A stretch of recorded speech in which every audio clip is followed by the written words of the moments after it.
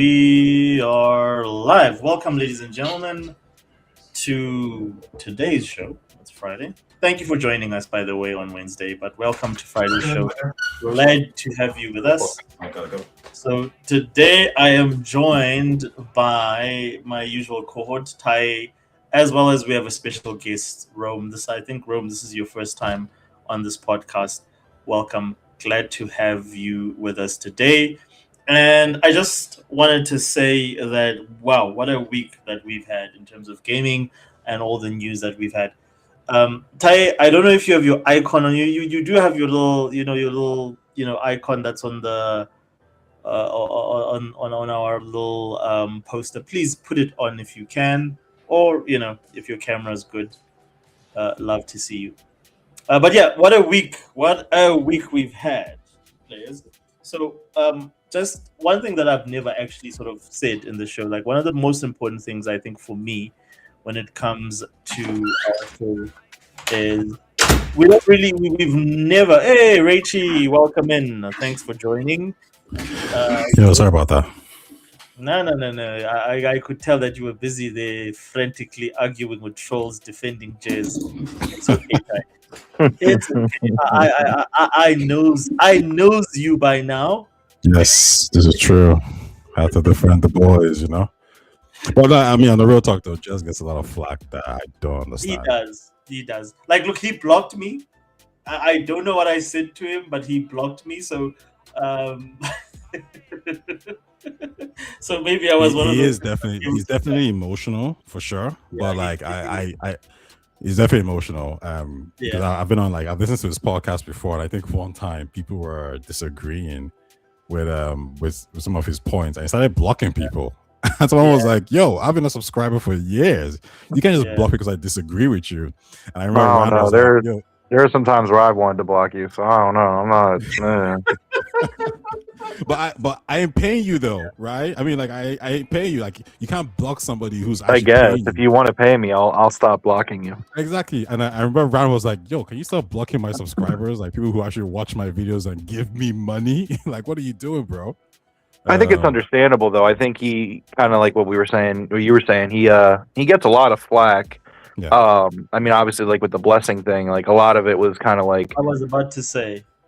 It was kind of like, well, why are we upset at Jez Gordon for taking an interview with the new CEO of Xbox? Like what is just because he's got a beat, like he's a beat reporter on like Xbox and Windows is his beat. Like why are we? You could criticize Xbox for picking who they want to pick, because I do think that there's some validity to Blessing's point, but I mean, there isn't. I think it depends on who you're. Hold on, listen. I'm always gonna be fair, and like I'm a big Jez Gordon fan. I'm also a big Kind of Funny fan. So I find like it's kind of put me in a weird spot where it's like, oh, that's kind of unfortunate. But I do think that like to an extent, it's understanding for Blessing to say, well, why isn't a more a Bloomberg? Although it was weird because I'm pretty sure Variety got the first interview with her, not Jez. But we weirdly overlooked that. But I don't know. I get it, but I definitely think that he was 100% in the wrong to kind of go after Jez, who has also been critical of Microsoft when it's called for. I would definitely not consider Jez a shill. Like that was kind of where I was like, what are we talking about here? Just because he covers Xbox, it doesn't make you a shill. I would add to that point. Rachel was popping. I would add to that point, and I would say that it's for Microsoft to say our first official interview is going to be with a Windows Central, a website that covers us. I think that's great. They didn't give it to Bloomberg. They didn't give it to IGN. They went directly to where the fans are generally at. That is perfect. That is the best. Well, now that I agree with that though. And so and the fact that why would you go to Kind of Funny? They're not Xbox related. Yeah. Why would you go to IGN? Why would you go to GameSpot? Why would you go to these loser freaking websites in the first place that constantly attack you and shit on you in the first place? Like, go to your home base, because if you're telling me you want to return to Xbox, then you go to the fans. You go to where they are. That's exactly. Pro. So No, And, like, I do agree with that. you I have do these agree with that. douchebags talk about like, oh, they should have came to us instead, bro. Like don't make it seem like they don't come to you. Like Xbox does Yeah. a lot of these things. Phil Spencer came to you and gave you that blow up interview where he talked about Redfall. Like Yep, you he get did. W's from Xbox, but because y'all didn't get it, stop. No, like, it's a joke. It's a joke. Mhm. So I agree with both of you, gentlemen. The only thing is, I'm sorry, Rome, but I'm not a kind of funny like fan in the sense that I feel that they're very sort of like they feel to me very manufactured. It feels very artificial, like all those guys. Like, and again, I'm not even a Colin. What is his name? Colin Moriarty. But I'm still a little bit like off in terms of like how the main guy who founded the whole thing, like how his relationship sort of broke down with Colin, and he Mhm. sort of like hid behind that whole, whenever Colin was being cancelled and whatever, and then just said, yeah, I'm good, I'm not gonna be sort of like associated with the guy, whatever. But like that was back when they were all in IGN. But I'm not a fan of that platform, and I think Paris used to be on that platform as well, and I I just think it's feel still, that He it's those still on still the guys, is. platform. He still is. Honestly, cool. the only people on the platform. I mean, listen, I'll be the people on the platform that I actually think kind of cool. I think Snow what Mike. Snowbike Mike, yeah. I think he's all right. I think No I idea who think that is. the main guy as well. What's his name? The main guy, Greg. Greg. I think both of Yes, them are actually correct. kind of That's okay. the dude that's the dude that sort of like Like through snub. calling on the bullshit. But you see, Yeah. I don't really care too much about these. So I look at more of like their reporting abilities and the vibe that they give. Right, I don't care too much about the Yeah. political takes. And the funny then thing on is that I don't consider them reporters in this space, and Yeah. and that's in terms of like the kind of funny, like the cast. Like there are people that I like, and there's people that I could do without. I mean, I like Greg. I when Greg and Colin that split happened, I did pay attention to both, and I followed both for a time. After a time, I kind of like got off of Colin's stuff because I thought he was just. I thought a lot of his takes were just absolutely dog shit. To be honest with you. oh wow. Like look, I'm not a fan of his like when it comes to like these opinions on PlayStation. But I think he's pretty level headed when it comes to a lot of stuff to do with media, especially within gaming. He tends to be to me a little bit more neutral, in the sense that you can actually sort of you can ask him, or you can like, oh, I've seen him sort of like address things that a lot of the guys like your Greg Millers would not be or would not want to address because of optics. So Mhm. I appreciate anyone that's willing to sort of like answer and sort of like deal with things that are like topical but are not necessarily going to paint you in the best light if you sort of take a sort of like a very sort of firm stance on something. So like yeah, like but again, these are just all of them are supposed to be journalists. They're supposed to have all that journalistic integrity and all that stuff in there. But that said, I just wanted to just before we start the show. So gents, thanks for joining me. Today's show is primarily going to be focusing on the ongoing conversation in terms of what's happened recently or in the last 2 weeks with Xbox or last week with Xbox. We're gonna conclude. We started this conversation on Wednesday, Rome. It was Taye, Loke, and I, and we want to continue this conversation, and particularly want to focus on Sarah Bond because Taye and I have been having back and forths in regards to Sarah Bond and whether or not this whole thing that has happened in the last month or so was fair to her and what is the extent of that, and then we'll also just unpack the rest of the stuff that we haven't spoken about. We'll talk about like what Asha's vision for Xbox is, maybe if there's anything that you want to sort of touch on in terms of like Phil Spencer and his legacy, because we're going to be exploring that, because it seems Mhm. like Spencer's leaving and all of a sudden people are starting to talk about things like exclusives, Ty, that for a long time have been taboo, because whenever you mention exclusive, people look at you like you're a caveman, like, oh, that is so 2010 exclusives. Ah, you barbarian! Those things are that is The archaic. antiquated. Exactly. Like that's been the conversation, and I've been shut down so many times when I try to bring up the fact that exclusives have been important to consoles for a reason. Not PC. PC has never needed console exclusives. I don't know where Maybe it's from console players that want to migrate to PC, but I don't know where this correlation is coming from, where people are saying, well, you know what, um, as PC gamers, we're gonna miss PS games. Like, no, like PC gamers have never cared about PlayStation games. PC gamers have never even cared about Xbox games. They've always had all the games that they wanted. Like, it's never been an either or. And I think each ecosystem having a value proposition in terms of offerings is good. I don't see anything wrong with that, because once every single box or every single machine has the same games, where's the sport? That's always been my take. But I'll hear what you guys have to say. But one last thing I want to say before we get started, and then I will then throw it over to you, gentlemen, in terms of like where you want us to go, is welcome to all the players, to the player circle. So in this show, Tai, I'm sure you'll agree with me.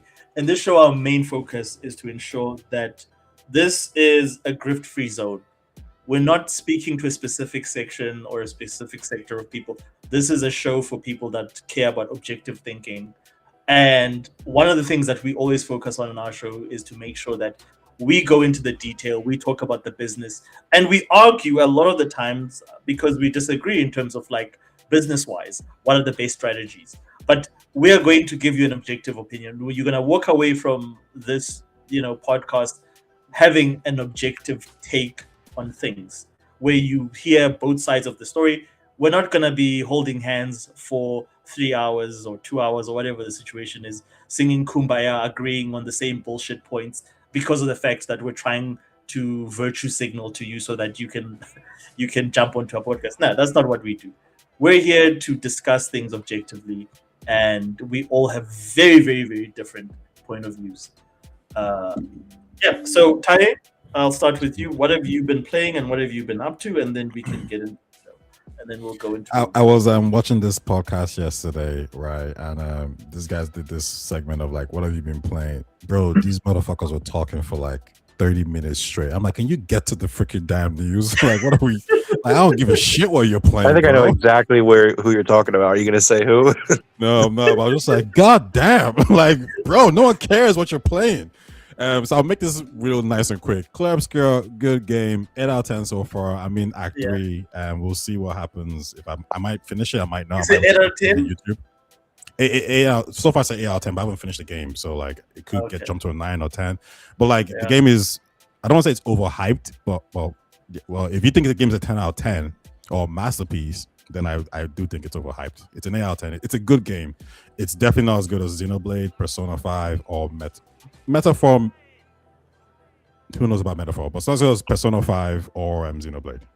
And that's it. That's what I'm playing. All right. Rome, what have you been playing and what are you up to? I mean, obviously Resident Evil Requiem comes out today, so I'm gonna get ready to dive into that. Maybe tonight, maybe tomorrow. I was just playing Octopath Traveler 2. Just trying to, I got that for Xbox. I had gotten it on the Switch previously, but when it came to Xbox, I scooped it up. There was like a good winter sale for it. Phenomenal JRPG. Highly recommend for anyone who likes JRPGs. So yeah, I was kind of in this little middle gap. I checked out Indica on Game Pass. My friend Dev said it was a pretty good short game, so it's definitely interesting, definitely weird. I feel like it's the kind of game Ty would not like. Can I interject real quick, because you are a huge JRPG guy, right? Clear Obscure, from a JRPG perspective, I know you said you actually really liked that. You thought it was dope. Do you look at it and say, like, from at least a genre perspective, like JRPG focus, would you say like it's one of like the best out there? I mean, when I play a JRPG, there is a certain formula that I'm looking for. And I think that some of the things that Claire Obscure does goes down that path. I did love Claire Obscure. For me, it's like a middle 9 out of 10. Not perfect, but I mean, I definitely thought it was a game. Yeah, I thought it was the game of the year last year. I definitely agreed with that train of thinking. I think that some of the stuff it does kind of takes it out of like a JRPG discussion for me, even though I know that that's kind of the intended genre of it. But I mean, mainly the parrying system was kind of just something that I just didn't love. Really? But yeah, I know, and I feel like that's a hot take, but it's just like I loved a lot of the turn-based stuff. I loved a lot of the Picto system was awesome. I love the narrative. I love the soundtrack. There's so much I love about the game, but I feel like the pairing system did too much, if that makes sense. Like, and then I don't know. I'm more than willing to say that maybe it's a case of like get good, because like there were a few times where I'm like, damn, this is a little tough. But I don't know. I just felt like you have like 5 or 6 different kinds of parry/dodges. You have like, I don't know. It felt a little deceptive at some points. I realized at a certain point that it was easier to do the parries by closing my eyes and listening to the sounds more than looking at the visuals. And like, to me, that's just kind of deceptive. I don't know. Like, it's one thing for like maybe like a particular boss to kind of be like that, but like I'm sitting here fighting like the grunts out in the field, and I'm like, damn, I'm like really not hitting these parries at all. So I don't know. I'm okay with there being like some sort of like system like that in like a turn-based RPG, but it's got to be a little bit more streamlined, a little bit more simple for my taste. So yeah, I feel you on that. I had criticisms of the game for different reasons. Like, look, the parry thing also sort of like, it's one of the reasons I sort of like tapped out early, like the dodge and the parry mechanic. But the main reason is that like I was having a conversation with Ty, and Ty told me a couple of things. He sort of like let a couple of spoilers loose, and I was like, yeah, based on what he told me, let me go check out what he's talking about. And I ended up just watching the entire sort of like second act or third act of the game. And I'm glad I didn't finish the game because of the fact that like I felt that the ending for me personally was so anticlimactic. The opening was great. You can start in a mellow, sad, dramatic way. But if you close in the same theme that you opened with, to me, there's a problem with your storytelling. Your storytelling has to have, just like a movie, like it has to have, that whole, roller coaster thing where you leave people somewhere, either hopeful. But that game, dude, like it just literally the ending is like, yeah, well, you know what? Too bad. Life sucks, and that's what I felt. Oh, sorry. Go ahead. So that's why I was like, okay, cool. I'm glad I watched this on YouTube instead of playing, because if I had spent the hours, and I don't think that's a rewarding ending for people that have spent maybe 15 to 20 hours in your game. I mean, like, I would definitely say that the endings, I definitely don't feel good about them. They don't make me feel good. That's for sure. Yeah. But I definitely can get it and respect it from like the artistic standpoint of what they were going for. And I remember reading like an interview with like the head of the studio or the writer, I forget exactly who it was, but he basically acknowledged that the ending isn't designed to make you feel good. It's meant to be like a realistic outlook on. I don't want to say too much because Ty's still playing the game, I think, but it's a realistic outlook of what the situation was. And sometimes it doesn't feel good. That's real life, man. Yeah, but like my only thing is just thematically, if your game starts on a low point, right? It starts with tragedy, and it ends with tragedy.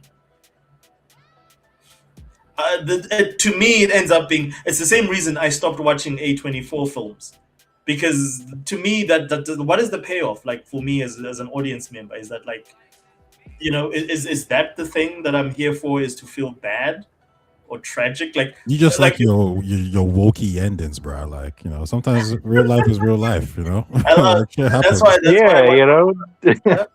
God damn, listen, sometimes rainbows and puppies and everyone's happy. It's like, no, bro, people die. Like, right? Yeah. Like, listen, like sometimes, like God forbid, if you like, like just if you have a death in the family, you don't go through like a little adventure and then all of a sudden like, oh shit, grandma's back. Like no, like Yeah, it's can you imagine like someone she's is like dead. You got to learn how to go move like on. someone's like And relating to that the story and they're like, oh my god, this feels Yeah. like my life, and out of nowhere they're like, oh, everyone's back to life now. You're like, wait, but that shit don't happen in real life. Like it's just gonna take you out of it. Like listen, I don't mind like a sad mellow ending as long as everything makes sense to me. That's it. And that's the thing, is that the endings are still very abstract in the way that they're delivered. I think one of them. To each their own. This is why I loved Marvel Phase 1 to 3, because the payoffs for me, because I don't watch entertainment to feel sad, dude. If I want to feel sad, I'll just live a day in my life, bro. Yo, man, I mean, there's Pokemon, man. You go play those games. He's very happy. Yeah. So like again, like I think it's great art, but it's the sort of art that I tend to avoid, especially at this age. There was a time when I was into art like that, but I try to avoid art like that. But anyways, yeah. So anything else happening on your side, Rome, that you want us to know about just before we get started? No, that's pretty much what I've been playing. That's pretty much it. Awesomeness. Alrighty. So first things first. I don't know if you guys. So I've got a video here queued, but I just wanted to get your guys' overall feeling. So Taya and I and Loke on Wednesday had quite an in-depth conversation regarding what's happened at Xbox. So the main focus I think that we want to sort of like unpack is that Taya and I, like, we've been having like back and forths in regards to, was Sarah Bond the scapegoat for Xbox's success, well, failures during the last 5 years? And everybody seems to be sort of like, yay, we're celebrating this renewed sort of like vision for Xbox, and everyone is sort of like, yeah, we're going the right direction. But for some reason, she seems to be omitted from all these sort of like celebrations, or this sort of like to say, well, we're celebrating Phil Spencer and his vision and what he's done for Xbox. But for the last 10 years, Sarah Bond has been part and parcel of that. She's gone out. She's been, if this is the best way I can put it. So Phil Spencer was the Emperor, and Sarah Bond was Darth Vader. She has been carrying out the Emperor's orders for the last 9 years. But the Emperor is involved in the last celebration of his career, and Darth Vader is, mysteriously missing from any of those. And that, I think, is going to be one of the main things that we're going to focus on. But it's not the only thing. There's a couple of other stories that I think are very important, especially when we're talking about exclusives that we need to cover. And the other one is Bluepoint Games and Sony. I think when we talk about Bluepoint Games, we need to bring up the fact that Bluepoint Games is one of the best developers out there for remakes. I mean, they still my favorite remakes, which was the Metal Gear Solid collection back on the 360 and the PS3. And then also this rumor or this conversation about, well, Sony potentially pulling back from putting their games on PC, because everybody was saying, yeah, well, Sony, the only way forward is they're going to start putting their games on PC day one. It seems like there's evidence to suggest that that's not what they're doing. And they actually, even year later, in that respect, they're sort of pulling back from that strategy. And then I want us to talk about exclusives, because a lot of, like, for the longest time, for the last 3 years or so, exclusive had become this thing where, like, before we all understood that exclusives are important in growing your platform. And then in the last couple of years, it became a situation of like, no. This is an antiquated idea. Going forward, games are going to be on every platform. And I had serious problems with that entire idea, because to me, it sort of goes into, or it affects value proposition and competition for your box or whatever platform you own. And my one example that I always used to use is that, like, dude, even if you think exclusives are bad for consoles, but like, you do know that Netflix is built on exclusives. Netflix used to make Wait, hold on, because I are we disagree with that. talking about Sarah Bond first, or are we talking about No, I'm just going through the topics. It's one of the, we'll get to that. So I'm just saying that, like, because see, Rome wants to interject. I want to interject, and that's going to take us down a different path. We're gonna get to that, but I just want you guys to know where I'm standing, and then I'm gonna get you when we talk about it. You guys can go at the subject, but I'm just saying that exclusives are important in different formats. Netflix built on exclusives, HBO built on exclusives. So if you want to model Game Pass after those subscription services, aren't exclusives part of that conversation? Just saying. But we'll get to that. And then last but not least, and you guys want to add any more topics, if we can get through all of these, is just a bigger picture, just summarizing. So where is the path forward for the industry as far as Sony is concerned, as far as Xbox is concerned? Because I think Nintendo, everybody sort of is happy with, and everybody knows where Nintendo's going. Cool. So to start, we're gonna start with the Sarah Bond story. So I have a video here from, and I shared this with Ty earlier on. So I have a video here from our friends at IGN, sort of unpacking the whole Sarah Bond thing. Do you guys want us to go through the video first, or do you want to give your takes? I mean, are you going to make me watch this IGN video? Yes, I am.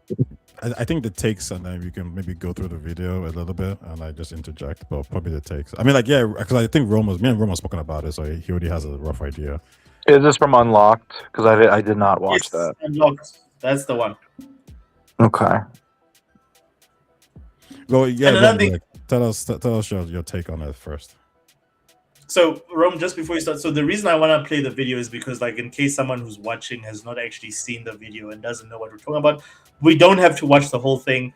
We can just fast forward to certain sections of it. But my thing and why I actually brought this video in is because of the fact that Ty and I have been going back and forth in regards to, I don't think, in my opinion, Xbox handled this well as far as Sarah Bond is concerned. I think this whole matter, they could have handled it better. And I was joking and I kept bringing it up that, like, how do you fire Sarah Bond in February? I just think that, like, there's just bad optics. Like, how, bro? Like, how do you make such a, like, this is just, optics 101. It's not going to look good. Like, the fact that it looks like she's the fall guy for this whole thing, it's worse if you're doing it in Feb. I mean, I don't take it as strongly as that, but yeah, no, you can play the clip first. That's fine. Okay, cool. So let's go through the clip.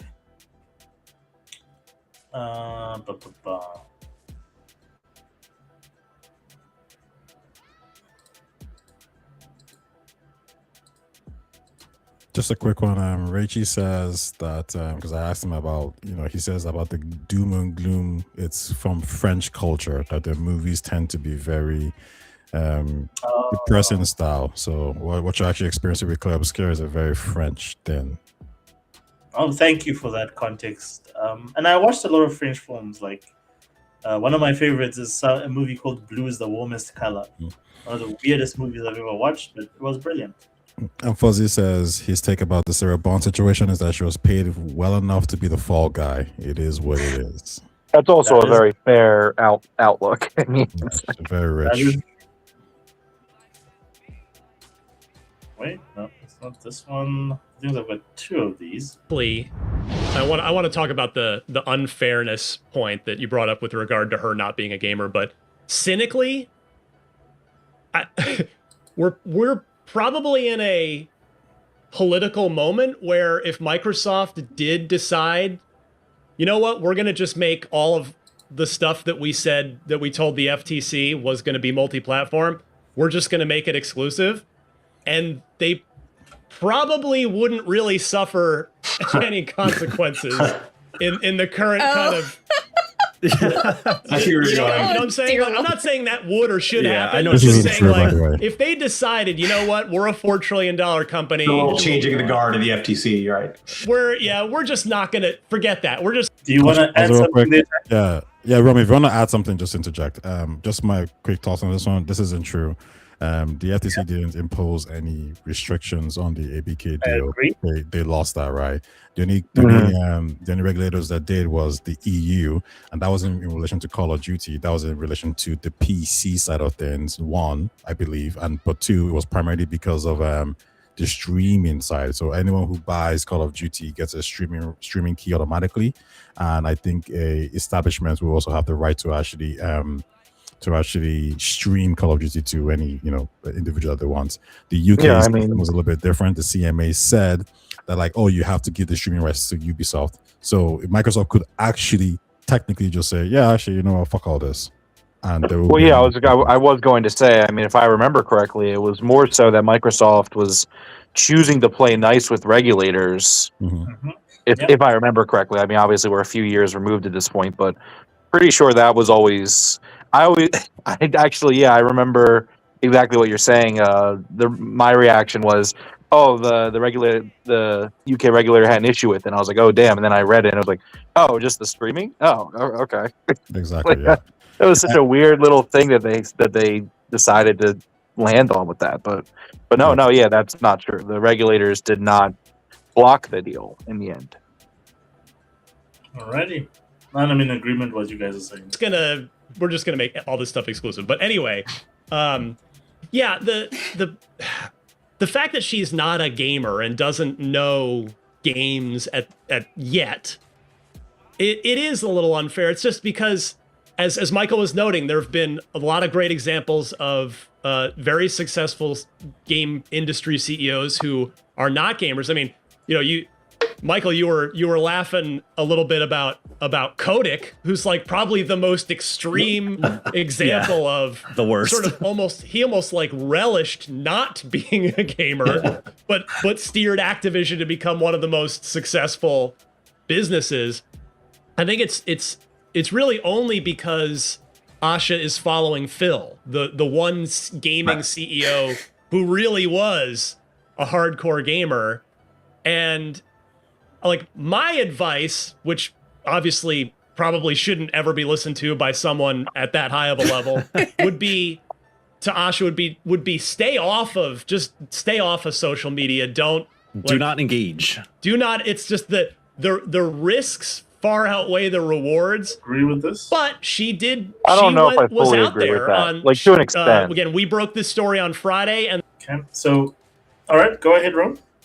So I think something, and I know Ty and I had talked about this previously. I think something that the Xbox brand, and I know Asha, if she's saying like we want to return to the roots, like you need to lean into the strong Xbox community.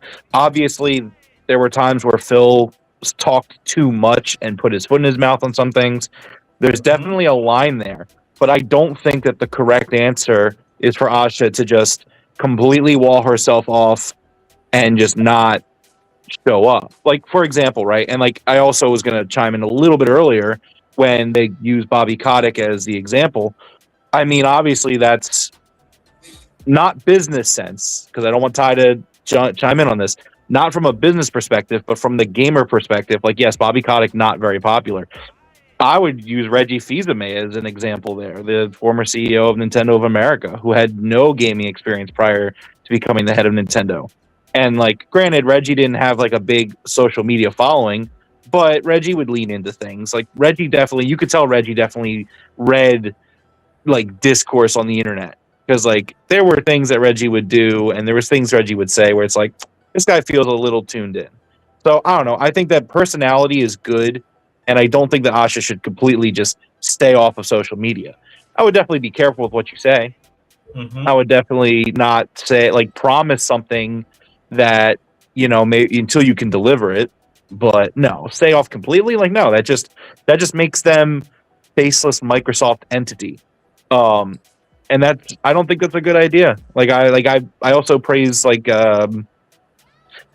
we were talking the other day about the showcases, right? And like PlayStation State of Play. And I was praising them the other day because I felt like the last maybe year or so of them, they really leaned into like having personalities on the screen. And I think that like it helps to put a face to it. Like when you watch a Nintendo Direct and you hear this very like PR super friendly voice just kind of going through the headlines, it doesn't feel personable at all. But I just think, yeah, I don't know. I don't want to get on too much of a tangent, but I don't agree with that. I think that you need to watch what you say and have a line, but you like to not be on there completely, like that's a bad idea. Ty? My mic has gone off. Can you guys hear me? Yeah, we can hear you. Oh, word. I think the issue that I would say here is that it's perfectly fine to engage or here and there with some tweets or some references, but this power social relationship that defined Xbox needs to go away. Because the truth is, gamers are childish, they're immature, and they will bite you if they feel offended. When we saw the situation with Xbox, with some of these individuals who went crazy at them for removing going from the exclusives. And I think when you're a CEO and you're that big, you can't be engaging with fanatics. You just can't. It just doesn't look good. So 100% they need to fall back, tweet here and there, respond to some random tweets, but don't have this friendly buddy relationship, because the gamers are not your friends and the CEO is not your friend either. But see, you just can't mix those two things. But see, and I want to push back on that a little bit, because we talk about them going to like Windows Central, for example, for that interview, and like if I, as an Xbox customer, I want them to speak to me. I mean, like obviously they're not going to respond to every single person, but no, I think having that presence and knowing to talk to your consumer. I mean, Fuzzy Tomato said it best in the chat. They can't stay away from social media because 99% of their marketing is just posting on social media and word of mouth. I think you have to have a presence there to an extent. I mean, again, obviously, like I'm not saying answer to every single person's DMs, but like no, I think that like Asha, like that first weekend, right, where Asha is like, someone says, hey, like we really care about exclusives. Her saying like, I hear you, like that's what, like that's good, that's a positive. Like that's not her committing that they're going to do it one way or the other, but she's acknowledging that, hey, we see that this is what the Xbox customers, this is what they're saying, and I see that. She's not saying, don't worry, we got this, we're gonna, like, she's not saying, like, she's not making any commitments to what the plan is, but she's able to get there and have conversations. Like, again, people recommend, like, hey, like if you're trying to learn more about games, try these games, and her responding with like, oh yeah, like cool, like I'll check that out. Like I just think that there is a line there, and I don't think it needs to necessarily be scaled back. I think you should lean into your community and grow your community. You just got to watch what you say. Like there's a line there. There's a balance. I agree that there's a balance. Yeah. Well, can we all agree that the balance wasn't what Phil Spencer and Sarah Bond were doing? I'll say this, that so it was working when things were going well. But after that June announcement, like the 4 games announcement, it sort of went pear-shaped, and they managed it poorly even after that. So, and the thing is, I'll say this, like Sony doesn't need to do this, Nintendo doesn't need to do this. They've never done this. They literally keep their fan base in the dark till the last minute, whatever they're releasing or what they're doing. It was working for Xbox this generation until they decided to sort of like change strategies. So I don't know if they've learned from that and they know how to do that better. Even now, going like to your point, Rome, is that, but they've already made promises. She came out the gate and she made 3 specific statements. Actually, Asha, before you go on to that, why do you think that they were doing it? Like, why do Who you was think? Why do you think Xbox has to do it, or back then, and Nintendo and Um, Sony didn't have to do it? because of the fact that it helped them build a very strong community. But That's why? where, like, True, yeah, but why did they have to build a strong community? Like, whereas Nintendo and PlayStation didn't have to do that.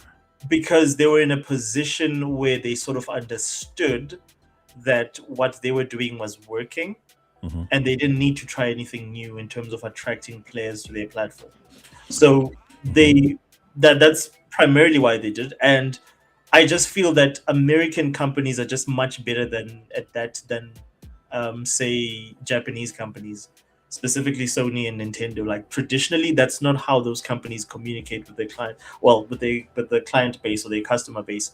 Whereas Mhm. American companies are much more open to dialogue, and a lot of it is informed by what the user base, you know. So Uh, what I would say there is, American companies are more open for sure, but I think when you look at like things like Meta, Apple, um, all these companies, even Microsoft as a whole, they don't do this. This is a very uniquely Xbox thing, right? And I think the reason why I'm saying that, like the reason why they had to do it is because when you actually deliver on the product that you're supposed to deliver on, nothing else matters. And because they weren't delivering high quality, great games, they had to make up for it by talking to these people, gearing them up, making them feel excited. That is the only thing you can do. So my response to that would be this: you don't have to talk to your fan base if you're delivering the games. And if you're talking to your fan base, it means one thing: you're not delivering the games. So I think Xbox needs to actually change fundamentally at this part, because Sony fans don't care, Nintendo fans don't care, because they get those games. Xbox does it because correct. they don't get those games. There's truth to that. No, there's a lot of truth to that, because if you are if you are shipping the product that customers care about, customers are busy playing your product instead of talking to you. So there's less time to be on the internet in your forums or whatever the situation is. So there's truth to that. I don't know how you feel about that, Rome. I mean, I definitely think there's a kernel of truth. At the end of the day, everybody in the games industry should be about making great games. And I think that, I think that with Xbox's struggles on the software side, they had to find other ways to improve their relationship with their customers. And I think that, it's a pro con thing, but I think that a lot of positive, did come out of that with other little, innovations, whether it had been backwards compatibility, and et cetera, et cetera. But I do think that having a strong relationship with your community is still good. I don't think just because they start making great games, development takes time, and these games finally start coming out and all that. I don't think that you necessarily need to ditch your relationship with the community. I think you should enhance it. I think you should bring back that Xbox festival. I forget exactly what it was called off the top of my head. I'm having a brain fart, but I think you need to double down. The fact that there are people that still care about this brand after the struggles they've gone through, you got to lean into that. I just disagree. I think that you need to get this type of brand integration with your customers, where you guys are just, I don't know. That's just how I feel about it. I think it's a positive. Also, Taya, one thing that you're ignoring is that even when they were super successful, which was with the 360, they were still a very community-based brand. They were the 1st people to introduce, for instance, online play. They were the first people to sort of have these huge parties where they bring people together just as fans and have these fan fests. So this is part of their culture as well. This is not something that they did because they were taking L's. Even when they were taking W's, this was a huge part of the community. You could go back and look at, for instance, Peter Moore's tenure. This is what they built Xbox on, is being a gamer first ecosystem, if you can say that, even though it was not considered an ecosystem back then, but it was a gamer first platform, and that's what it was built on. This is where guys for instance, your Tim Dog and all those guys came from. They came from that era, and the reason they had those relationships with your Major Nelsons is because all those fan fests that Nintendo and Sony doesn't do. This is not an L strategy. This is a strategy that proved successful when they are most prominent and they are most influential.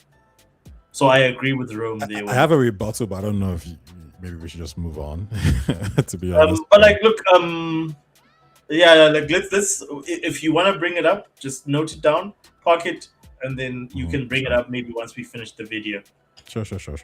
Cool, because it's mainly focused on more or less that. Then on Friday, Saturday, Sunday, over the weekend, she was out there responding to a bunch of people on social, just with simple little kind of little things, to the point where again, then the conversation, then people start stirring up. Well, is this just AI responding to me? Is she just using AI? And so, you know, IGN wrote a little piece just about her responses on social and her going out there. So I posted that article saying, do I believe that AI is writing Asha Sharma's posts? No. Do I believe that an experienced gamer on the Xbox team may be helping her sound more like a real gamer with her social replies? Yes. Do I think it's a bad idea for her to try and fake it? Yes. So I put that out there, and then that tweet kind of weirdly blew up. And then Asha responded to it, and which I wasn't looking for. I didn't tag her, but I have to give her credit. I thought she gave just a super sensible response. I would still counsel her to just stay off. Don't be like Phil. Just stay off social media. Be free. But she responded saying, wait, she responded to me saying, I agree. Faking would be a terrible idea and would. Yeah. Sorry, I know. I do want to get through the clip, but it's cool. It's so irritating that like, oh man, where do I even want to start with it? Like, she's never, like, here's the thing. I don't know if she's going to do a good job. I'm not riding for Asha. Like, I just want Xbox to succeed and do well. She might do the opposite of that, you know, but at no point has she ever said, like, tried to fake that she's not a gamer. Her initial, like, memo said, I need to learn about this and learn what works. She has openly admitted that she's not a gamer, and I just think it's so weird. And then I also think it's weird for Ryan to, like, I don't know, this is another thing where it's like, obviously you don't want to take the time to respond to all your haters. That's past that line that I was talking about earlier. But it's just like for Ryan to be like, oh, well, like, you're gonna criticize her, and she responded. So like, what is like she has a right to respond if you're saying, like, do I think that, like, gaming employees backstage are, like, helping her? Like, I would sure fucking hope that they were. Like what's, like, and this is my thing with IGN, right? And that's why, like, I was like, do we have to watch this clip? Because it's all about how you paint things. It's all about perception. And it's like, Ryan McCaffrey, like, it's such a bummer because I used to really like Ryan, like, really like him and his content and Unlocked. But it's like, oh man, it's just like, listen to this, like, it's painted so negatively where, like, her response was like, I thought her response was perfect, where she's like, I agree, I should not be faking it, and I'm not trying to fake it. Like, I don't know things, I'm trying to learn, I need to learn. And I was like, all right, cool, yeah. So she's not faking it. Ooh.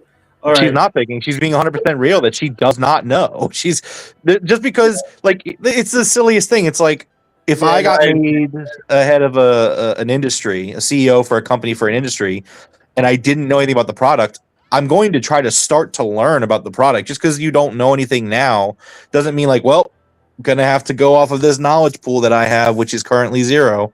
Yeah. Like, what? What are we talking about here? Sorry, continue the clip. Yeah, so I agree with some of what you said, especially around, like, for instance, the whole Asha situation. And, like, I thought the whole argument about her being a gamer and not being a gamer was silly. And again, like, this is where I'll agree with Tayo on this, in terms of, like, if you, like, why are you engaging the community on this bullshit topic? Like whether you're a gamer or not is not going to make you a good gaming exec. Strauss Zelnick has probably never touched a controller in his life.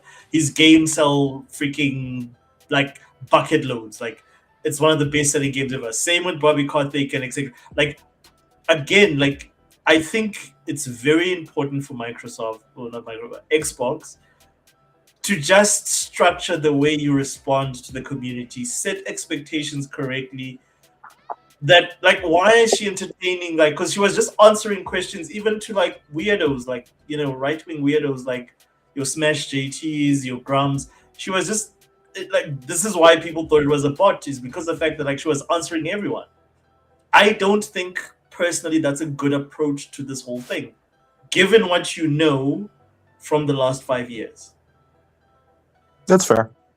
I can That's agree my with that. only sort of like, you know, where I veer off is like, no, like, control your responses. But anyways, let's continue. Didn't work. I also didn't expect my gamer tag to blow up, and the reality is more boring. And the quick backstory there is, like, her gamer tag was made public, and it was like just created. I've played with my family, and it's is to make Xbox the best place to play, return to our roots, ship great things, and become strong. So she says, but I get where this is coming from. I don't pretend to be the best gamer, and even though I'm playing, that's still not my goal. My focus is to make Xbox the best place to play, return to our roots, ship great. So this is her mission statement. It's what? It's make Xbox the best place to play. And she specifically says Xbox, make Xbox the best place to play. Go back to our roots. What was the last one?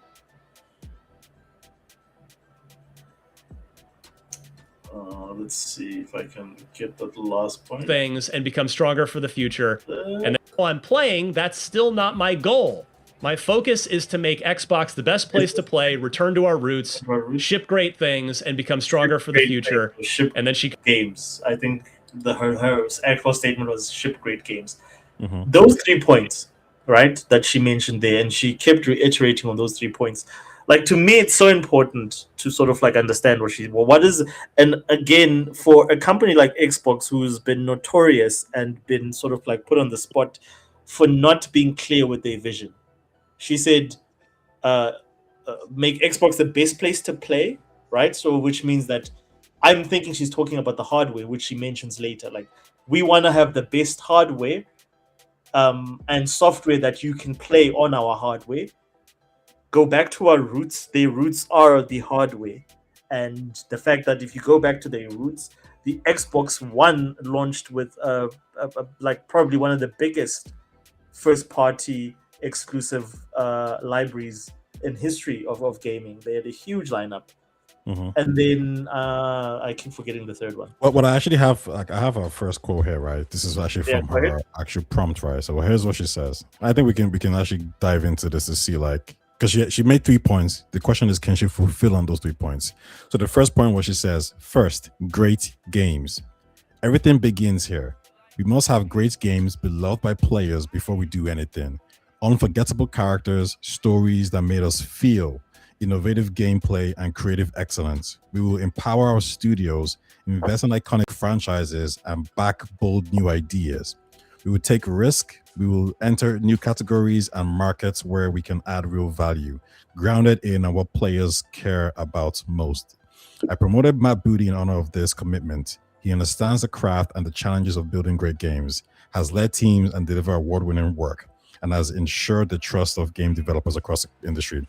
Now, while I was actually like looking at this point for us to talk about this, there's actually a few things that I think are interesting here, and I'll chime in, but like I actually wanted to get Rome and Asha's your point on it. Do you want me to go into it, or do you want to like? No, let's go into it, because again, like, okay, the whole point of me playing this video is just give us context in terms of like what we're discussing. But like, sure. So when she says everything begins here, we must have great games beloved by players before we do anything. Rome, I'll go to you first. Is that her saying that the quality of games that we've had before were not great, and we need to change this now?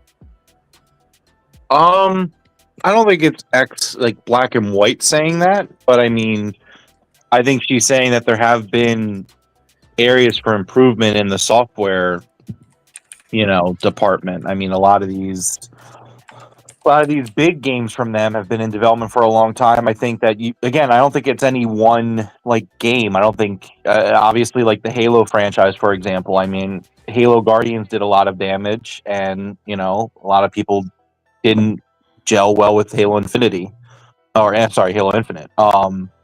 You know, I mean, I don't know. I think that there's definitely some places where improvement is needed, but I don't think it's like a complete black and white statement. Mhm. How about you, Asha? Exact same question. You know, she did mention unforgettable characters, stories that make us feel, innovative gameplay, and creative excellence. Like, have you felt that in the last couple of years, Xbox has failed to deliver in unforgettable characters, stories, and creative excellence? You know, Taya, I've been meaning to talk to you about this. Like, Avowed moved me so much. When I fired up Avowed, like, you know, it was like It's true. playing Dragon Age for the first time, and like I can't express how South of Midnight made me feel so seen. Like, it's such a powerful moment, like playing that game. Wow, like, you know, I think that, you know, people are no, like, of course not, like, oh, you know, like, even like with freaking Outer Worlds 2, my biggest complaint about their games, and this is something that you've sort of been highlighting, is that they miss the basics, dude. Like, and I asked this, we were on Loke's podcast, and we're talking about South of Midnight, and I asked you guys, who is this game for? Like, who are they making South of Midnight for? Like, if you put out God of War Ragnarok on PlayStation, you know exactly who that game is targeted. If you put out Spider-Man 2 on PlayStation 5, you know exactly who that game is targeted at. Even indie, like, smaller games, like, for instance, like, as you pointed out, Astrobot, you can see who that game is targeted at, and you can see who's gonna want to experience that sort of platformer. And to me, like, when Sony puts out a product, they have a market that they understand will consume that product. And I think the philosophy when it comes to Xbox has been for the longest time is that, well, we'll put it out there for Game Pass, and people will discover it on Game Pass. How is that a good strategy for selling games? You know what? End up. I'll say this real quick, because I think Rachel has a good point here. Rachel says Hazel is the most memorable Xbox character of the decade. The game that just didn't sell, and I think this actually goes towards Rome's point, where he says, like, it's a bit nuanced, right? That Xbox does have they tick some of these boxes, because in she says unforgettable characters, right? So I think maybe Hazel might actually tick that box. However, I think the issue here is that it doesn't tick all the boxes, because my question is, obviously Rome played it and Asha, you played it as well, is that it's South of Midnight have innovative gameplay. It might have been creative excellence in terms of the artistic side of things, and she might be unforgettable and the music was unforgettable, but was the gameplay innovative? Rome? No. I think that I enjoyed the game for what it was. And like you said, I thought that the narrative was really good. I liked Hazel as a character quite a bit. I thought the music was really special too. I think the music in particular was really memorable from that game. I think about when I think, but again, like for me, and we've had this discussion a lot. For me, games as a medium, and again, this is me personally, so it's extremely subjective opinion here, but like I don't need any one game to check all the boxes. Like, if you want to tell me that you're going to make a game where you're going to make me feel something, but I'm not going to be like, wow, this gameplay is the most innovative gameplay. Like, as long as you're trying to tell me a great story, or you're doing something. Like, that's like right now I'm playing, like I said, I'm playing this game Indica, and gameplay wise, not like, if you were to ask me like how does it play, like, I mean, it is kind of, it's pretty much a walking simulator with a few spatial puzzles. Nothing really that like jumps out and like, wow, like everyone needs this gameplay, man. But like, that's not really what the game's about. Like, it's much more trying to tell me this weird story that, because I haven't finished the game yet, I don't fully understand yet. You know what I mean? Like, it's just, I don't know. So like, when I think of South of Midnight, like, no, it's not the most innovative game. But that doesn't mean that there's nothing of value to be taken away from it. I'll trust you. And that's what I meant when I said it's like a nuanced thing. So the most like talking about memorable and games that have an impact is ask me now what I remember about Stellar Blade's story. I don't remember much. I just know it's female robots from that were shot out of the sky, and there's some sort of like convoluted plot about humanity being replaced, and that's the main whatever. Like, but the bottom line is, ask me like for instance, what's the most memorable thing about that game? Is number one, it's a game that's made not on Unreal Engine 5. I think it's made on Unreal Engine 4, but it is one of the most beautiful games that you can play. From the character design, like you remember everything about the main character. I remember everything about Eve. I wonder why. Because of the fact that Eve was literally designed to appeal to a very broad male demographic. And I don't understand why when Xbox makes games, they don't just sort of like do what they did back in the day. Gears, bunch of big dudes with armor, really like roided up, juiced up. Who does that appeal to?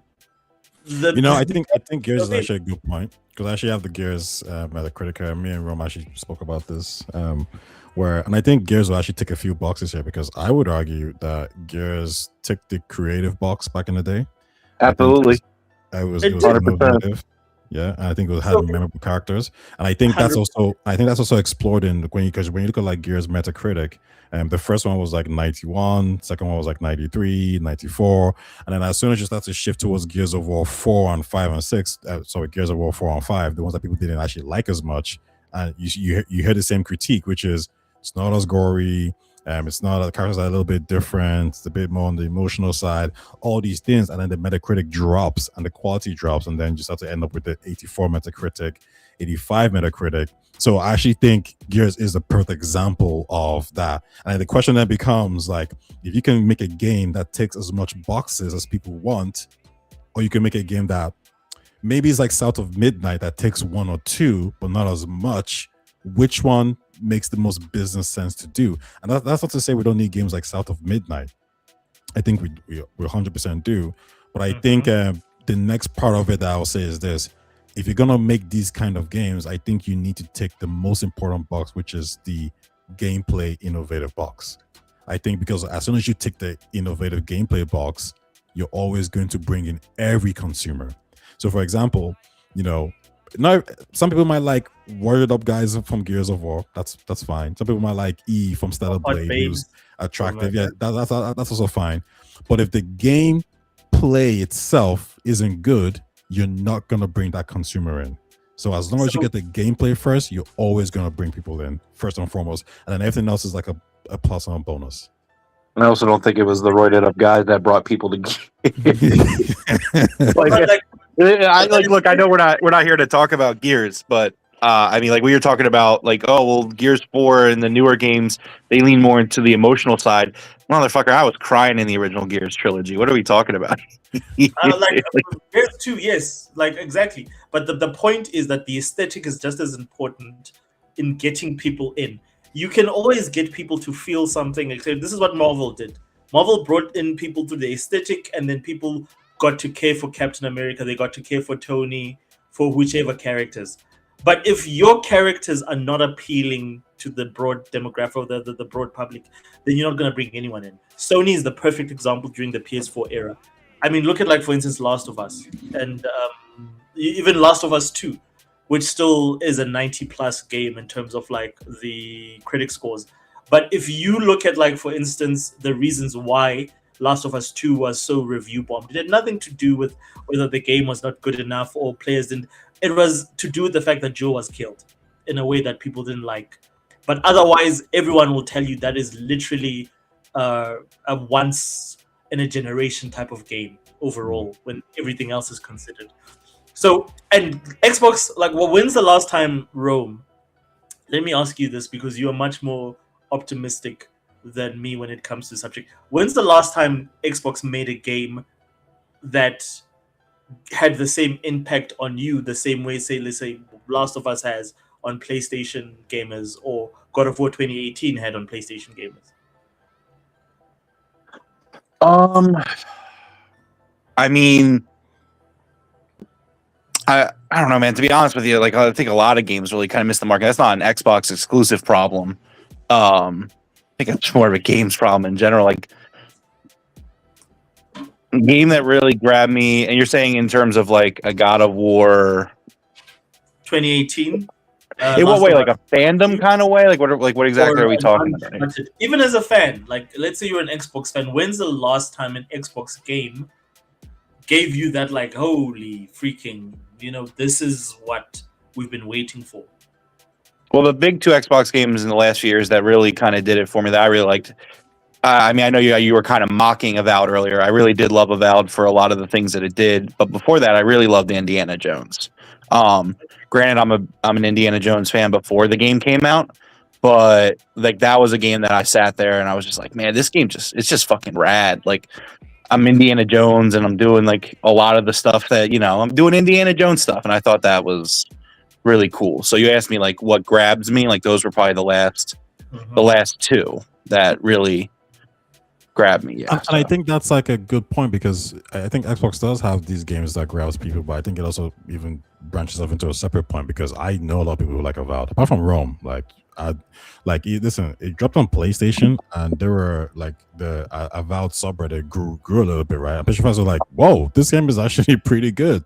Yeah. I think the issue that Xbox has though is marketing. It's marketing, but it's also marketing, the presentation. Because I would say this: if Avowed characters look like Baldur's Gate 3 characters, that markets itself or automatically. So then the decision then becomes. Go ahead, Ron. Something I kind of want to just jump in real quick and say is, I think that something that Xbox has done very poorly is marketing and setting expectations. Because even before, you look at Avowed, and I think a lot of people were like, "Oh man, this is going to be like the next Elder Scrolls," and it's not that. And I think that if you go into Avowed expecting the next Elder Scrolls, in terms of scale and all that, I think you're going to be disappointed. And then the same thing, to go back even a few more years with Starfield. I'm someone who really loved Starfield. And a lot of like the narrative beats and stuff. And I don't want to get into it because I know a lot of people were disappointed by it, but a lot of people were disappointed by it because they expected it to be like a space sim. And it's like, it's not a simulator game. Like that's not what it is. But I can sympathize with people going into it, looking at the marketing and looking at them showing the game off and like thinking it's going to be something that it's not. And I think that you got to set yourself up for success. You need to make sure that people know what they're getting into when they're playing these games.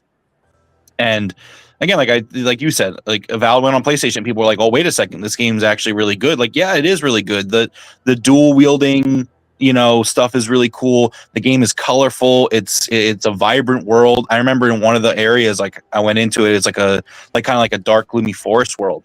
And I ended up even taking like a few screenshots, like looking like I'm not even that kind of person that uses a photo mode, but I was like, damn, this just looks pretty. It just looked like it's not like the highest fidelity, ray trace, but I was like, damn, it just from an artistic view, it just looks really appealing. I like the aesthetic.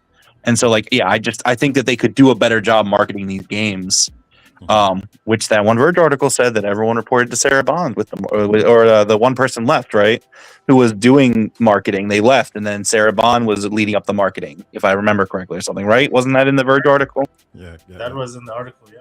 I think that's worth noting. Anyways, carry on. So the only thing, I will disagree with you on, and then this is just preference, is that my issue with in terms of how the games are in terms of, and it's not even really marketing, but it's got to do with just aesthetics. Like I always ask myself, because the one thing that put me off of Avowed that I didn't get into it is the character creator, in my opinion, was ass. You have why am I creating characters with crustaceans on their faces?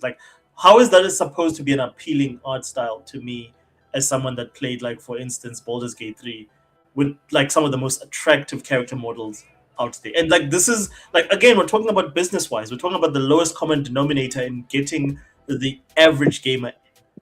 A lot of people are gonna just pick up your game and say, oh, this is just definitely not my style of game.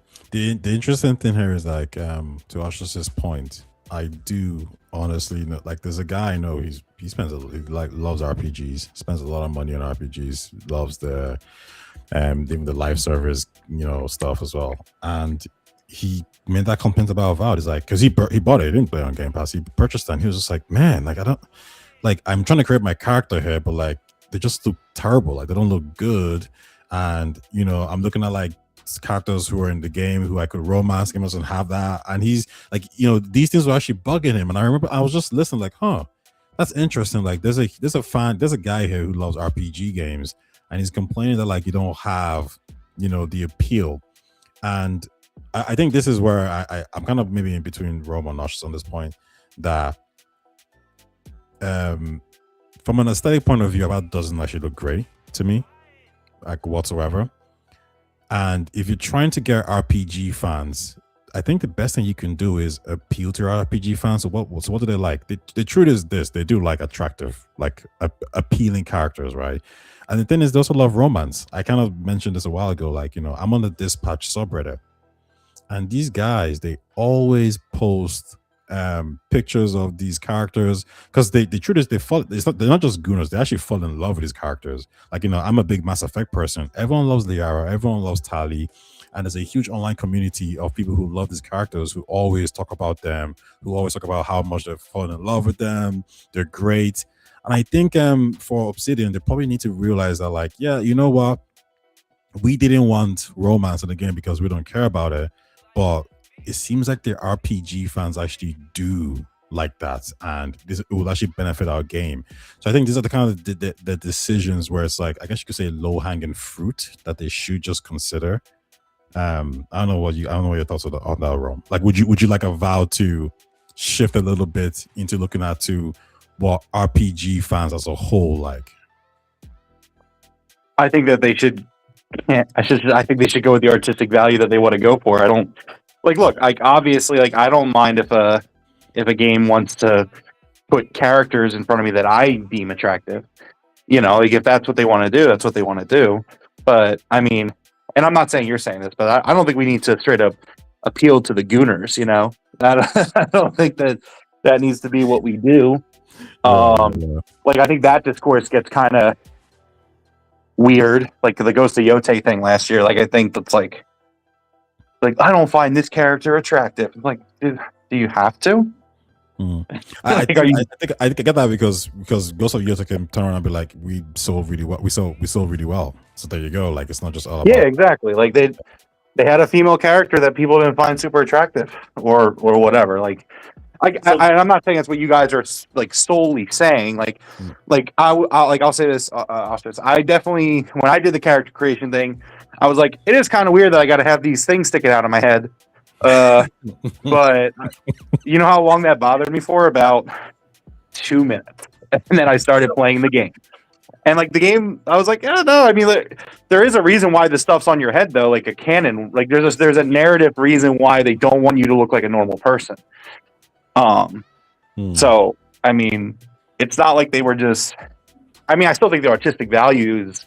That's what they wanted to do, so that's what they did. Yeah. I think at the end of the day, as long as you're checking boxes from what I expect from the genre, like I don't think artistic differences fit into those check marks. Now, romancing options, I would say, are different. I think that that's something that, like, hey, if people really like it, then try to fit it in if you can. But if it's not the vision of your game, it's not the vision of your game. Like, just And again, what it is. So my only departure in terms of like what you're saying is the fact that, like, at the end of the day, you can do whatever you want to do once you have a hit game. Once you've sold a game to the masses and it's sold like a good amount, and like Microsoft is happy and so is happy, then go wild, do whatever, like make your passion project, which is like what Naughty Dog did. They made Uncharted, which was literally a summer blockbuster movie. And the reason, and after they made Uncharted, then they could go on to make a game like Last of Us, because of the fact that they had a surefire hit on their hands, and something that, like, they know that should they need to sort of like go back to the bank, that is a bankable game. And then, like, fortunately for them, Last of Us, even though being a much more gritty experience, actually still appealed to a wider audience. Like, my problem with Xbox's games is that it's a whole bunch of art projects without any proven actual success in terms of, like, none of these studios have done anything for Microsoft to say, well, you know what, you can afford to make whatchamacallit, a South of Midnight. You can afford to make an Avowed. You can afford to make a what is the most recent one they did, Outer Worlds 2. And my problem with them is that they tend to make all the decisions that don't make money.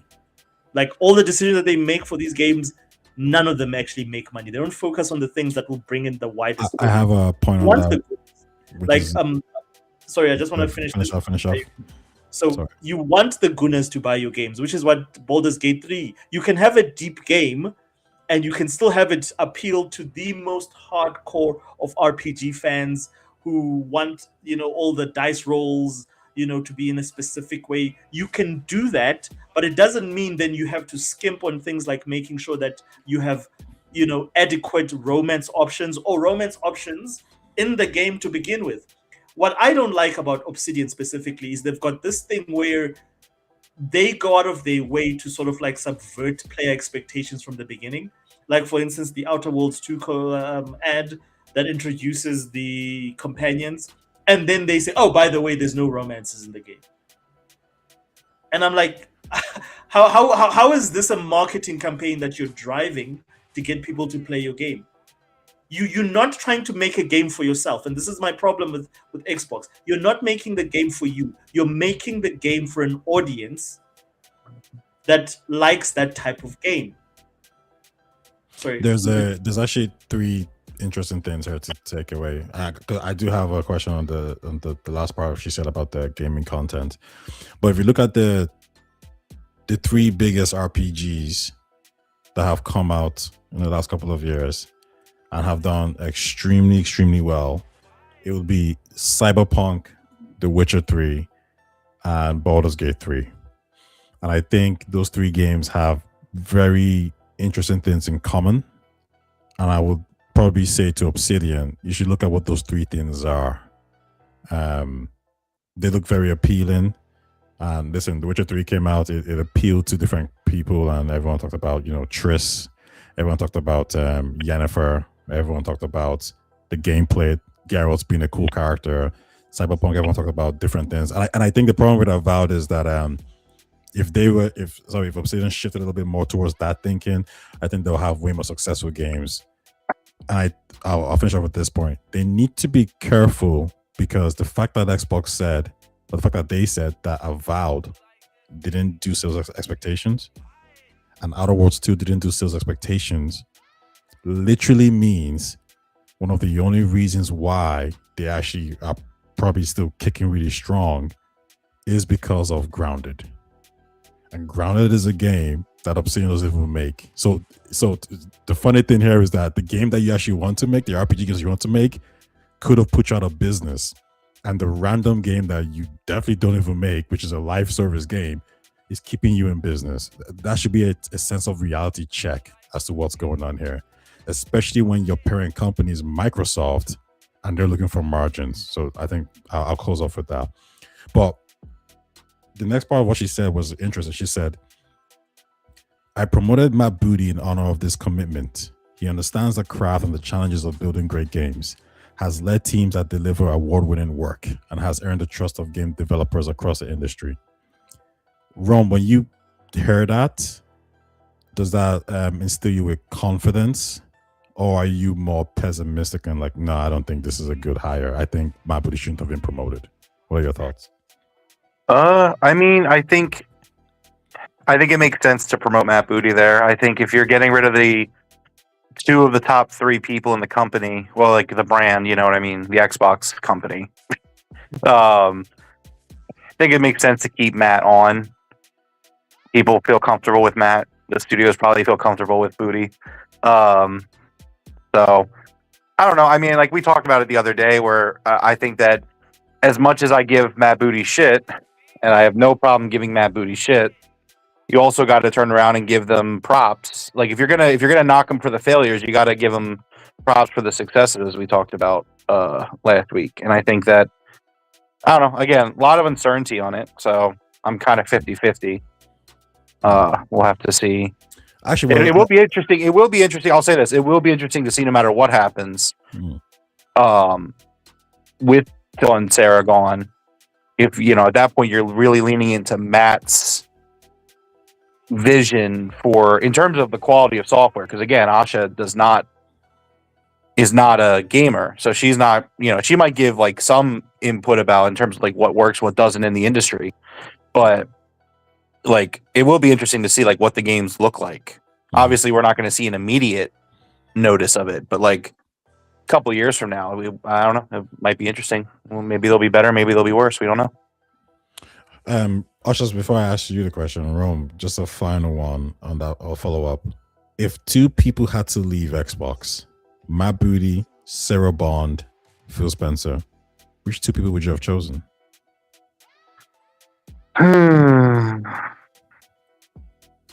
That's a great question. And I don't really have an answer for you at this moment. Yeah, I just thought about that. I'm thinking it over. It's a great question. I'm thinking about it. I mean, but how about this? Yeah, think about it, and then when Asha is done with his answer, you let us know. But so Asha, same thing for you. Matt Booty being promoted. She says he understands the craft and challenge of building great games. Does that instill you with confidence in this change, or are you more on the pessimistic side of things? Yeah. So before I do that, welcome in Cult Classic Cage. Yeah. So Cass is no gunning, and I was just saying to Cass that if you want to see world class gunning for like an hour or hours on end, go watch a stream. It's pretty long, but damn, some of the submissions that Cass's community comes up with, it's interesting. It is interesting. Cass, what's up with the whole thing with the PlayStation guy and you? Like, that was just so weird. Like, I saw pregnant. Yo, I asked you a question, bruh. Come on. So many things. I'm going to talk about Cassie. Yeah, you're trying to kick the can down the road here. Yeah, like answer the damn question. Like, why you're just answer the question. This is something I want Cassie to address. But okay, cool. So sorry, please just run that by me again. Does Matt Booty's new position instill you with confidence, or are you more on the side? Are you more pessimistic? Walking everywhere. Yep. Like, look, you know how I feel about Matt Booty. I know you can give me a report card in terms of like what Matt Booty has done, but like for me as an Xbox core gamer, I don't think Matt Booty has done much for him to stay in that position. I think Matt Booty is very good at producing content for Xbox, which is what I classify, say, a Minecraft as. It's content for Xbox. And you'll correct me here, and you'll run me down some of the projects that he's successful at. But a lot of those projects where Matt Booty excels and is good at are not things that are aimed at the core. I can't think of the last core IP that Matt Booty was in charge of that was successful. Is there a whole bunch of billion-dollar or multi-million-dollar making IPs that he's been in charge of, consistently produced? Absolutely. Do I think Matt Booty is who you need as chief content if you want to go back to the roots of Xbox? Absolutely not. I would have gotten rid of Matt Booty. If you're going to get rid of Sarah Bond, the fuck is Matt still doing? And you're going to get rid of Phil Spencer? You're going to keep Matt on? Well, then go to the next question then, which is, if there's three of them there, you have to get rid of two. Which two do you get rid of? And who gets promoted? So what is my, like, okay, can you be a little bit more... You are Satya Nadella. Yeah. And, the shareholders have said, listen, you can only get rid of two of them. So I'm not doing this for the Xbox core. I'm doing this for corporate reasons, right? No, for yourself. Like, I mean, who would you get rid of? For myself, and I'm trying to sort of like, let's say I'm a dude that's focused on Xbox and its core. Matt Booty has to go. God damn it. Sarah Bond has to go, and then okay, so Phil stays the head. Phil stays, but I'll put him in a different position, and I'll get the right people under Phil. Okay, Fair enough. I think that's a decent. Yeah, I probably agree. Actually, I think that's the way I would go too. I would give it to Sarah and Matt Booty, and keep Phil on in some capacity. Because at the end of the day, I do think Phil. I like Phil a lot. I think a lot of the Xbox core like Phil a lot, and I think the dude genuinely wants Xbox to do well, and he genuinely wants games to do well. And so, yeah, I would keep Phil Spencer around. Maybe not as bad, but I would keep him around. I would actually agree more or less with that. I think Phil on the top. I think the answers will be a little bit different if I said Phil is at the top, but he still picks his lieutenant and he picks his content creator, which is Matt Booty's position, right? Because at that point in time, I just don't trust his decision making when it comes to picking people under him. And I think he's very, very loyal to a fault where, he wouldn't see problems or he would try to make it work.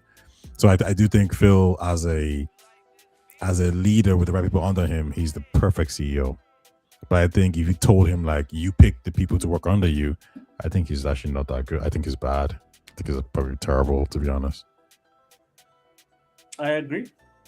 I also am not a big fan of I feel look, I've got a lot of things against in terms of what Phil did strategically, because I think Phil is the main reason why, and I'm a huge, and I even asked Cassie this online, is that I'm a huge supporter of the fact that exclusives are important for making platforms relevant, like Xbox. I think Xbox is relevant because of the fact that out the gate it had great exclusives for the platform, and I think unless we are now saying that, okay, cool, the entire game has changed and we're doing different things, we're doing something that I'm not familiar with, and you saying that exclusives are not, I'm chilled with that. But I do feel that Phil is the reason why we're in a situation where a lot of people started to consider things like exclusives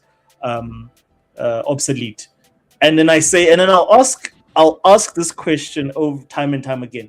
Which would you say is the best generation in terms of consoles that you remember? And tell me what is the most memorable thing from that generation? And almost 9 or 10 times it will be the exclusives that were offered by that specific platform. Whether you go back to the 360, which is Xbox's best offering, whether you go back to the PS4, which is probably to date PlayStation's best offering, it is the games that were made specifically for the PlayStation. It's the games that were made specifically for the 360. But then should we just move to the next point then, which should be exclusive games? Should Xbox go down that path? Yeah, let's just move to exclusives. Let's talk exclusives. Yeah, let's talk about exclusives then. So that's actually let's start there. So I'll pose the question to you guys. Do you think that exclusives are coming back? Because this is one of the things that Asha Sharma didn't commit to, but she sort of put it out there, yeah, well, you know what, if the plan is not working, the plan can change. She said something to that effect, that the current plan was that we were doing this and this and this. If the plan is not working, the plan can change, basically. That's what she said. Do you think that we're going to see, and let's start with Xbox and we'll go to PlayStation, who recently also just made an announcement. Do you think that we will see Xbox change its attitude towards exclusives, or its approach towards exclusives? Hey, you can go first and then Roman. I don't think we're going to see a change. The question is, okay, so here's what I'll say. I don't think we're going to see a change, because I think Satya Nadella himself is quite honed in on this idea of he doesn't like exclusives. That's just him. And we've seen that with Windows. When he got the job, he basically put Microsoft Office in all platforms. In fact, it got to the point where the iOS storefront was actually getting more updates than the actual Windows phone. So he clearly doesn't care about exclusives. He thinks being everywhere is important. Satya Nadella could be a CEO in the gaming space, he would be Andrew Wilson. He will publish that game everywhere. He will be Bobby Kotick. He will publish that game everywhere. He will be Strauss Zelnick. That's the kind of person he is. He doesn't see value in staying in one platform. And that's one of the reasons why I just don't think Xbox is going to go back towards this exclusive play. However, it is very possible that they can, and I think it's financially feasible. And when I say exclusives, obviously I don't mean Call of Duty, Overwatch, all the live service stuff, but for them to be able to get games like Gears of War, Fable, Halo, I think it's a very good argument that like you can make these games exclusive, and that would enrich your ecosystem. If you do that, I think they've probably seen this, is that the brand has taken a damage. And it's better to have a strong brand that has a pull factor towards your device or towards your ecosystem than to be everywhere. And maybe that's one of the reasons why we see them push Phil out faster. So there is a possibility that we might see a change. I just don't know if Satya thinks it's worth it. I think what's going to happen here is that Asher, I think that's her name, she's going to have to convince him that you put all your eggs in Phil Spencer, and it didn't work out, and that's fine. I want you to trust me now and put all your eggs into me. I will execute where he can't execute. Exclusives are not, as we know from a data point of view, they're not the end or be all. So we can make this work without exclusives. But if you want the best possible outcome for Microsoft, not Xbox, for Microsoft, the best possible outcome in the future, you should give me the right to make these games exclusive again. Now, can she convince him of that? I have no idea. I mean, I largely agree with what you kind of finished off with there. I think with the conversation with exclusives in recent years has been fluid because it's all about where the medium is going and where things are going. So, I mean, obviously we started with Xbox, but I mean, I think what PlayStation does as a competitor and a leading force in the industry matters. And I think that when we started when the whole exclusive thing, started happening where they were like just the 4 games and stuff, obviously a lot of discomfort. I remember being on, at the time I was doing my podcast. I remember coming on Ty's thing. I know we talked a few times, Asha, where it's just like with exclusives, it's like, well, where is the industry going? If PlayStation is putting their games on PC, obviously Nintendo's going to do their own thing, but if that's where the future is, then I don't think it's a bad idea to get ahead of it and set that precedent, but at the same time, I mean, again, what else is going on in the industry matters. So if PlayStation is going to start scaling back, I think that there's a legitimate argument and a reason. I think it differs a lot, to have exclusives on your platform. I mean, obviously exclusives mattered in the past, and it's not that they didn't matter, but again, if that's where things are going, that's where things are going. But if they're not going that way, then I definitely think it's worth at least reanalyzing the strategy. I think that kind of what Ty was saying is that Phil and Sarah, and I know the Verge article said that Sarah was kind of the one really leading that charge with the Xbox Everywhere thing, and she was kind of staking her whole reputation on it or whatnot. But I mean, if that's just not where the industry is going, then I mean, I think you got to look at it. And I would hope that Asha is going to do that and look at that, because whether you like Xbox, whether you like PlayStation, or Nintendo, you should want all 3 of these platforms to be at their best, and I think that that's important. Yeah. So, you say something interesting. You said that's not where the industry is going. But again, I think this leads us to the next story, which is, there's now stories coming out that Sony is headed back to reducing their output on PC for those very reasons. Right. So it's not an except for the longest time, because this was Phil's vision, and a lot of people sort of believed, including Sony. Sony was trying to bite off what Xbox was doing in terms of strategically for the longest time. This is why you have this huge live service push from Sony's side. But if I look at like most recent events since like a lot of people are sort of like, I think it's a matter of like people are smelling the I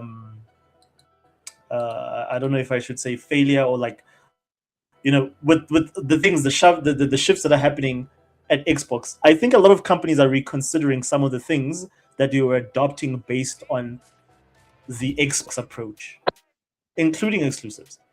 Like for instance, so you say that, and maybe you can just shed a little bit more light here.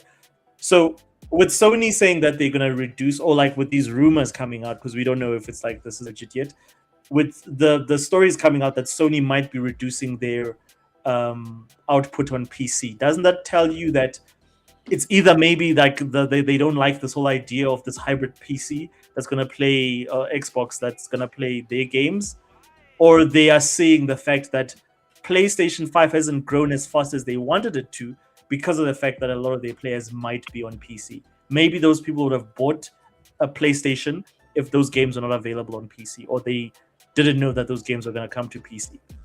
So for me, there's contributing factors, but I'll let Rum, you can fire away. Yeah, I think PlayStation is looking at this the same way that Xbox and Microsoft should probably look at this, or at least ask the question: is what's more important, selling as many units as you can or brand strength? And I think that Jason Schreier, who kind of broke the news on that podcast he was on, and I think he said it on a forum about how like they're probably scaling it back, and the way he said the way he worded something made me think he probably has like a written piece coming soon with some details.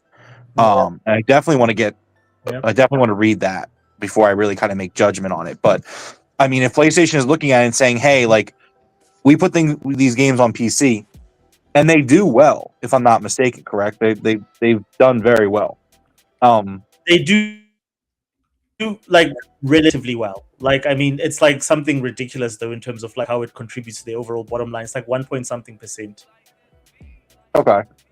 But I think if they're looking at it, they're saying, would you rather, sell an extra 1 million copies, 2 million copies, whatever that number is, or would you rather increase your brand strength and, look, those PC gamers aren't going to buy a PlayStation. Like, that's why you brought them to PC to begin with, because you don't view it as these PC gamers are not buying a console. Like, that's just what it is. It doesn't matter what they put out. They're just not doing it. So that's why you put your software elsewhere. And that's why Xbox puts their software elsewhere. Because the way they view it at that point is, we just don't think that PC, well, I guess Xbox is more integrated with PC, so maybe that's not a good example, but PlayStation gamers aren't going to go buy an Xbox. At least that's what they think at that point. Right? And so they put their game elsewhere to sell the copies that they don't think that they're going to sell because they're not coming to Xbox. PlayStation probably looks at it and said, okay, well, we're going to make a little less money here, but brand strength matters. It's the kind of thing where, and this is like a silly, very small thing, but it's the kind of thing where you get your audience, your community really vibing with you, and really that brand community and the strength is there. Like, it's like you can make the money elsewhere. You can make up that money by selling like a couple million PlayStation shirts because people feel that brand, that strength with the brand, right? Like today, like Pokemon 30th anniversary was this morning, and like I was on the Pokemon website looking at this fucking $60 hoodie, and I was like, damn, I really want this hoodie because of the connection that I have with the brand of Pokemon. And I just think that brand strength matters. And so if PlayStation looks at it and they say, okay, we don't need to sell that 3 million copies on PC. We can eat that money lost there, but our brand strength is going to go up. And I think that's something that when I read a lot of what Asha's saying, and I don't think you get rid of Phil and Sarah just to do the exact same thing you've been doing. I mean, I don't know if the future is exclusives with Xbox, but I can't imagine that things stay even like I don't even think you bring in Asha to close a few studios. Like, I just can't imagine being like, okay, well, we're gonna close a studio here or there, lay off some people, and it's gonna be the same old strategy.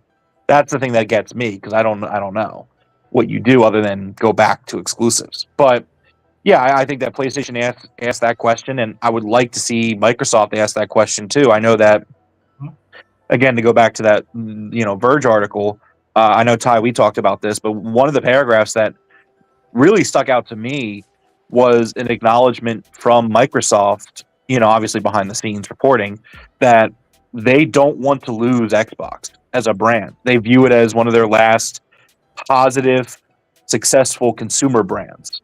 And so, like that right there, that paragraph in that article, it keeps the wheel turning in my head where it's just like, man, like, I don't know if Microsoft has the guts to do it. Like, I don't know if the investors have the balls to do it. But like, man, if they could just say, hey, let's not put the game everywhere. And like, because like, yes, I think Gears E-Day and I think Fable especially, I think Fable's going to do very well on PlayStation.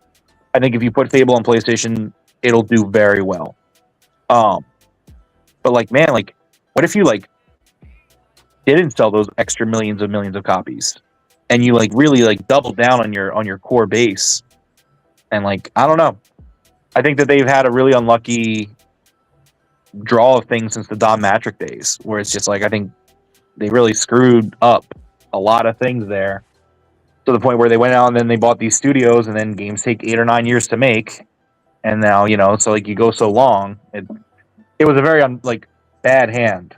But I don't know. Maybe if they have the games, maybe it would be different. I think there's a lot of unfortunate things that happened, and to Xbox for sure. And I think they lost their marketing prowess as well. And then they were coming up at a time where online communities were getting stronger. Facebook, Twitter. So and people were kind of starting to embrace this. So like, well, let's keep shitting on companies a little bit more, right? And because the gaming community is quite toxic in general, that was an L that people just didn't want them to kind of get over, and it didn't help themselves, unfortunately, by not releasing amazing games. And I know I've already mentioned this point that gamers will forgive you when you actually just like release like tempo titles that they love. And when Xbox was in that kind of position, in an L position, you needed a Gears of War 4 to be a 94 Metacritic. You didn't need a Gears of War 4 to be an 82 or 83. That just kind of breeds mediocrity in when in comparison to like a Nintendo or Sony.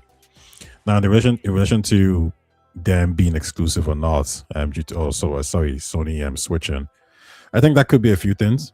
One, I think the idea of a hybrid or a Steam machine, I've kind of always honed on this, that a Steam machine is a threat, 100%. Having a device in the living room that can play your games is not what Sony wants. That they would hate that idea.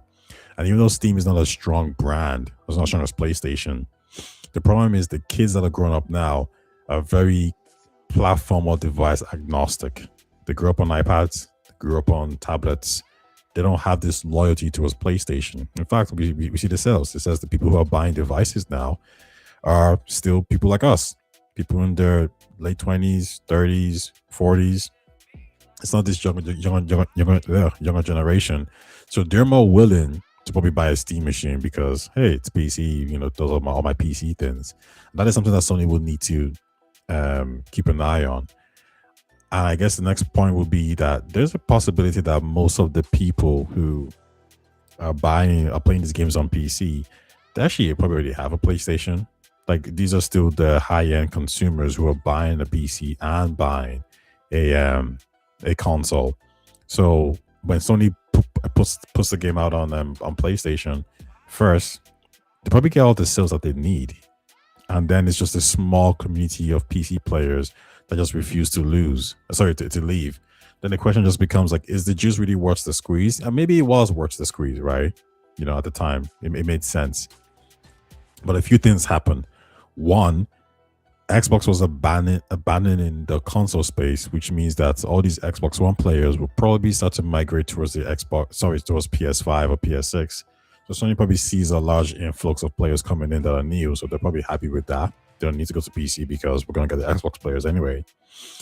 And two, well, the idea of a Steam machine an Xbox hybrid, and an Xbox handheld, and the Steam Deck going up against our PS6 and our PS handheld is going to be extremely problematic. And we need unique selling points. We need as much unique selling points as we can to sell our devices.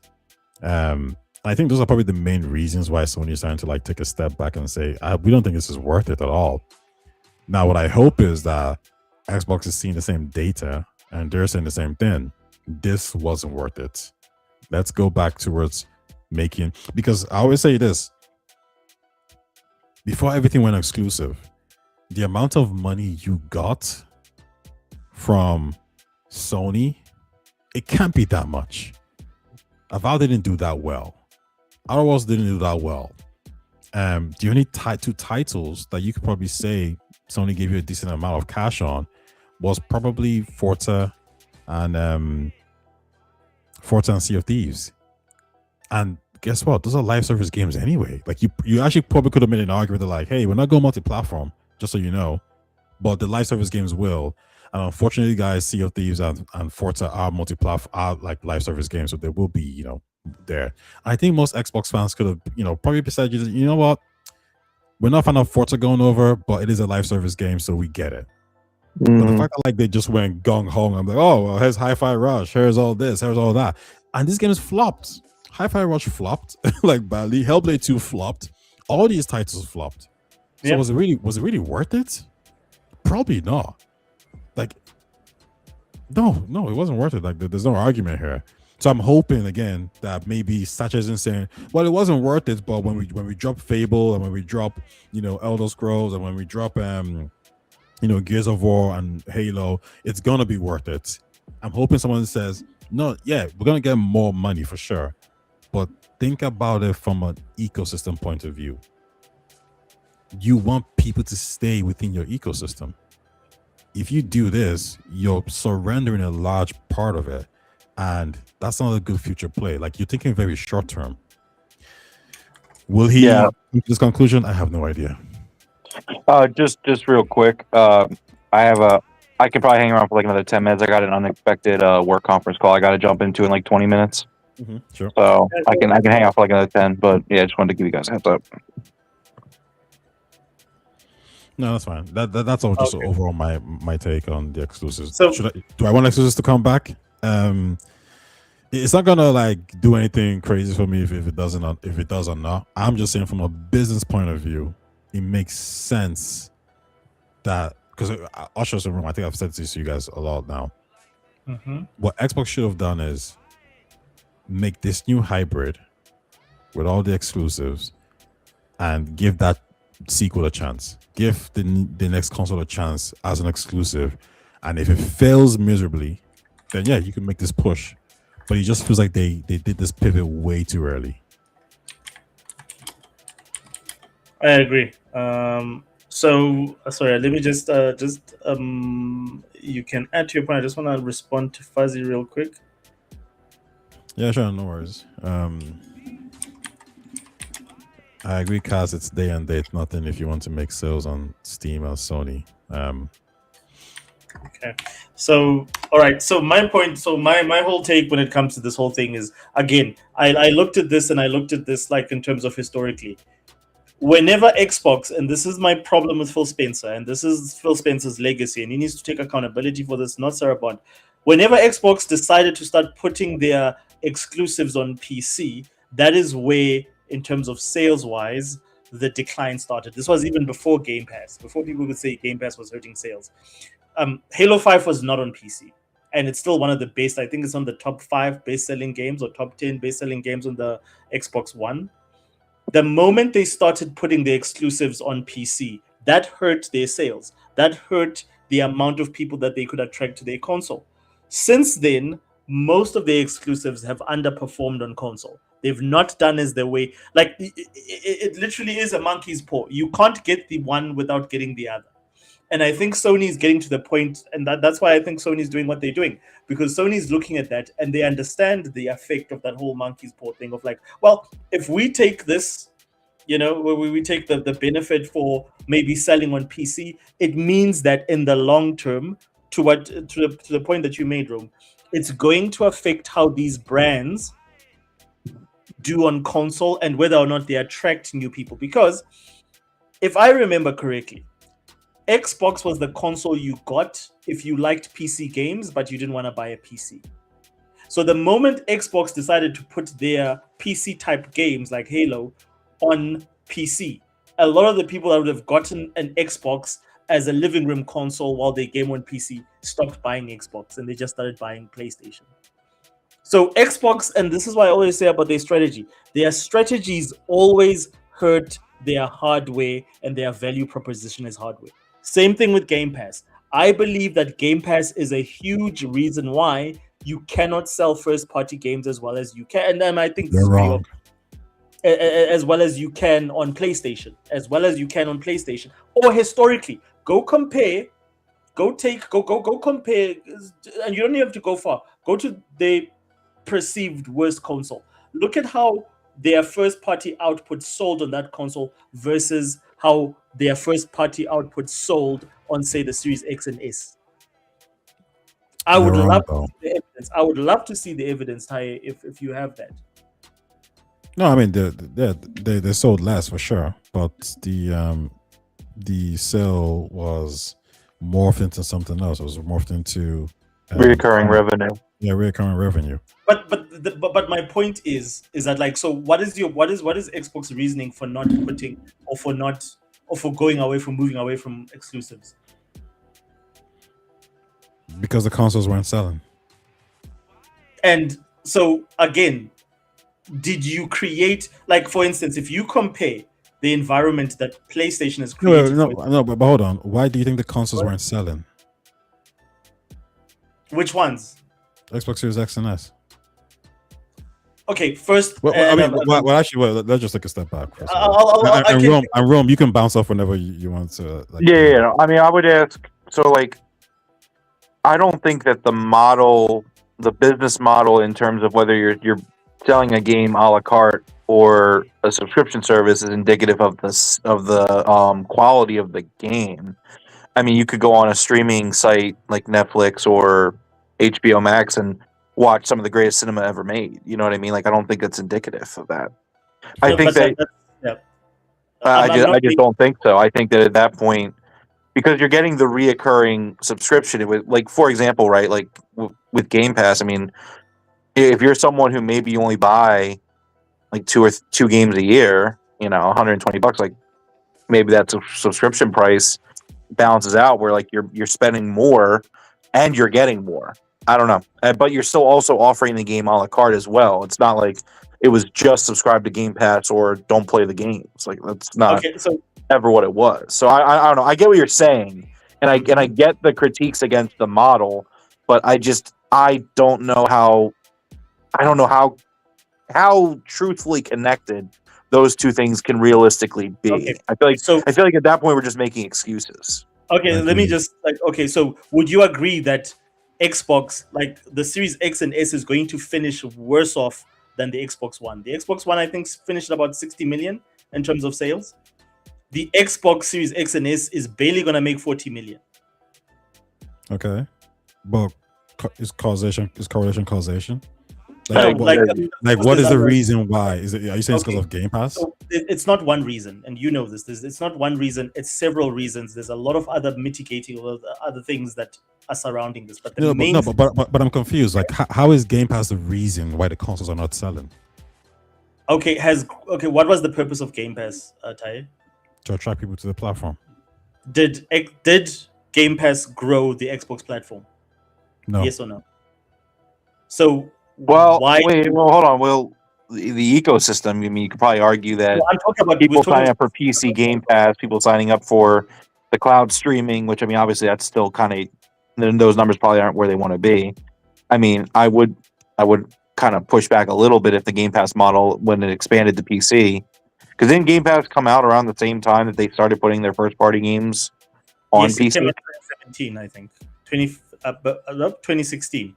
Yeah, I was gonna say it was before 2017. I thought. Yeah, it was around I don't know. I don't know.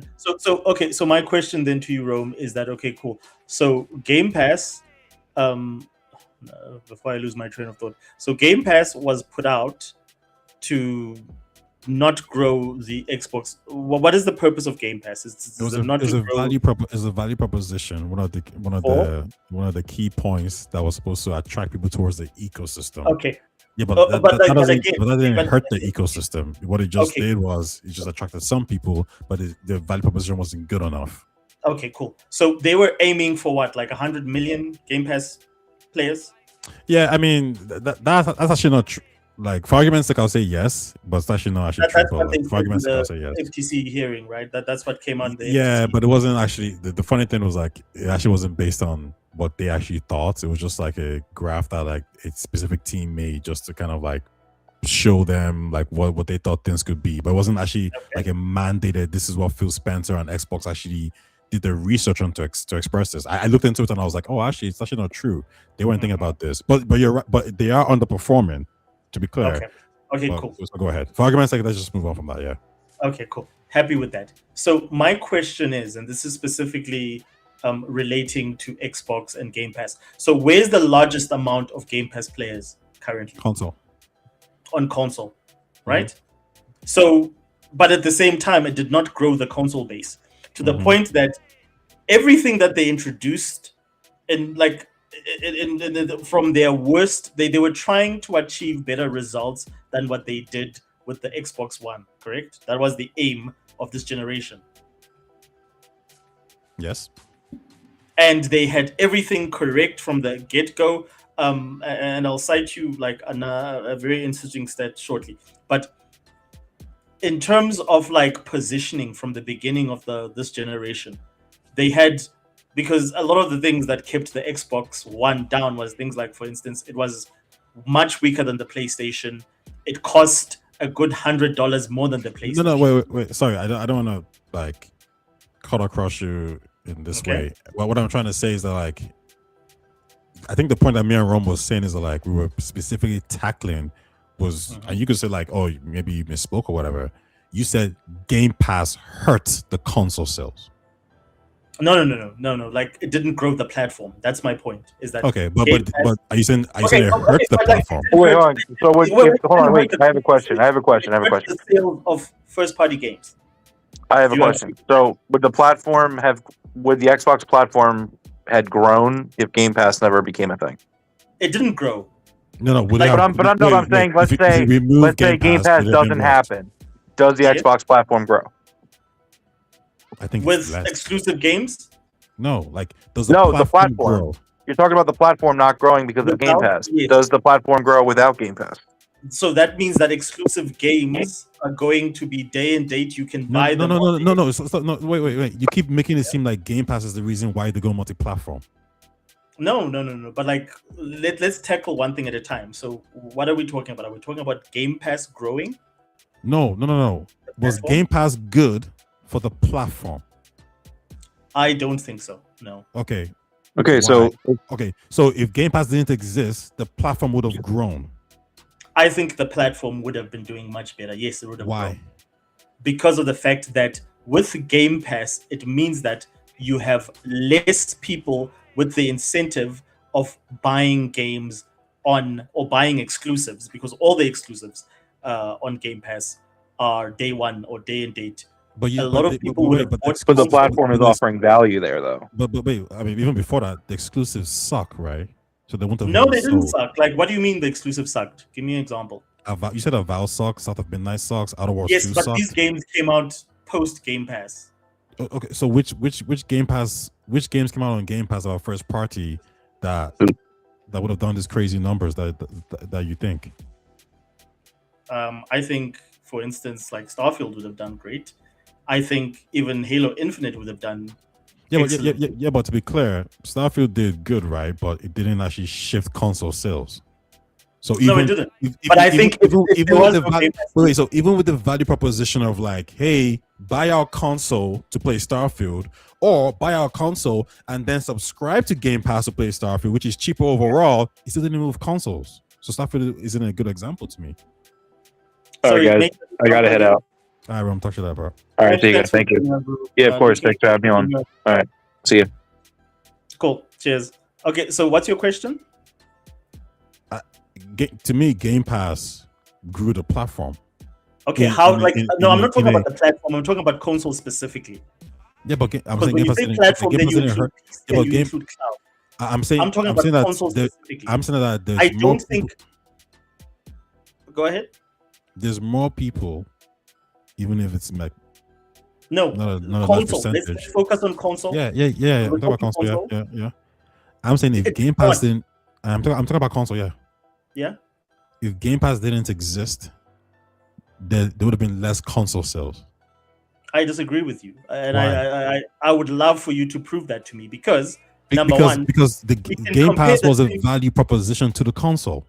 Okay, so we can actually use the same timeline in terms of like where the Xbox One was versus where the Xbox Series X and S was, and look at who performed worse. No, but like correlation isn't causation. But I mean, again, so what is your proof that Game Pass grew the platform? If the same I guess okay. So here's the question I'm asking, and chat, you guys chime in, so we don't, because maybe you guys can tell us who's right or wrong here. What I'm saying here is very specific. Yes. Is somebody looking at a console, an Xbox console, and saying, "Oh, they have a subscription service called Game Pass, therefore I'm not going to buy this console anymore"? If the answer is no, then that's my point. Game Pass is a value proposition to the console. Okay, fair enough. But with your same example, you saying that it grew the platform, I'm saying, okay, cool. What is your evidence that Sorry, just a quick one. Are we talking about console or platform? I'm talking about console specifically. Okay, so let's forget the platform question first. Let's address the console. No, like I said to you, when we're talking about like the specific thing that we're talking about here is console sales. Did it help the console sales? Because we can talk about, like, for instance, cloud, and I agree with you. It grew things like cloud. It grew things like, for instance, subscription bases or subscription services when it comes to PC. But I'm saying to you in terms of console, it did not grow the console base. The console base would have been there and would have still, because you never needed a Game Pass to grow. Sony's proof of this. Nintendo's proof of this.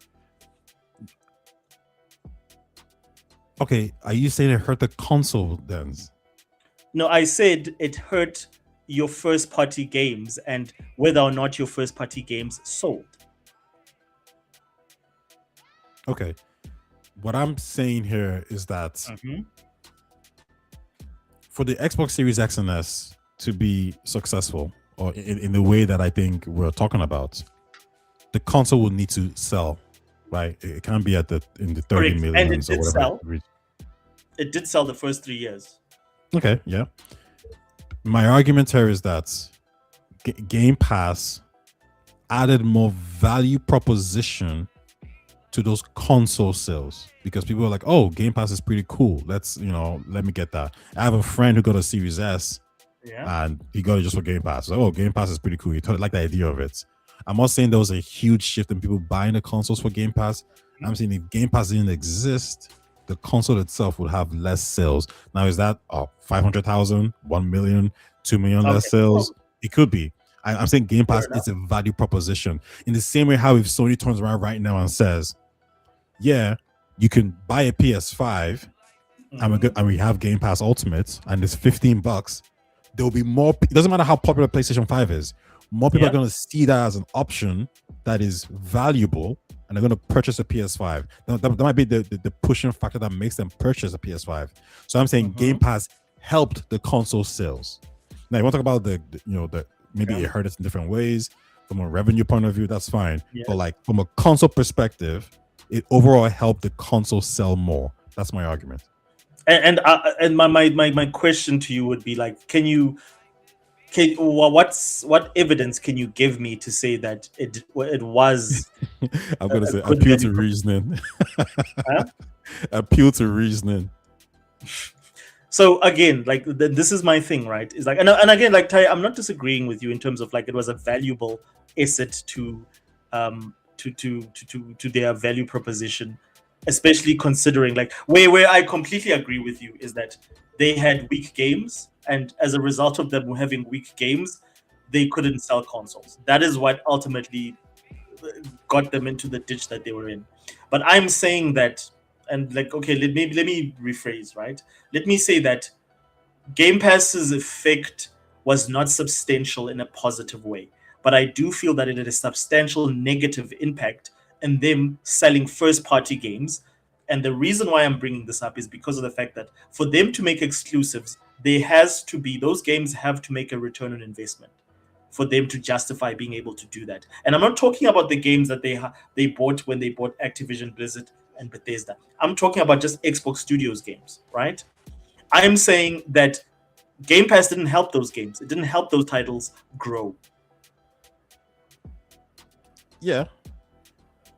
So I'm saying that, and again, I've said this to you before. I don't think Game Pass is a bad idea and you should do away with it, but you should use it the same way that Sony uses PS Plus. You should use it in a way that it does not negate the people buying games day one, because that's still where you make your most money. That is still the same reason why Call of Duty has been hurt so much in terms of sales. Yeah, but I feel like you still make more money if people buy the game day one. Do you agree?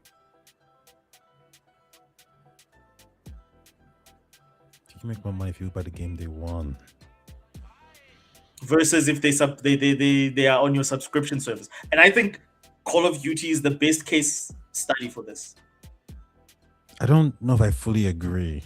Like, I agree in some parts, but okay. So in 2024, Call of Duty broke records for Xbox. It was the biggest launch, and revenue-wise, it was the best in terms of driving revenue to the Call of Duty franchise. Then in 2025, it hurts. It did really bad, right? So Microsoft was hurt by it. I think the important thing here is for these subscription services, for them to make sense, you need to be the people who are for example, the loss of sale, like the cannibalization. Overall, there needs to be more people who are not willing to purchase these titles, who are now playing the titles, who are now on Game Pass. So the example I always give is me. I think and it's very anecdotal, it's very subjective, but I always say like Microsoft has made more money off me from Game Pass than they would have if Game Pass didn't exist, because I wouldn't be buying these games. There's a lot of games I put on Game Pass or I've tried on Game Pass that I've never purchased. So Microsoft actually makes more money off me. I am in net positive. For Call of Duty, what they would need is for more people who would buy Call of Duty. Who would buy Call of Duty. Wait, I'm confusing myself. What they would need for Call of Duty to work well on Game Pass, like if we're just gonna focus specifically on Call of Duty, is that there's more people who are not buying Call of Duty but are playing Call of Duty via Game Pass. They're subscribing or they're staying subscribed because of Call of Duty as opposed to purchasing it. So the losses isn't that much. But then it's hard to quantify as well, because you need to kind of factor in, well, how many people would have left Game Pass but stayed because of Call of Duty? How many people who would have how many people who stayed subscribed to Game Pass because of Call of Duty? How many people subscribed who would have never subscribed because of Call of Duty? So I think that's like important equations that Microsoft knows the answer to. So I don't know if Call of Duty really hurt them in that. I think it did hurt them, right? Because I think at the end of the day, what they will really want is for Call of Duty to sell more consoles, because I believe most of their user base who was on Game Pass already, they're already staying on Game Pass. So putting Call of Duty there, I don't think it brought in probably enough new players. And it didn't bring in enough new players because the truth is the console isn't selling. The issue is not Game Pass. The issue is the consoles are not selling. So, okay, but like the consoles were selling for the first 3 years of the generation. What happened? They were selling very well. Like, I mean, they were online. In fact, they were ahead in terms of projections of the Xbox One. But now they've stagnated so behind that they're not even going to finish close to the Xbox One.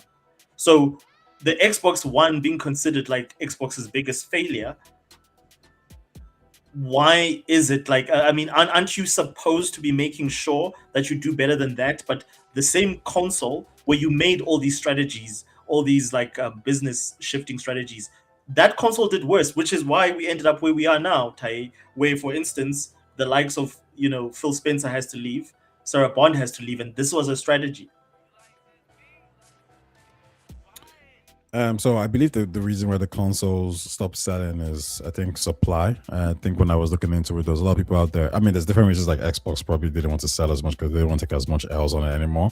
But also what I read is that like a lot of people who wanted the devices, they purchased them. So this is how like a lot of devices work. A lot of people buy them at the very start, people who are like hardcore, and then the sales peter down. The difference is because Sony has a casual market and Xbox doesn't. A lot of the people who are buying the PS5 now, they're just casuals. Like they were waiting, but Xbox never had those casuals anyway. So the sales was always going to go down. I believe the same thing happened with the Wii U and maybe even some other like big titles. Like they all talked about like crazy good launches at the start. Oh, the launch Dreamcast as well, amazing. But then what happens is those are just your hardcore fans who are willing to go day one straight away. Then the casuals need to kind of have that momentum. 2022 as well, I think the momentum was sharp, maybe via the games. The games weren't that great. And then Xbox started making decisions that weren't great here and there, etc., and just kind of like, snowballed into this situation that we're in right now. But again, like I don't like Game Pass. I wouldn't say affected any of these things whatsoever. Like Game Pass probably was one of the selling factors. I mean, everyone's talking about Game Pass in a great way at the start of the generation.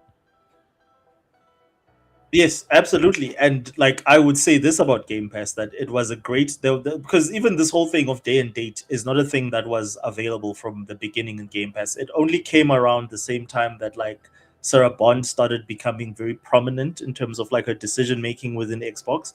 And I think that was her decision to put games day and date.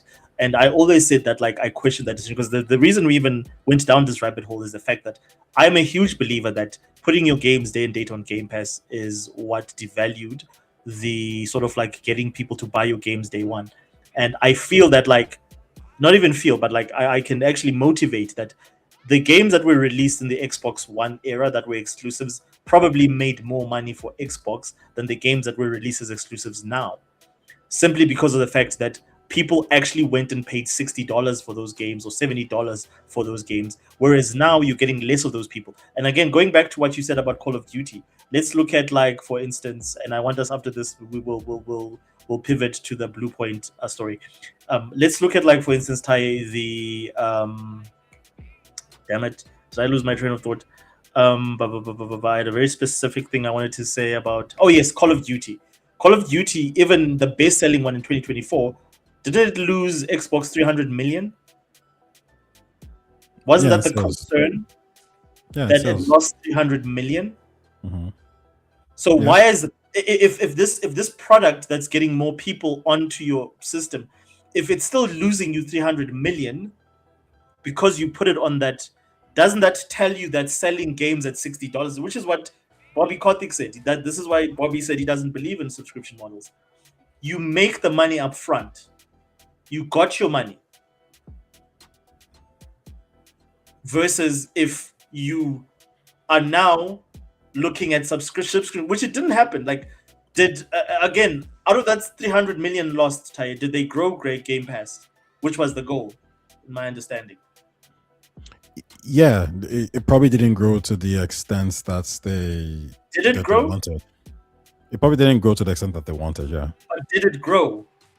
Game Pass, yeah, it grew. Yeah, they mentioned. Yeah, they talked about when Call of Duty was put on there. Can you find me the? We'll move on to the next story, but like in the interim, can you find me like the percentage of I doubt Microsoft's put those numbers out. But do you have speculation in terms of like how much, by how many users or percentage that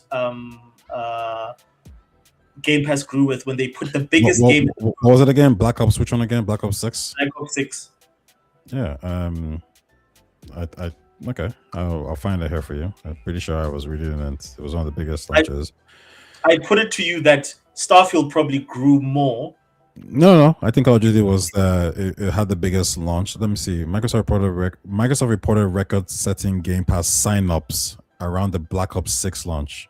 Mm-hmm. According to the company comments and reporting, the game's inclusion launched to help Game Pass break subscription records and push the service engagement to new highs in that period.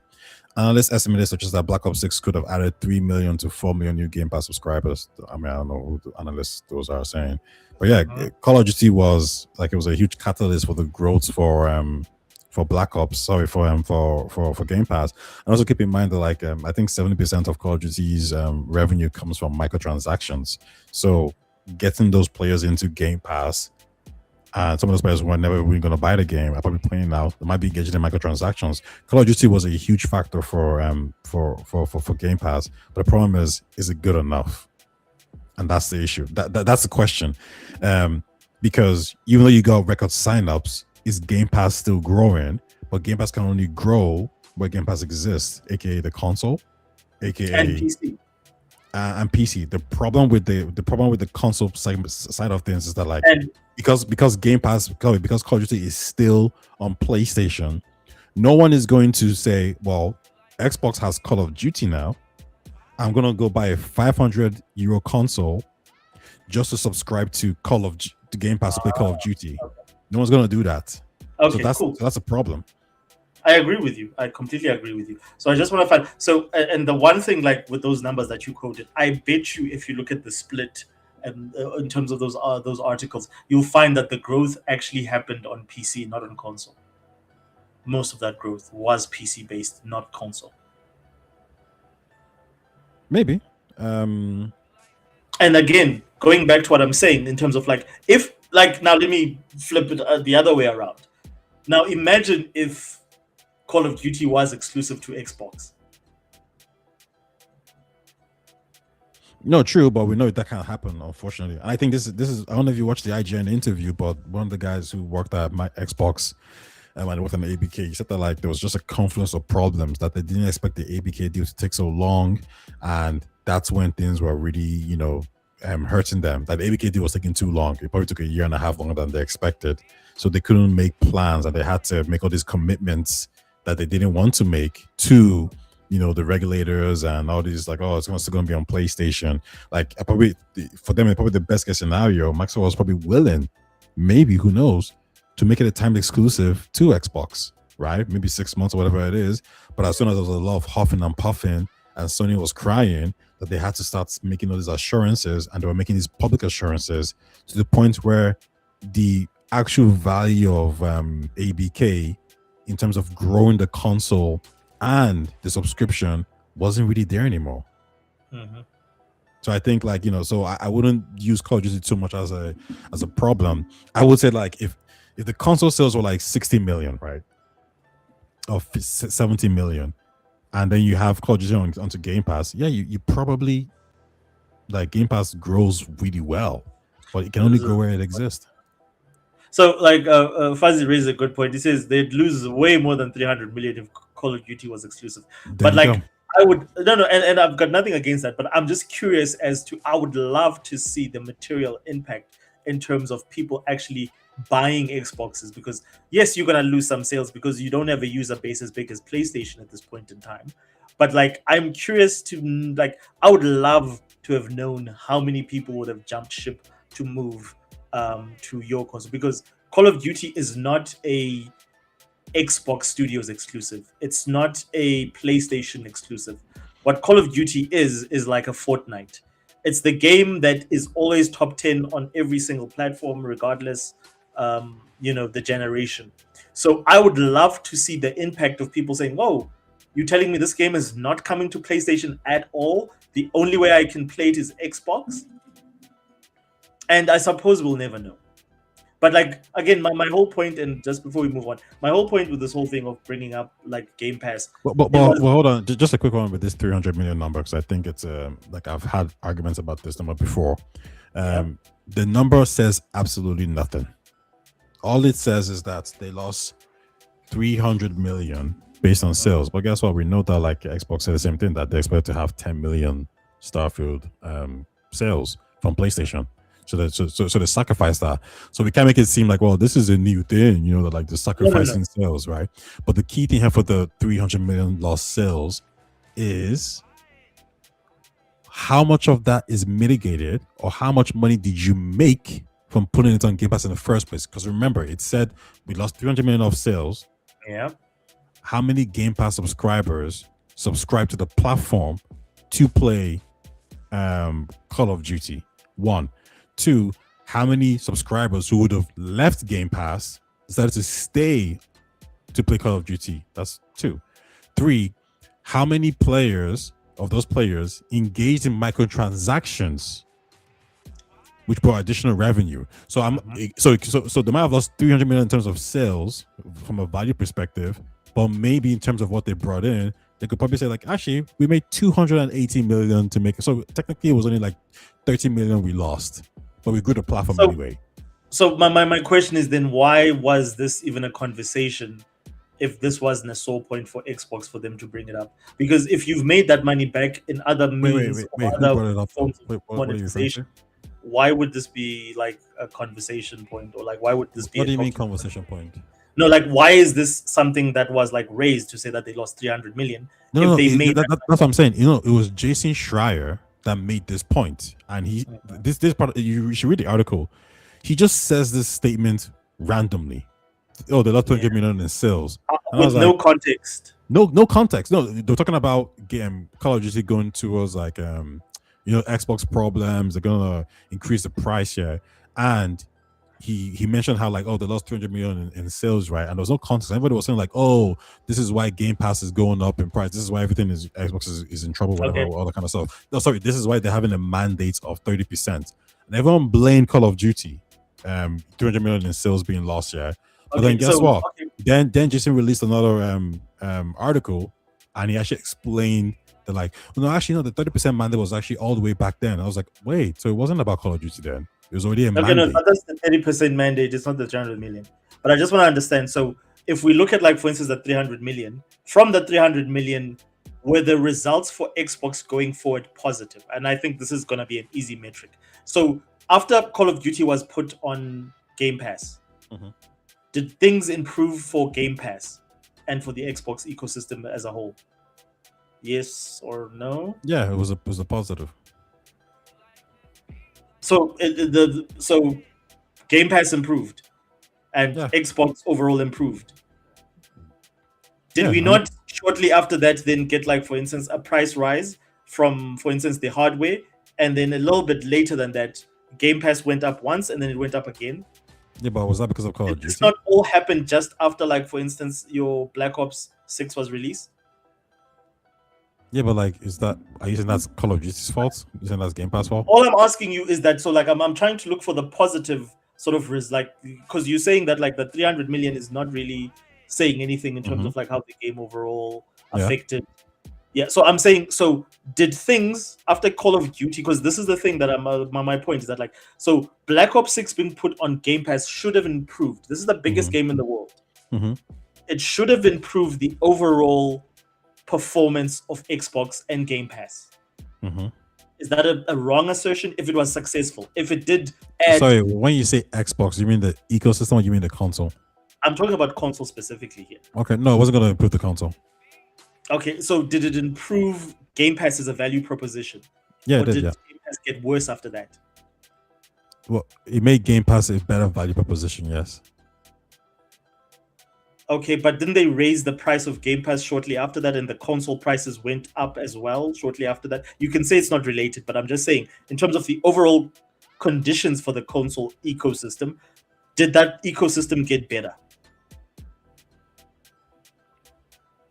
Well, yeah, from a gaming perspective, it got better, but like, no, like if you're trying to say like at the end of the day, we ended up with higher prices and a higher console price. No, it didn't. But then I could make it. But hold on. But I could say like, well, after God of War Ragnarok, the subscription services for PlayStation went up by 33%, and the PlayStation PS5 console went up by $50. So absolutely, I agree. Yeah, but then I would say okay, so the God of War Ragnarok make the PlayStation ecosystem worse. Well, they didn't put like, okay, I agree with you. Wait. Well, here's another one. Yeah. After the launch of Legend of Zelda: Tears of the Kingdom, the Nintendo Switch 2 ended up being quite expensive, and the prices raised up or whatever went up, whatever it is. And then Mario Kart came out with $80. Yes. So we can say Tears of the Kingdom affected and made the ecosystem absolutely. Work. Yes, absolutely. We can't say that. Yes. Absolutely. Because of the fact like Tears of the Kingdom performed so much worse than what was its predecessor? Breath of the Wild. Exactly. So Nintendo was in a position where they're like, oh shit, to make such games, we need to spend more. Or we need to charge more for our games. So yes, it had an impact. Absolutely. Same with Sony. When did Sony start talking about like, yes, these games are too expensive. We need to start putting up price. Yes, absolutely. It did.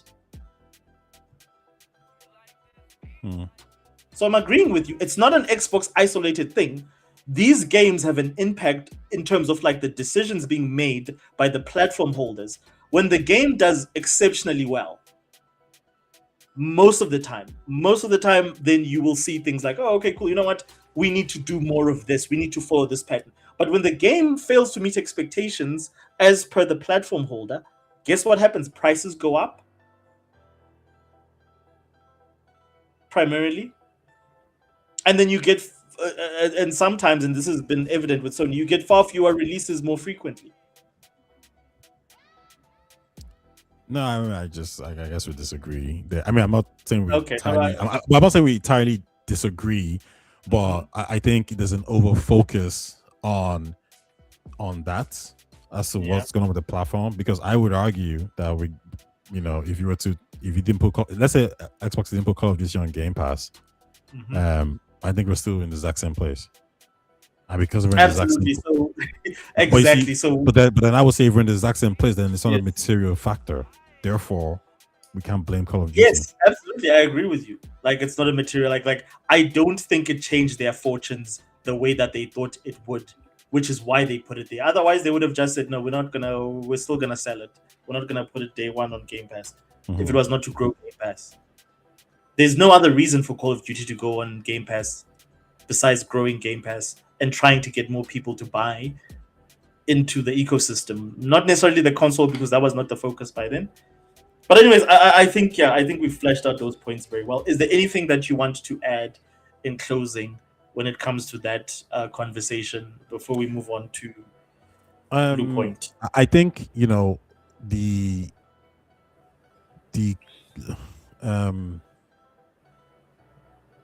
of the things that Asha said, is that name Asha? Sorry, the Xbox CEO?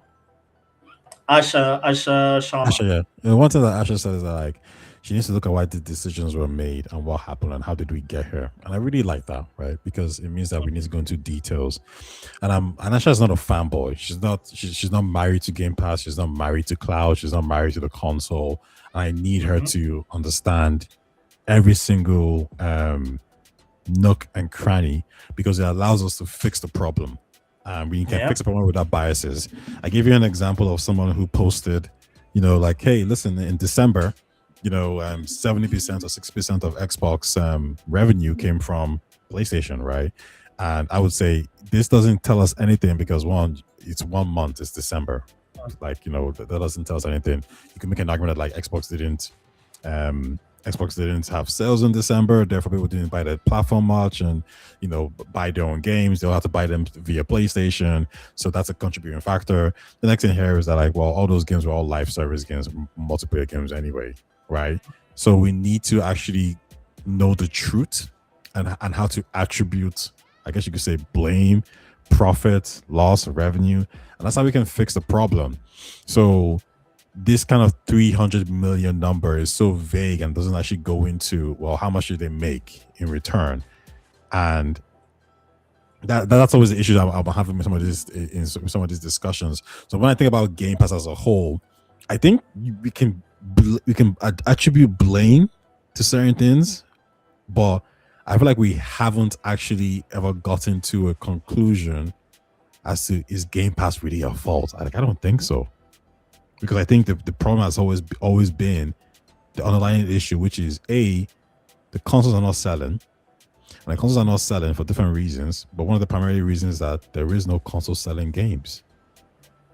Like, I always say this, if Xbox owned Fallout 4, CD Projekt Red, Cyberpunk, The Witcher 3, if they owned The Last of Us, Horizon, if they owned all these banging AAA blockbuster games, the consoles would have sold more and there'll be more Game Pass players. Like, these are just facts. So, like, I'll just pose something out to you. Do you think that Fallout is a console selling game? Yes. Do you think that Call of Duty could have been a console selling game? Yes. Do you consider Starfield a console selling game? Yes. I could name other IPs that are like in a similar vein from Activision specifically. And I agree with you on this. Oh, actually, let me name two more that are actually from Xbox Studios. Do you think Halo is a console selling game? No. Do you think Forza is a console selling game? No. Okay, can I ask you because those are specific Xbox Studios games? Why do you think that is? Yeah, okay. I think that's a good question, right? And maybe the stuff one's a bit. I need to expand on that a little bit more. I think Halo is a game that Xbox fans already have. I don't know if a casual player is purchasing an Xbox game purchasing a console because of Halo. For example, I would say God of War has a bigger pull to the neutral to buy a PlayStation as opposed to Halo. Why? I think when God of War 2017 came out and it kind of dominated the airways in a way that I just really haven't really seen. I think the last time was probably like maybe even an Xbox game, like maybe like the old Halo games. Like Halo had its time where as an IP it was quite dominant, and that was Halo 1, Halo 2, Halo 3. And ever since then, it kind of fell off. People just didn't really care about it anymore. Halo 4 still sold gangbusters. When did Halo 4 come out? Or Halo 5, like on Xbox One. When did Halo 5 come out? 2015. Yeah, okay. So Xbox One kind of period, right? But I think at that point, you're kind of losing the casuals already. And I don't think people are looking at that brand in the same way that they were looking at a new brand like a God of War God of War 2017 or The Last of Us. Like The Last of Us was really like it was everywhere in the media, like in the game. Yeah, but like media. all these are old games, right? Like these are not new games. These are not new IPs that have come to do something. No. So I'm saying those IPs brought in the casuals, and the casuals just stayed.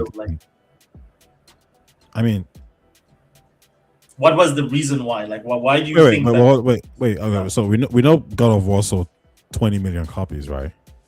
And we know which one? God of War 2017. Yeah, we know that Last of Us sold 20 million copies as well. Which one? The first or the second? Or the first one. But how many copies did Halo 4 and 5 sell? Also, you must consider the fact that like it was released on 3 platforms. God of War 2017. No, God of War 2017 was released on the PS4 and the PS5. No, it wasn't. That was Ragnarok was. Huh? God of War Ragnarok was released on PS4 and PS5. That was just well, it was later. Like you could play it, of course, on the PS5, but yes, it was released on the PS4, and it sold quite a lot. Yes, I agree with you. But it was not a new IP. That's not what made it popular. Like, it had to do a lot with how it was also presented. Because again, I could say that, for instance, there's no reason Gears of War 5 could have not gotten the same sort of like.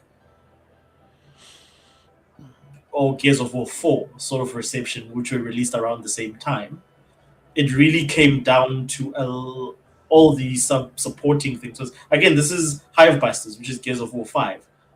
And by Gears of War standards, in terms of like, how the game looks and all those kind of things, I don't think it was that. Like, look, it's not a 90+ game in terms of, you look at Metacritic, it's probably like 85. I think this one was like 80, upper 80s, like 88 or 89. But like, I don't think it's because people don't care about the IP. I think it comes down to what you said before. Is the game as good as God of War 2018? Is it comparable in quality if you're a guy looking at someone playing it, or you're seeing Sony, or Microsoft show it off? Is it marketed as aggressively as the same way that Sony marketed their games during that time? I mean, yeah, but like for them to go to the Halo one, right? So the original Halo game, so like maybe like 10 million 45 copies. Halo 5 or the original. No, the eh? original Halo game. I have no idea. I would have to like. I'll have it. I'll have it here as well. Like just 1 second. So Halo 1 sold 5 to 6 million copies, right? And that's Which is 5 okay. no, you say it's okay, but that's on a platform that had 20 million units. 25 million, I think. 25, yeah. So the The attachment rate is insane, right? Then Halo 2 released on the original Xbox as well, and that was literally 8 to 9 million units. That's a huge uptick, right? Then Halo 3 released on the 360, right, which is one of the best selling Xbox consoles, and that was around apparently 11 to 15 million units, right? So like these are attracting players. People are buying these products. Then Halo 4 was 8 to 10 million units on the Xbox 360, and then then Halo 5 was the Xbox One. That's 9 to 10 million units. Yeah, exactly. Yeah, so I'm saying that what I'm trying to say is that it seems like Halo to me kind of plateaued at some point, no? Yeah, but like my thing is like even if you go back to God of War, between God of War 3 and Ascension, they plateaued, which is why they reinvented themselves and made 2018. Yeah, so I would say, for example, I wasn't crazy about God of War, the original games, but then once God of War 2017 came out, that was when I was like, oh, Jesus Christ, dude, look at this. Like, I want to play this. I want to buy this. And I'm saying that Xbox, Xbox didn't have that with Halo. So if you're trying to tell me like, is Halo a system seller in that sense? I think it's a system seller for Xbox fans. I don't think the casuals are necessarily trying to buy Halo. I think if you're to ask a casual person, hey, here's an Xbox and here's Halo 5, or here's a PlayStation and here's God of War. This is a casual person who plays FIFA, NBA. I think they're picking the PS4 to play God of War. I think yes. If you're looking at it I mean, like recently, like it's very hard to. I can't sell you on Halo today simply because of how badly it's been mismanaged from Infinite.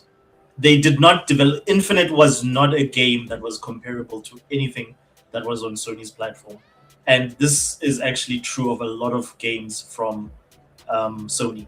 But a game like, for instance, like Hive Busters, like for instance, this game that you're looking at here, this is a game that had that weight in terms of like gameplay, graphics, but it was so poorly marketed. Most people don't even know that this game exists. I'm not talking because this is not the main Gears of War game. This is like the extension to that game that was released for the Series X and S. But nobody knows about this game. Hive Busters, yeah. No, I'm not. I'm not disagreeing with you. I don't know. I'm not disagreeing with Fuzzy because. And again, like one last question. Fuzzy says like, Halo has sold more Xboxes than any other any other game. Like, yeah, Exactly. 100%. I agree. So, I'm just saying that like there's no one looking for Halo at the moment. Okay, so what about Forza? Forza's a very tricky one because I can't really honestly I couldn't give you a really educated answer on Forza. I don't know if Forza actually sold Xboxes in the way that maybe even a Halo did, or even a Gears of War did.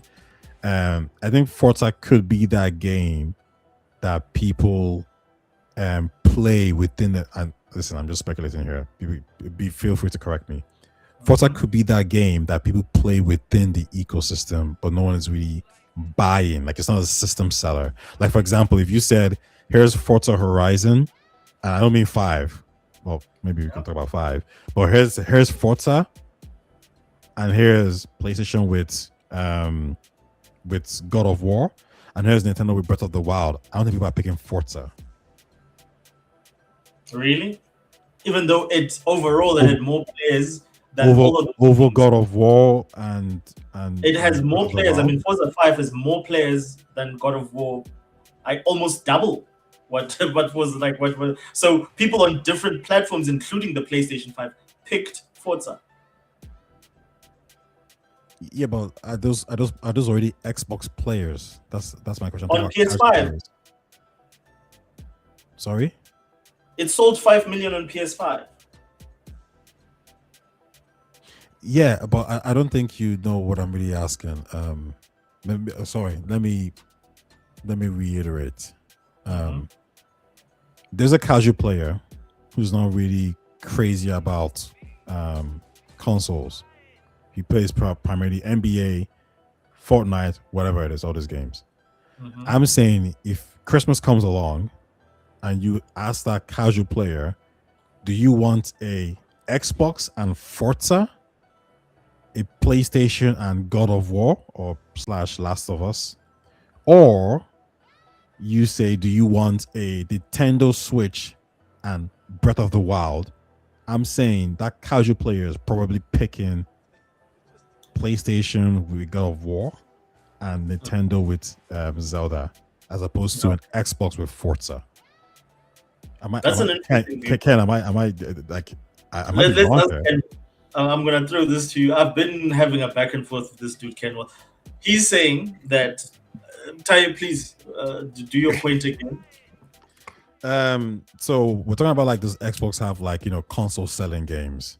And we were just talking about, and I always said that they don't, right? And we're kind of running through, some of those games. And I said, Halo isn't really, I don't think it's a console. It's a console selling game, but I think the people who like Halo already have an Xbox.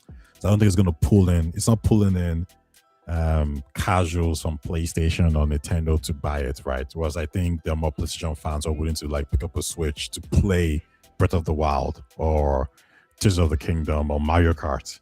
So that's kind of what I mean in that sense. However, to follow up, to push on from the question, it was, next point was like, well, Asha said, what about Forza? And I said, I don't really know about Forza. I could be wrong here. And I mentioned that. But from my surface level take, I don't think Forza is bringing in the same level of casual players to buy the console than a God of War, The Last of Us. I mean, like 2018 God of War, 2014 Last of Us, whatever it came out, and Breath of the Wild or Tears of the Kingdom kind of players or Mario Kart. I don't think Forza is that strong as a come and buy this console.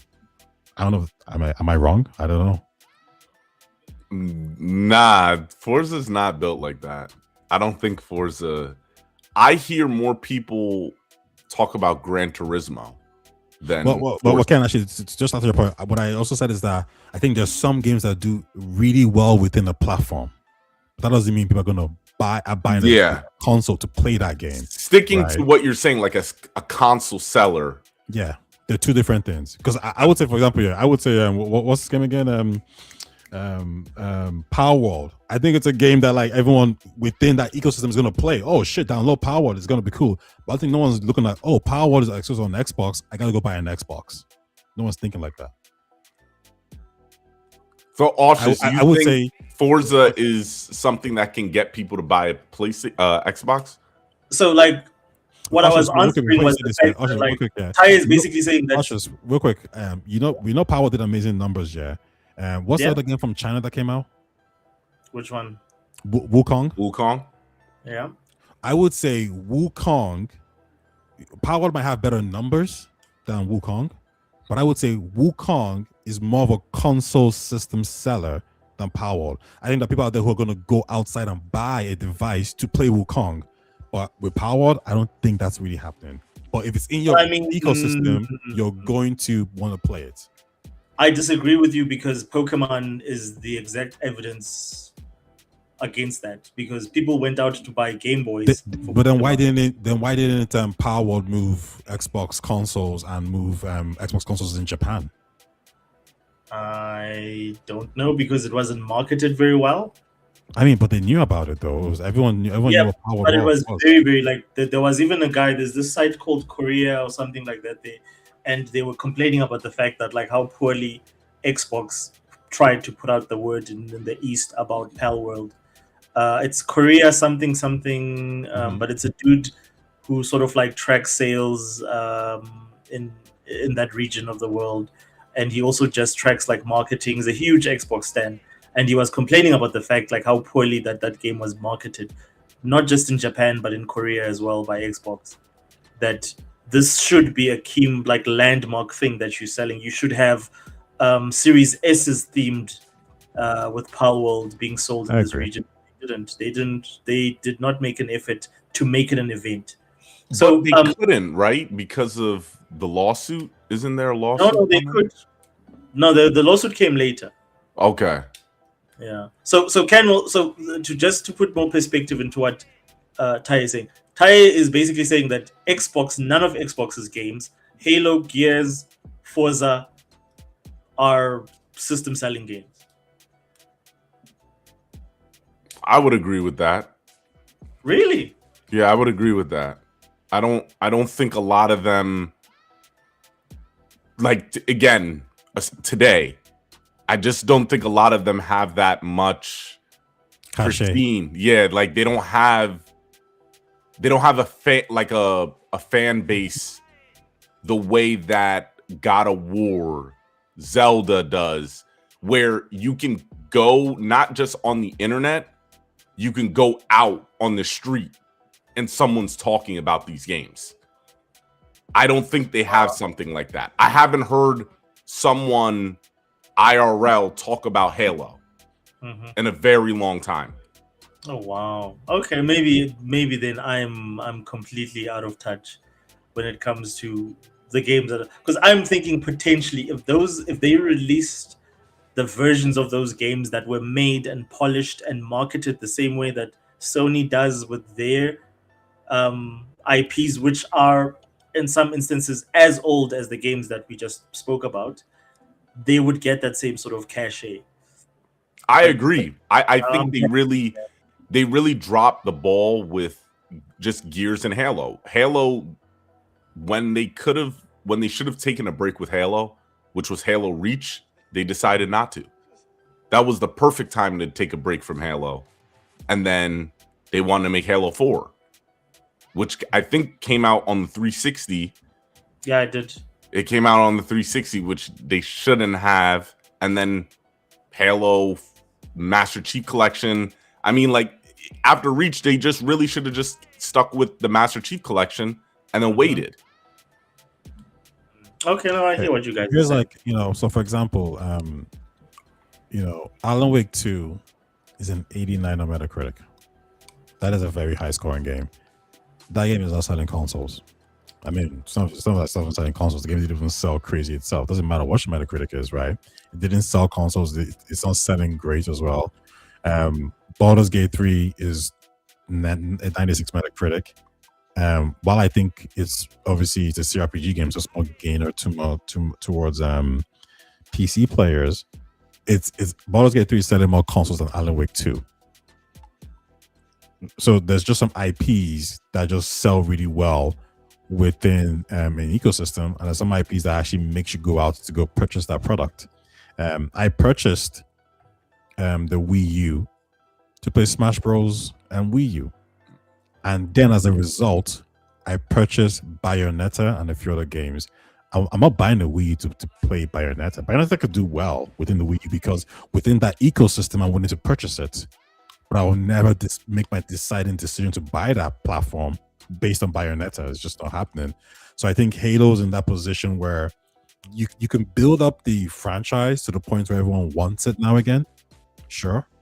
But right now, it's not. Like I know friends who they saw the Halo Infinite trailer, they saw the reviews, they just weren't interested. They're like, oh, okay, there you go. Oh, 87 Metacritic, oh, not bad. Don't care. I looked at it, doesn't look great.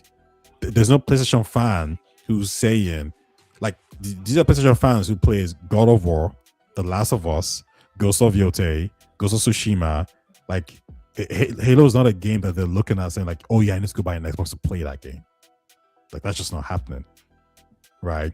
In the same way how some Nintendo fans who play Pokemon, Animal Crossing, Breath of the Wild, Tears of the Kingdom, Mario Galaxy, they're not looking at an Xbox and say, oh, the new Gears of War game looks good. They don't care the Metacritic is high. It's like, yes, it's not that attractive to me, right? However, if Xbox starts to bring out Power World, Astrobots, Psychonauts, like if they start to bring out the kind of games that they like, that might be a console selling game to them, then they might consider picking up Gears of War.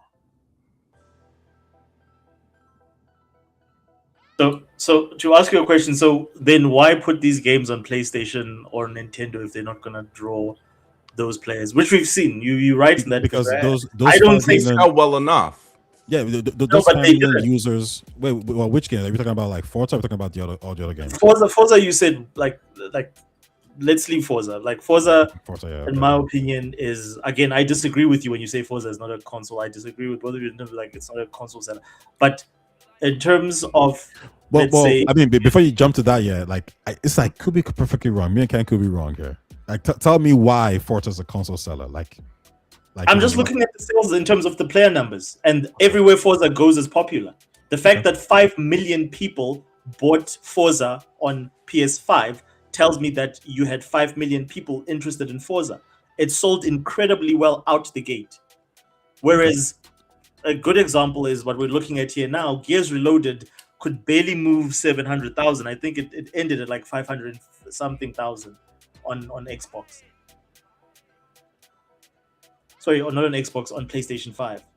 And then all their other games, like, like the only other games that did very well on PlayStation from Xbox were live services, like Forza. So now they want to put Halo there. I can tell you, I don't think PlayStation fans care about Halo. And I don't think Halo, what is it? Its combat campaign Evolved is going to sell well on PlayStation if it gets released on PlayStation. I don't think it's going to do the numbers that they expect. I don't even know what their benchmark for that game is, but I don't think it's going to do the numbers.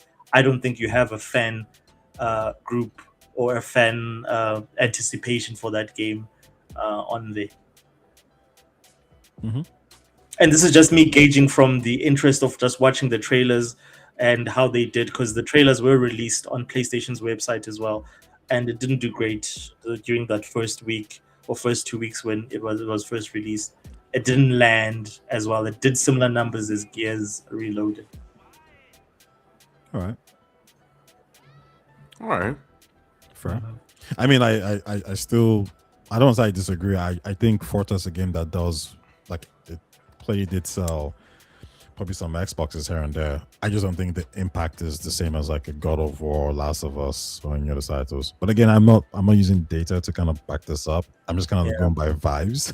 Go by vibes, So I could be completely wrong. It's just that I don't know anyone. Like, I know people who purchased Forza, but they were never going to purchase it on Xbox. Like, they just weren't. They weren't going to buy an Xbox console to play Forza. But when it came to PlayStation, oh yeah, I'll buy it for sure. So tell me, do you think that GT7, for instance, or what's the latest one? Do you think that's a console seller?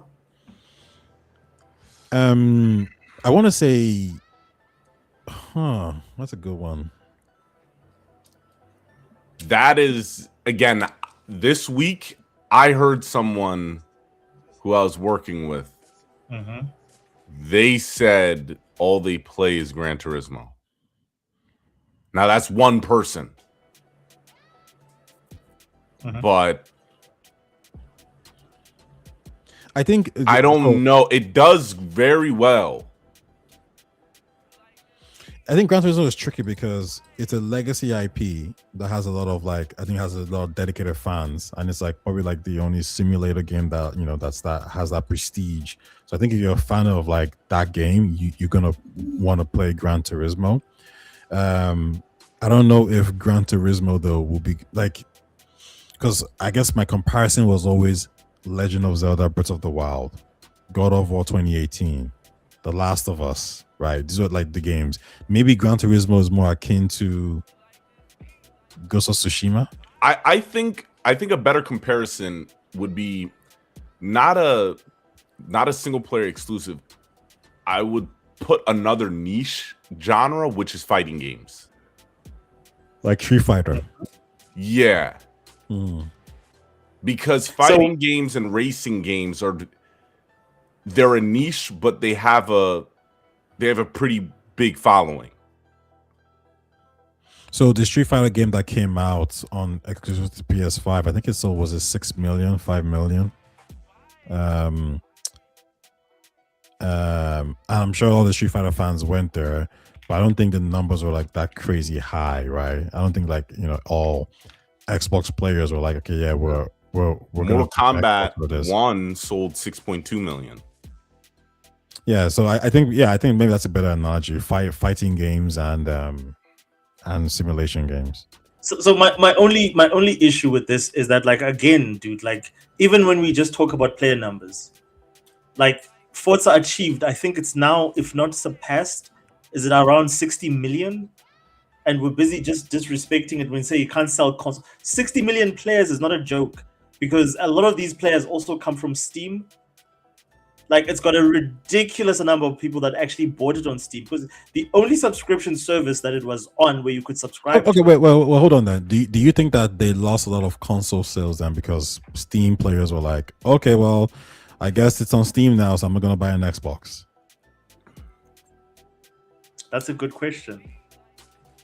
I think my argument is that, like, it's a great game and it's gonna sell well, but I don't know if, and I could be completely But wrong. I don't think anyone would do the same thing with game, like, for instance, with God of War. I don't think a lot of people would wanna, like, and I said this earlier. I don't think Steam players care about, like, PlayStation exclusives. If I just look at, like, in terms of the numbers that they've done on Steam, they've done okay, but it's alright. Yeah. I don't think anyone would be breaking their neck to go and play God of War Ragnarok on Steam. It's like, well, it's coming or it's not coming. It's alright. We'll play it when it does come out, or we'll buy it when it does come out. But I don't think that that's a net benefit for Sony, or would be a net loss for Sony, using just those games as an example. Okay, fair enough. I mean, I'm not pushing back. You know, It's hard. Yeah, it's hard. This is interesting, because all I can think about is my reaction, and from what I know a little bit of the community, because it's like, all right, the PlayStation 6 comes out, and the launch game is Gran Turismo 8. Is that really gonna cause buzz? You know what I mean? Compare, like, it's like, I know for me that makes me like, I'll wait for the PlayStation 6. Yeah, no, I don't think today. But then again, exactly, like if it was Elden Ring that was coming out as an exclusive, yeah, okay, that's a console selling game. You know, Elden Ring is one, Zelda is one, The Last of Us is one, God of War is one. I just don't know if Gran Turismo is one of them, and I'm not too, I think maybe Forza now, because of its prestige, with Forza Horizon 6, maybe it's actually more of a console selling game now than 5 was. Because I think a lot of PlayStation fans probably didn't know what really Forza 5 was. But then, you know, the buzz is like, oh, you know, this game should have got Game of the Year. Oh, what game is that? Forza. Oh, Arcade Racer. That's interesting. Like, I think it starts to build that momentum up. So I think maybe now there's actually probably a strong argument that, like, Forza Horizon 6 is a console seller. Like, maybe, yeah. Now, how much consoles does it sell? I'm not too sure. But I think what's important is it's a cascading effect. Like, you can't have one console seller. You need multiple console sellers for your console to actually sell. So the reason why 360 is very popular was it wasn't just Halo and Gears of War. It was Halo, Gears, you could say Forza, but then you had all these Mass Effect there. You know, you had BioShock. You had all these titles that kind of added to the prestige of that console. I think Sony does that well with God of War, The Last of Us. Then you have your Ghost of Tsushima. You have your Forza. You have your Astrobot. You have all these. You have your Ratchet & Clank. You have all these titles that kind of form together to build up the ecosystem. And kind of does that really well as well. I think with Xbox, they just don't have as many console sellers. And then when it comes to, like, the maybe what you would consider the mid tier, which is what maybe Ghost of Tsushima is, or maybe what to Nintendo, that might be what a Splatoon is to some extent. Xbox own mid tier games are like Avowed. I think Xbox. I think it comes from Bethesda. Their console sellers. I think Fallout and Elder Scrolls. I think if you were to announce for the next Xbox the new Fallout game, I think that would generate a lot of buzz. Yeah, I think that's it. Yeah, Fallout 5. So we did talk about that. Like, yeah. So if for instance, and then this is why, like, this was my retort to Ty, was that if they actually used the IPs that are actually valuable that they bought as exclusives, those would be console sellers. But the problem is then they have to Yeah. also just consider the fact that in the short term, they're going to lose PlayStation buyers. Sales. But eventually, you can make those up if those games, if you commit to that and say, no, we're not bringing them out into your console. And people have a choice. If you want to play this thing on console, you either buy an Xbox or you don't play it. And unfortunately, and this is what we all thought that they were going to do, not with all the IPs, but with some of the IPs. And that sort of didn't materialize. They just decided, in fact, to put even the games that don't move the needle. I don't understand why they want to put Xbox Studios games on PlayStation, because they don't move the needle at all. And I think it's just, to me, a waste of IP that could potentially in the future net you at least your existing audience, not a new audience, but at least your existing audience will still stay on your console. But the moment you put Halo on PlayStation, well, what do you expect? The moment you put Forza, the moment you put Gears, why are people ever gonna buy any of your hardware? Which I think is something that I want us to close on that.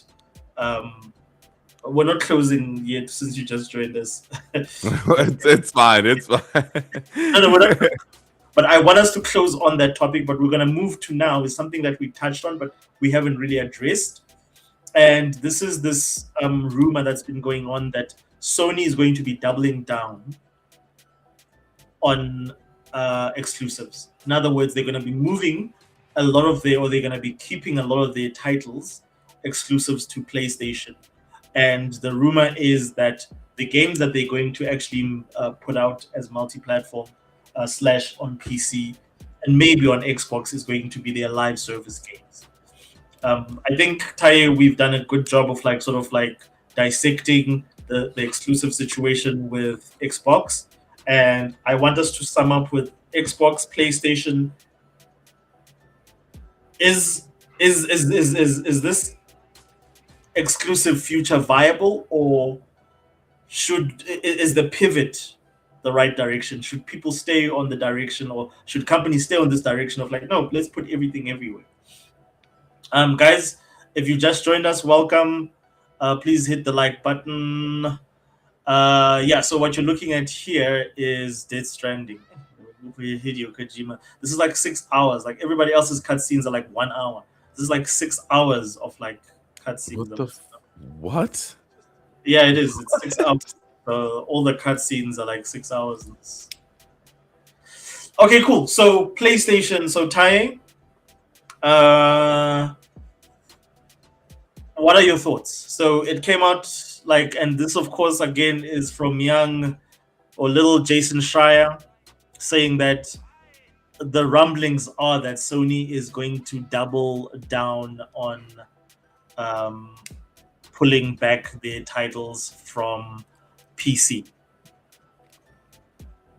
What are your thoughts? And then we can go to Kenwell. So overall, PlayStation making this decision, it's actually a lot smarter than I think people give it credit for, because I think it's a long-term play. I've always kind of argued that PC gamers are PC gamers at the end of the day, so you're not really harming yourselves, especially if you do a timed exclusive. You're not really harming yourselves. However, I will say that a Steam machine or Xbox hybrid that can play PlayStation games in the living room will always be a threat. That's just what it is. It might not do much damage now, but the truth is it will in the future, because these kids are a lot more platform agnostic. When you have platform agnostic people, they're willing to bounce from place to place, and it might not be your software per se, but the device itself might be the value proposition. How do you feel if OEMs are coming into the pre-built PC TV space and they're saying, well, here's a device that has a 4090 or 4080, does X, does Y, does Z, and it runs Steam, it runs Xbox games, it runs all these things, and guess what? You can play your PlayStation games on it. So now the best place to play maybe Spider-Man 3 or Wolverine is not on the PS5 Pro, And the allowance was, okay, well, you can play on the PC because the PC is better. But now that's not the question. The question is, why would you pick a PS5 Pro over some OEM machine that can play it, that looks better and runs it better potentially? So I think that's an important question, and Sony is probably not too happy with it. So hence they're looking to step back from the PC support because they're realizing that the competition is now Valve and Microsoft again. Okay. I look at it a little differently. I was surprised by this move because I don't know how viable exclusives are in the future as much when you look at the top games just in general, like Fortnite, Roblox, Minecraft. Those are very easy accessible. Like they're very accessible. And so I always knew PlayStation was just getting their feet wet when it came to giving their exclusives off. But I thought my line of thinking was it was gradually going to get to a point where they were going to start giving out some exclusives day one multi-platform, because the money that they want to generate becomes flat because there's just not that many console users out there. So I felt like they were going to have to stretch the field to PC, Xbox, even Switch. So what I'm a little bit worried about is always the fact that who knows if consoles are always going to be around when there could be something that's brand new that is just makes things agnostic, makes things a lot more accessible to gamers. Because I just can't ignore the fact that Fortnite, Minecraft, Roblox is just washing everybody when it comes to playtime. And it's one of the reasons why is it's so accessible to so many people. Kids like that. Like I do agree with you, they're agnostic when it comes to what they play on, but it's also like you're right. They're agnostic with what they're playing on, but I feel like the shift is more people are moving to PCs. So I don't know. I was a little bit taken back by this. I feel that they should. I like how they're gonna still make the live service games, but I do think some games they should try going multi-platform. Like I get it, but what if God of War Remake was multi-platform? Then how would people react? I know PCs haven't.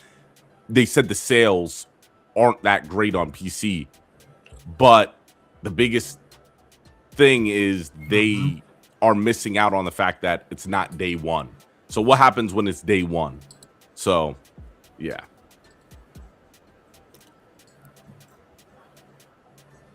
So Ken, don't you think though, like as Sony, their primary thing is to sell PlayStations?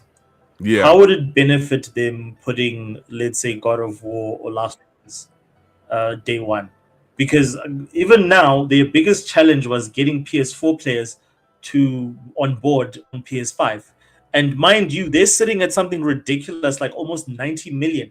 They are trending ahead of the PS4 in terms of, I think, sales to date. So, but still, there's a lot of people that have not yet onboarded onto PS5, to the point that I pointed out to Tai that what Sony started doing is they started slowly but surely shutting down their live service games on PS4. The First Descendant is no longer on PS or is no longer live on PS4. Genshin Impact is also going down this year, but all the big live services that people signed on for are not available currently on PS4. And their messaging is, listen, if you want to continue your experience, you can continue your saves, everything. It's now on PS5. So if you're Sony and your business is making PlayStation 5 hardware, what is the benefit on you doubling down on your games on PC? As we've seen with Xbox, and I made this point earlier, that if you look at the correlation, if you go back, and then Taya said that correlation doesn't equal causation. I said, okay, fine. But if you go back to, say, 2015, I think, actually, I know this for a fact. Halo 5 sold about 10. It was the last, like, heavy selling Halo game. I think it sold around 10 million. I think Taya quoted that number earlier. After that, then they decided to put their games on PC. And after that, all the exclusives started selling less on console. So Sony, I think, and this is just my speculation based on this decision that they're making, they're aware of this, that this will hurt your console sales or your console ecosystem in the long run. Why would they sacrifice that to be on PC? The way I see it is the way they're spending on these AAA games. I don't see how you fit the bill for that, because their Ghost of Tsushima, it was a nice couple 100 million, but their games, I don't think they're profiting as much as they would like. Hence why they're getting into live service. My thing is, you're absolutely right with their primary goal is to sell consoles, but with the software, they still want the software to sell. I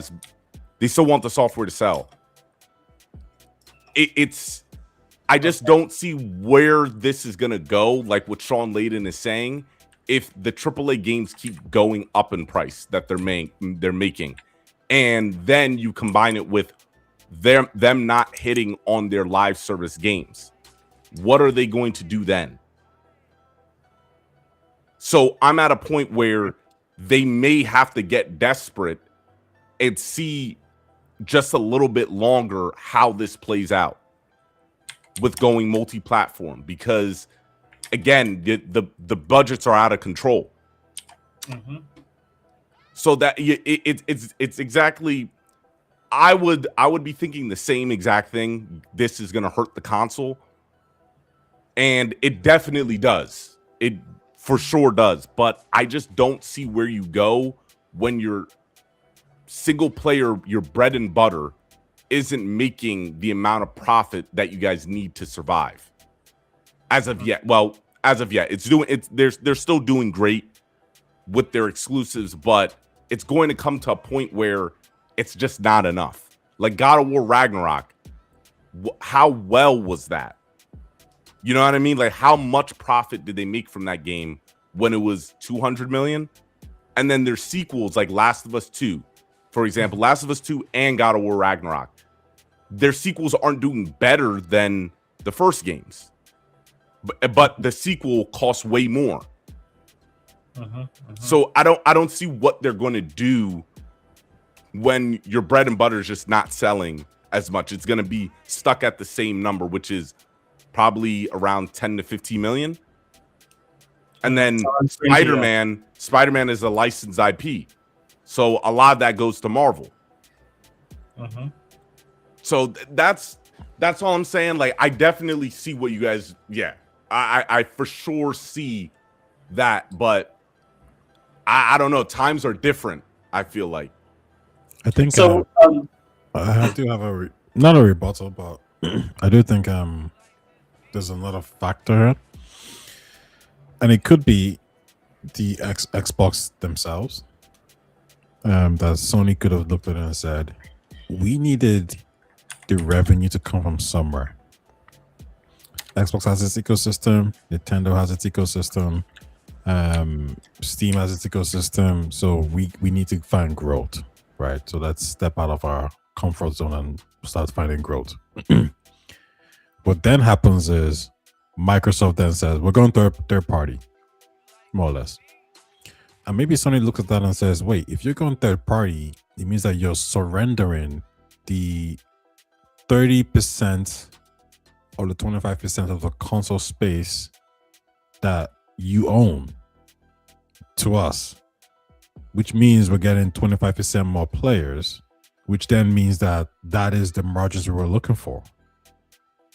And not only is it those margins for our first party games, but it's the margins for FIFA, Fortnite, Genshin Impact, all these other live service games. And when we look at it like that, damn, this probably means we don't need to go out doing crazy things. So thanks for that. So they're probably like, okay, thank you for that, right? And I think that could be a main thing. And then what you then have is they're looking at the Nintendo Switch 2 and they're probably saying, did you see Resident Evil Requiem on that device? It's running pretty well. Like, it looks good. In fact, they might actually be a challenger now, because the Switch 1 was never competing, but the Switch 2, definitely people might be looking to purchase that. No, it's not a big threat, but it's annoying enough that you can say, maybe we don't want to be supporting Nintendo platforms either. Forget about, PC. Let's scrap these ideas of putting Ratchet and Clank there, right? Because now they're playing their games, but Nintendo games are exclusive. So Donkey Kong, Zelda, all these amazing titles, you can only get them on the Switch too.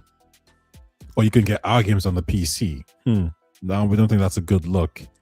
And then you have Steam saying, yo, listen, we're making a Steam machine.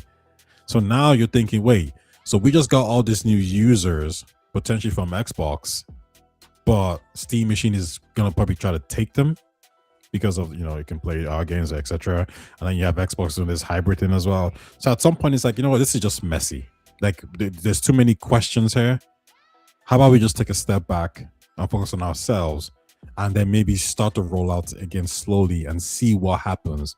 Because let's not forget, we have a PlayStation handheld coming out soon, and we need that to have a unique selling point. And if Valve releases a Steam Deck 2, and then you got the Switch 2 there as well, I don't think I don't think that's a good enough. Sorry, I don't believe we have a strong unique selling point. We need to keep PlayStation games on PlayStation ecosystems and platforms to fight off these guys. Because the truth be told, Steam has more exclusives than PlayStation. Yeah. Steam gets thousands of games on a regular basis. You could look at the game that Loke likes a lot. Schedule 1. You can look at the other the Extractor game, the first Extraction game before. Was it H1Z1? H1Z1. There's another one that everyone really liked. The first one that everyone was really talking about. I mean, like, we could just go through this. Escape from Tarkov. Yeah. Yeah, Escape from Tarkov. Like, Steam has a lot of exclusive games. That's true. Sony's probably thinking to themselves like, they actually have more exclusives than us. Like that, they actually have a unique selling point. So they're like, you know what? Let's just walk everything back. Let's start again, because there's too many questions here and we don't know how to answer them yet. So that's what. Yeah, that's definitely a good point. Yeah, that the whole, especially with Xbox, the whole way they can get their ecosystem to access PlayStation games. Yeah, it's kind of weird. It's like, wait, what? Like, yeah, you could technically play PlayStation games on the Xbox. So yeah, it's definitely right. You guys are probably right, because now it's like, all right, y'all are just going your own different way around me. You're trying way too hard to get my games. Now I'm gonna have to just bring it back. So it definitely makes sense. But I just like, you're right about the margins, but you guys definitely do see what I'm saying with the single player exclusives when it comes to them selling. Because I just feel like they hit a certain point where PlayStation's gonna have to go back to, all right, we need another one, and then it's gonna be more, and I just don't see how their games are going to sell as much, like more than 15 million copies, even though they have the user base for it. In terms of comparing the PlayStation and the PlayStation 4 and all of that, I just don't. Like, how are they going to generate more money by going just exclusive? Yeah. But I guess it's just the margins. I'm just sorry. I'm just so captivated. Like, I don't know what the hell. Like, what is going on in Hideo Kojima's mind? Like what the like? I'm just looking at this. I'm like, what the freaking who? How is this a triple A? So I actually got so mesmerized. I'm like, this is a game, it's a video game, and all we've seen is this dude, this child, and this. It looks great graphically, but what the freaking hell, bro? Okay, so anyways, like the only thing I wanted to just cite for you, Kenwell, is the fact that, like, do you know how much PlayStation games have sold in terms of like how much revenue they contribute in terms of percentage to Sony's overall bottom line? No, isn't it not as high? It's not as Give me high, a right? give me a ballpark number that you think is close. I would say it's probably about. Would it be 40%? You're a very nice guy. It's 1.7%. Oh, 1.7. Is this when it leaked during the Activision Blizzard, or this was during an earnings call? No, this is now recently. These are like recent Okay. numbers in terms of like, yeah. So it's approximately 1.7% of PlayStation's revenue during PS5 generation comes from PC. Oh shit, that's nothing.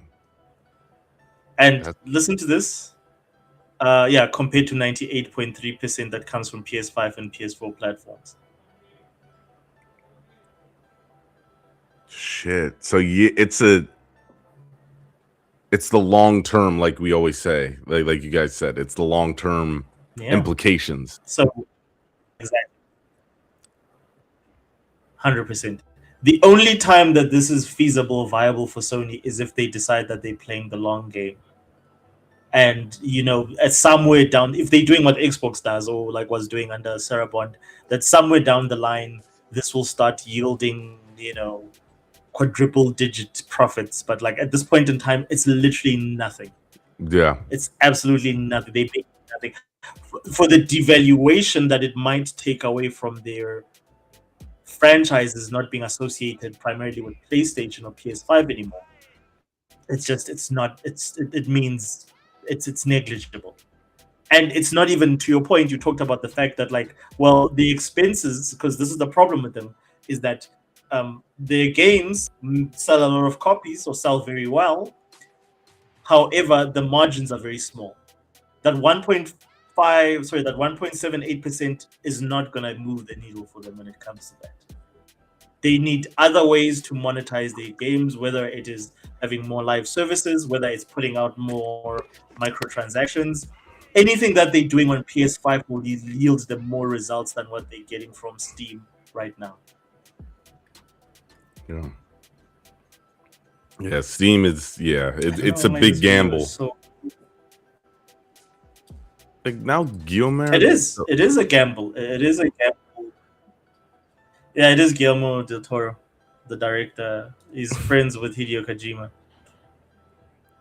It's just a bunch of shit in this. So, game. Ty, I think the argument here could be even those that 1.5%. All of that primarily comes from Helldivers 2, right, which is live service. So it's a bit shorter than that, and even the Helldivers game that came out on Xbox. However, I think you could make an argument that even the numbers say that the console sales aren't being affected because no one's even buying it on Steam anyway. Like, these games are not doing anything crazy. Therefore, why not just do it to make the numbers? So I think the argument makes sense, right? You know what? Is it just worth the squeeze? Well, at the end of the day, it's giving us an extra 1.5 billion, which allows us to keep Bluepoint open, allows us to keep this other studio open. And PlayStation gamers might not like it, but they're not moving to Xbox, they're not moving to PC. These are our user base. I think where the equation changes is when Steam then says, "Okay, we're coming into your territory now with the Steam machine." That's when I think Sony's like, "Nah." Now that's a problem, because the money wasn't great. It was good enough. It was all right, and we didn't see any material changes. But the fact that you're not telling us that you're going to compete with us at our freaking in the living room, the fact that these Xbox guys now are making this hybrid thing where it's going to compete again with us to play our games. Well, now whatever $2 billion isn't clearly worth it. So we're just gonna pull back. Yeah. Right now, live service games can still be there because we want the money, we want the check. But single player games, no, I don't like the idea of some troll on Twitter posting his a video of him playing with his Xbox controller playing Spider-Man 2 on his Xbox console. No, I don't like that. I don't like that at all. So yeah, I can see Sony just taking a step back saying, yeah, fuck everything. Yeah. Screw PC, screw Valve, screw all this shit. Exclusives matter again. Yeah. As Look, soon as I see that, but then what that creates is then a challenging situation, because this is Sony. This again, and I've always said that Sony is very spiteful. This is Sony literally throwing a wrench in Xbox's entire hybrid plan, because this really just, again, then we're back where we started. Like, why do you need to buy an Xbox? I would even say it's almost devalued yeah. the Xbox hybrid proposition even more, because like it's such a tricky one, because there's like different pulling factors, right? The Xbox hybrid needs to exist because if you don't have any multi-platforms, if you don't have any exclusive games, you need a unique selling point. You're selling to a very smaller user base now. These are like niche. However, as soon as you say you're doing a hybrid, well, that's great now, because people who are not interested in your platform can see a unique selling point, aka Steam, Epic, etc., etc., etc. I can play PlayStation games on it. That's why I would get it. However, now that Sony's taking their titles away from Steam, but your games are still available on PlayStation, the value is decreased, and now you got to ask yourself, well, is the hybrid even worth it for Microsoft, in the sense that now we're opening up our ecosystem to Epic and Steam? Because before, we could at least maybe throw in the PlayStation games in it. Oh yeah, you can access PlayStation games, but the fact that like you can't even access that anymore now, it's like, well, how many potential users can we lose to Epic now and Steam with these sales and all this kind of crap? Like, don't get me wrong, I do think like there's money to be made there. Obviously, like I said, it's a pre-built PC market, but it just kind of hurts them a bit more, because I'm not as interested now. Like, listen, you're gonna sell this device to me for $1,000. I wasn't happy about it, but I could see myself purchasing it, right? But now that like this information is coming out, I'm like, I don't know, man. If Sony's gonna go gun ho and start timing exclusive everything again, and apparently it's ramping up, not that like they're focusing back on single player games, and there's gonna be like a lot more coming soon. If they're like going all hard in, if they're going hard again, and we're gonna be seeing like 4 PlayStation games that are great quality, I could have waited 1 year to play it on my hybrid console, but now like if I ain't gonna get it, maybe the PS6 is just a better option for me. Yeah, I feel like the people that were interested in the hybrid console, it was more like we can get back at Sony. And now Sony's like, psych. Yeah, now Sony's like, psych, because I guarantee you a lot of them aren't like, dude, I can't wait to play Schedule 1. So like a lot of the PC games. Yeah. So I've got an interesting stat here. So now this is like in terms of Microsoft's revenue. So Series X console hardware, they make up 65 to 70% of the total Xbox Studios revenue, right? And then it says here PC, Steam, Microsoft Store, and Game Pass make up 15 to 20%. Steam alone makes up 3 to 5%. Cloud, mobile, other 10%. So again, console is still the bulk, and this is what I've been saying, is that like console is still where you have the bulk of your money, and I'm almost sure this is why somebody looked at this, and this is why we are where we are now with Sarah Bond. Of course, you could argue that other things came into play, but this is why we are now in terms of this huge leadership shift. A lot of the money that Xbox as a platform holds, in terms of like how much they make from their studios, is still coming from the series consoles. Aside, and of course, I don't think this includes the likes of your bigger like franchises like your Call of Duty and whatever, because those make way more money on PlayStation.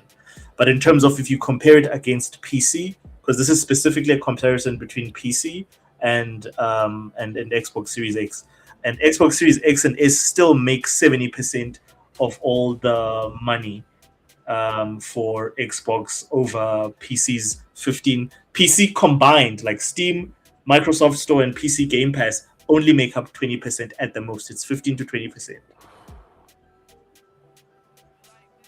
Wow. So, Yeah, I think this is Let me see if I can share this. I think merging the Xbox is on the correct path with merging the ecosystems. And I think they can be a great publisher while also having the storefront and Game Pass and all these things. I think that's perfectly fine. However, I do think they need to do something to make the consoles grow.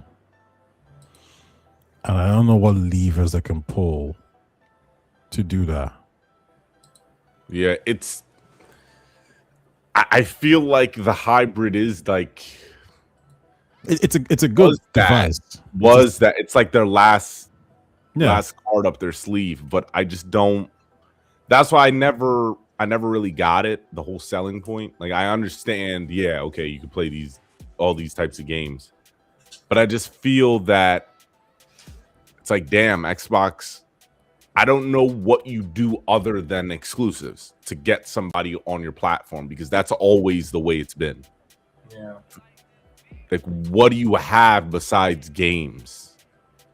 I think one way we need to look at it is like, in their mind, is it over? Like, have they lost already? Right? Because if they've lost already, then they're just trying to like say, okay, what is the best path forward if they've lost already?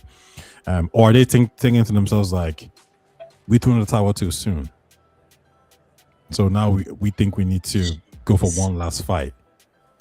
Asha is smiling because that's what Give us Gooner game. he's like, I told you so. I told you they did it too Gooner soon. I'm like, game. yeah, I know. No, but like my thing is, Ty, like how many times are we going to do this thing where, like, you know what I would have liked? I would have just liked them to give the Series X and S a chance. Put out the best games that you can exclusively on the Series X and S, and if it doesn't do at least Xbox One numbers, then you give up. But they didn't even give this console a chance to get to 40 million. yeah. They truly. And then they didn't. just they literally just said, yeah, well, it's Well, you see, but I don't think like, because when you say give the Series X and S a chance, I don't think the Series X and S ever really like. Maybe I need to think about this a little bit more. But I don't think it never had a chance, because I think at the end of the day, PlayStation kicked their ass. They lost too much momentum. It didn't have any software when it launched. Yeah, No, it didn't. they That was the lost biggest thing that- everything. yeah. So I think the issue here is that the only we can't hear you. the only thing they could do is move on to the next console. What is this? Like, Yeah, sorry, but I understand that. Oh, this shit, the baby in the. dude, like, I don't know, man. Like, The thing is, but I still agree with Aushis. It's like Phil Spencer. That's one thing he pivoted. Whether that be the big wigs above him, but I just felt like he pivoted way too fast, because the Series X and S was supposed to be where we get to see Bethesda shine. yes, And you just did not get to see that, because the timing just screwed them over as well, though, because Bethesda came from a point when, before they were purchased, they were going through a transition where they were trying to get live service games. Remember, they had Wolfenstein, Youngblood, Fallout 76. you're right, absolutely And right. then Redfall was greenlit during that.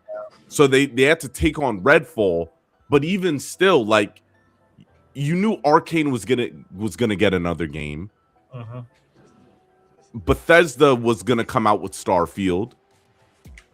You just should have let it just rock. And then Yeah. especially now that the consoles, well, I don't know what Xbox is doing, but the PlayStation 6 might get delayed.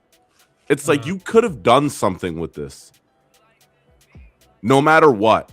Especially before canceling all those games. Like you had South of Midnight, you had Gears of War remake. Now you're getting Gears of War E-Day. You could have just really made this console feel like the 360 again. And you don't know how long of a way that would have went for the ecosystem. Yeah.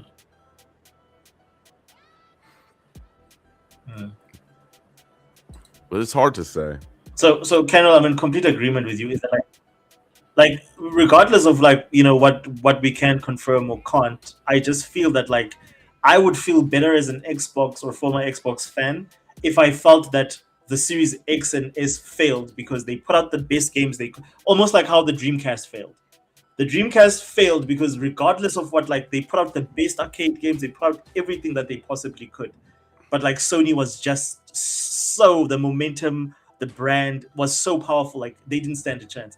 I don't think this is what happened. Like I think like where everything went, like the momentum was with Xbox in terms of favor. We were all up here in terms of Xbox after the acquisition. Then they come out and they do that whole only 4 games announcement, and everything went down from there. And then because prices went up, Xbox prices went up, and again immediately after that, a lot of games, like the rumors hit the road immediately after that to say, hey, they're gonna put the whole slate on PlayStation.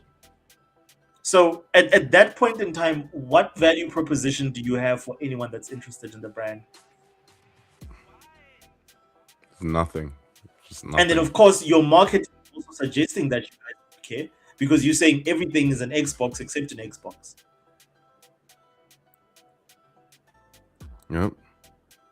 So I really wish they could have, because and now so what Ty is saying is that like so Ty, who's gonna give them another chance? Who's gonna believe in them for another generation with another console if they screwed, in my opinion, what is the layup with the Series X and S? Especially to your point, Ken, when they had, like, for instance, Bethesda. They could have said, if you want to play Bethesda game going forward, they don't have to commit to this. They could have just said, if you want to play Bethesda games going forward, you need to buy an Xbox.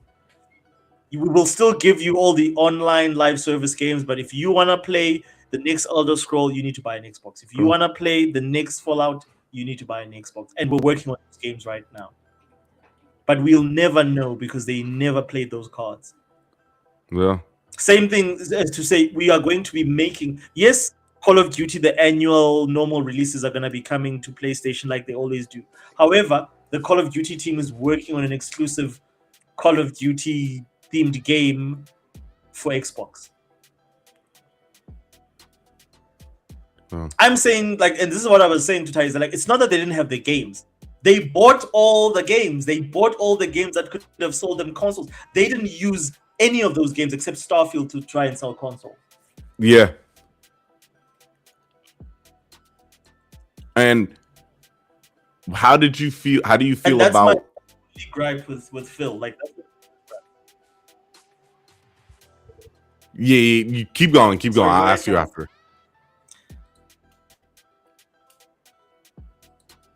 Cool.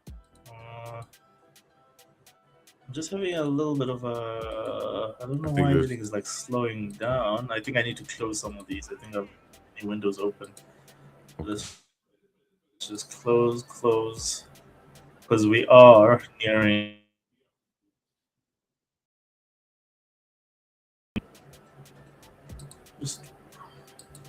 There we go.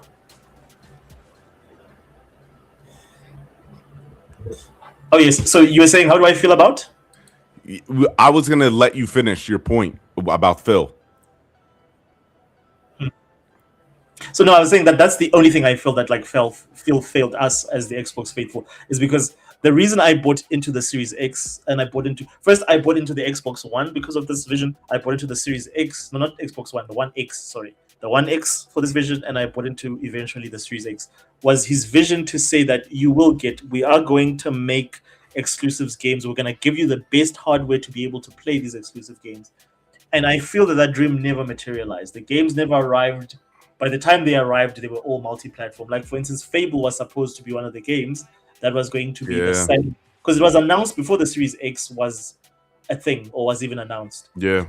So, but like they just never. Avowed was supposed to be the because Avowed, when it was announced, they hadn't bought Bethesda yet, so it was supposed to be the Skyrim killer from Xbox, right? And then Halo the showcase.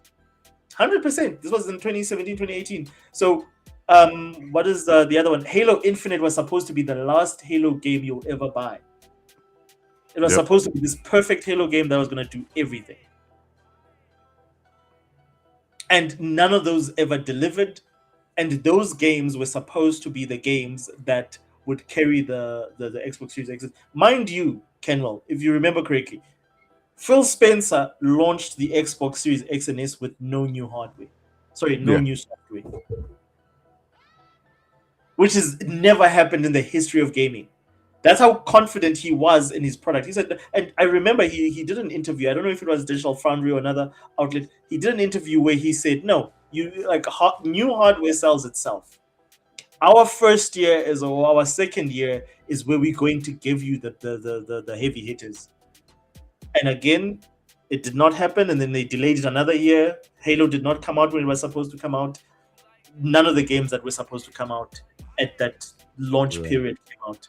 The only thing we got was like the medium as an Xbox exclusive. You understand what I'm saying? But like these guys just didn't make an effort.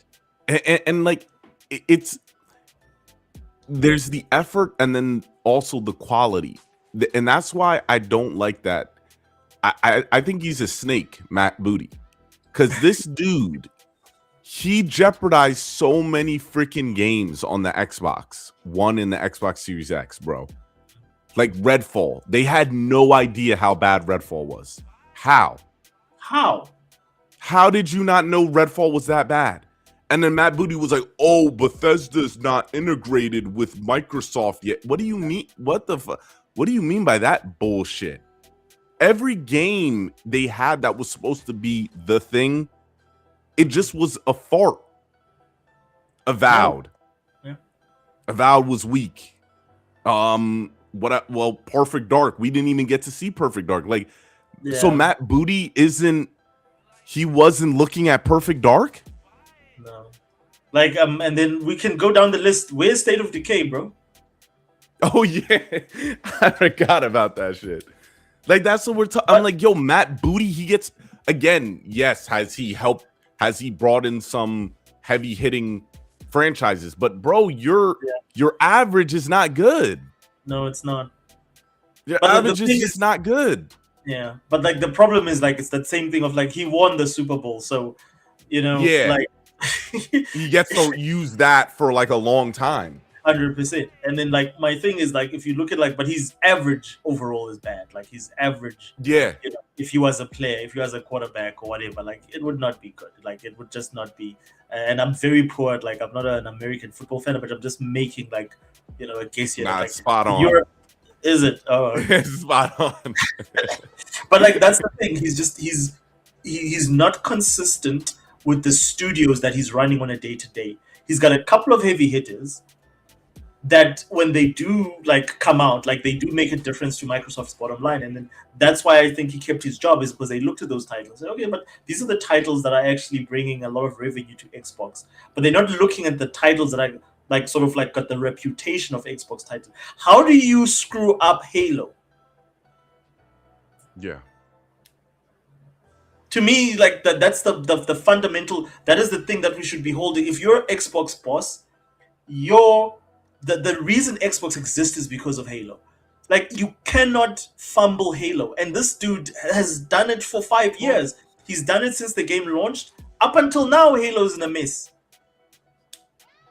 How did you let Halo have ADS? Like, come on, bro. Like, what the fuck? What were you guys doing? You should have known 3, 4. First of all, if a studio has to name themselves after an IP that they didn't create, that's a problem. Yeah.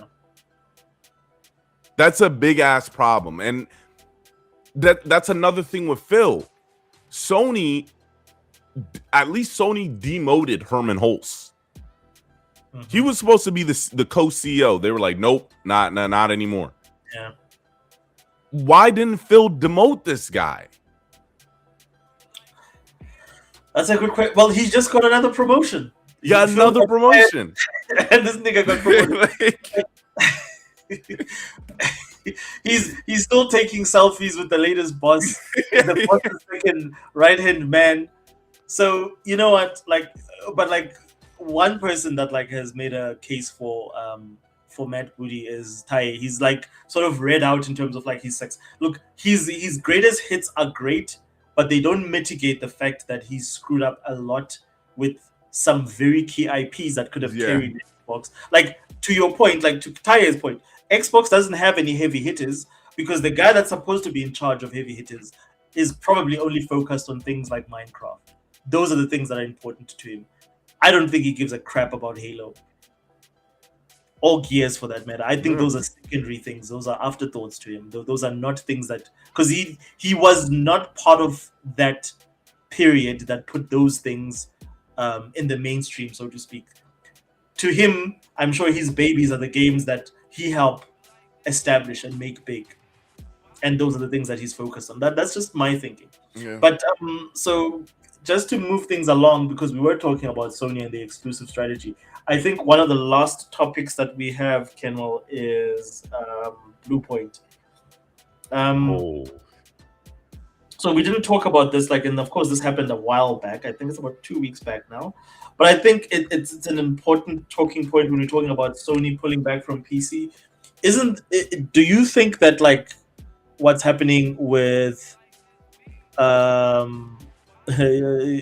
is asking which IPs, Ty, we can go down the list. He screwed up Halo. He screwed up, I would say, the lawn, let's see, Halo. Of course, Gears as well. I think if I look at for instance the fact that we haven't gotten a Gears game yet, it's still coming. We don't know the quality. The one that he did launch on PlayStation wasn't very good. Every game being delayed, not being on time. Correct. I agree with Kenwell there. So he also did not do anything with let's say all the games that were announced in 2017 by Phil. Those were all under his portfolio. This is not stuff that Sarah Bond was managing. Sarah Bond, I would say, delivered more in terms of what she was given with a Game Pass mandate versus say what happened with the games that Matt Booty had to oversee, which is almost the entire portfolio, which is what he's still in charge of, mind you. He's still the guy that's responsible for the gaming portfolio for Xbox. So yeah. Let's go to. Is it? I'm saying it right? It's Bluepoint Games, no? Yeah, Bluepoint Games. Yeah. So, what's your thought? What's just your headline take on this, and then we'll dive a little bit deeper in terms of what happened there with Sony. So, for me, this is gonna sound kind of like what Colin Moriarty was saying, but I can't agree with him more. It was, I'm new to the Sony ecosystem, but I always paid attention to their acquisitions, and their acquisitions would make a lot of sense. They would work with a studio, and then they would see if they have synergy, and they would buy them. Bluepoint Games, to me, Matt Booty started code. Yeah, so I felt Bluepoint Games was a very good match because you needed studios that can just keep churning things out. Because Naughty Dog, Sony Santa Monica, Sucker Punch, they're going to come out with stuff every 8 years. So you need people that can deliver content consistently enough. Bluepoint Games was a very great studio to have because that's what they are. They can deliver remakes, which people love remakes. They make a ton of money for you guys. And again, it just this type of blunder reminds me of the Last of Us Online blunder, where the excuse when you say it out loud, like when you're coming up with it, you're like, all right, that's a pretty good excuse. And then all of a sudden you say it, and then there's just a bunch of holes in it. Like, why did you, when you hear Bluepoint Games was going to make a God of War game, why did you give them hope that they could make their own thing? That was not their role. Where was the communication to go like, no, you guys you're our B team. You play a very vital role, and this is no disrespect, but you're the B team. Doesn't mean you're not valuable. Like, we can't just give you away, but that's what you are. You're a step below the top tier studios. And for Sony to just go like, to let this get out of hand by letting them make a God of War IP, I mean a God of War live service game. Mind you, Naughty Dog said they couldn't make The Last of Us Online because they would have had to turn their whole studio around. So Bluepoint, you let Bluepoint make a live service game that they only had 70 people. So what would happen with that? Like, it just doesn't make sense why they let Bluepoint have this much leash. Yeah. When it's like, no, that wasn't your role when it came to Sony. Like, Nixus. All right, you have a PC port. Don't let the studios that made the game do the PC port. We have another studio to do that, so that things keep moving along. Bluepoint with God of War remake. It's like, oh, God of War needs a remake right now. Don't give it to Sony Santa Monica, because they could have worked on 2 IPs. Now they're working on 1 IP and then the God of War remake. When it could have been, they could have worked on a God of War remake and they could have worked on a new IP, which I think they're already doing, and then a new God of War game, while Bluepoint does the God of War remake. So, like, everyone's thinking, if I'm not wrong, I just feel like everybody was thinking, oh, this is Bluepoint's role in PlayStation. They're going to be giving us the remakes. And then it wasn't. Like, I want to know, when Sony bought them, did Sony give them give them like a paper of all the remakes that they could make? Because it just doesn't make sense why they were saying at the end of when they were trying to get a project greenlit, they were trying to pitch them remakes, and then they were saying no. It's just like, wait, like, shouldn't they have always known their job? Like, I felt like this would have been the most secure job, because it would have came from up top from Sony. Go like, all right, what games do we want to remake? Okay, we'll do Sly Cooper. Then we'll go like, all right, we're going to communicate this with Bluepoint Games.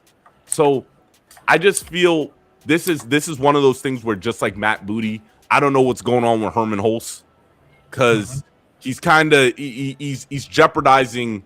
He's having a lot of big mistakes right now, and I think Bluepoint Games is a studio that there's just it doesn't make sense why they had to close it down out of all the studios.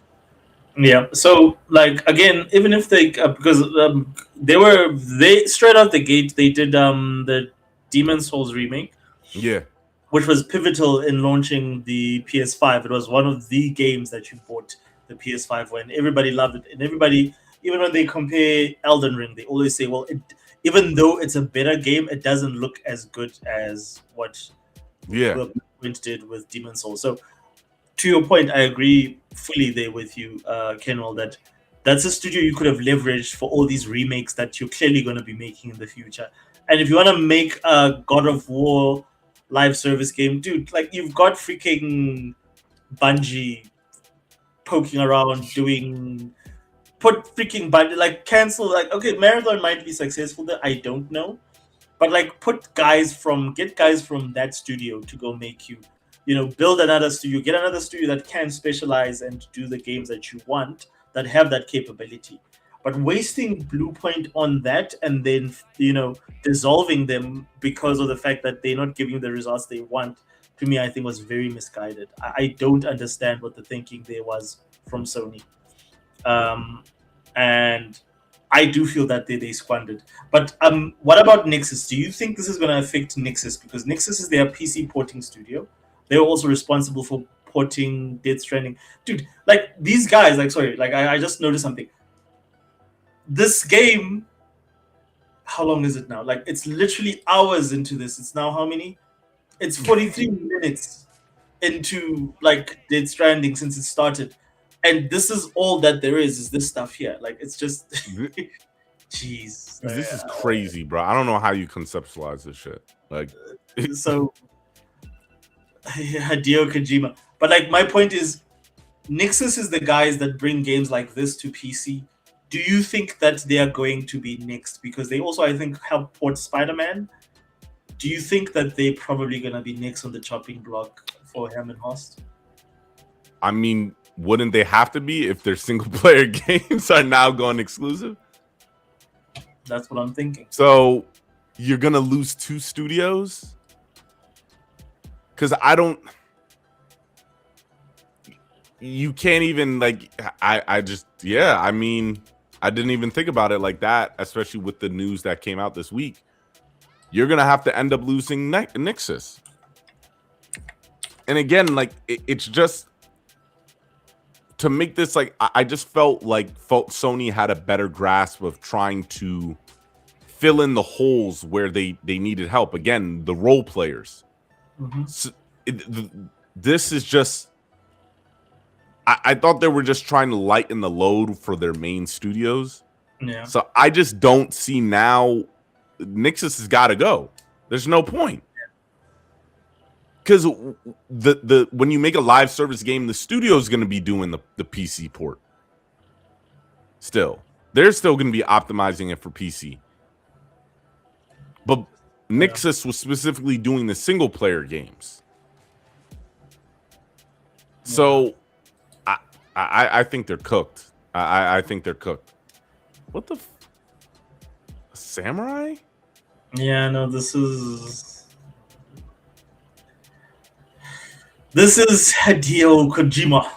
So yeah, like I agree with you that it will affect studios like that and any other like and another one is the guys that made, and I know that like they were already like cut down significantly. The guys that made what is that biker game for Sony?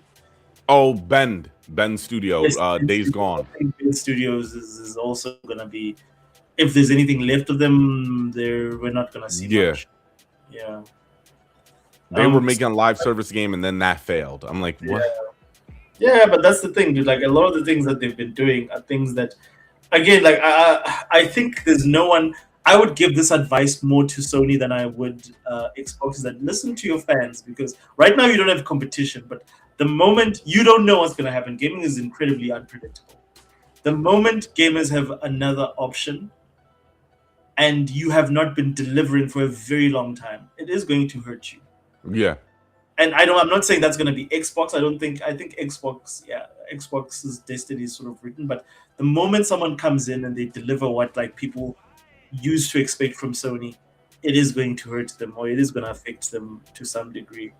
And I just think to them, just give your fans what they want. You know, charge them; they'll pay whatever. Like Sony fans have proven that they're willing to pay whatever the price is to be able to get those premium exclusive experiences.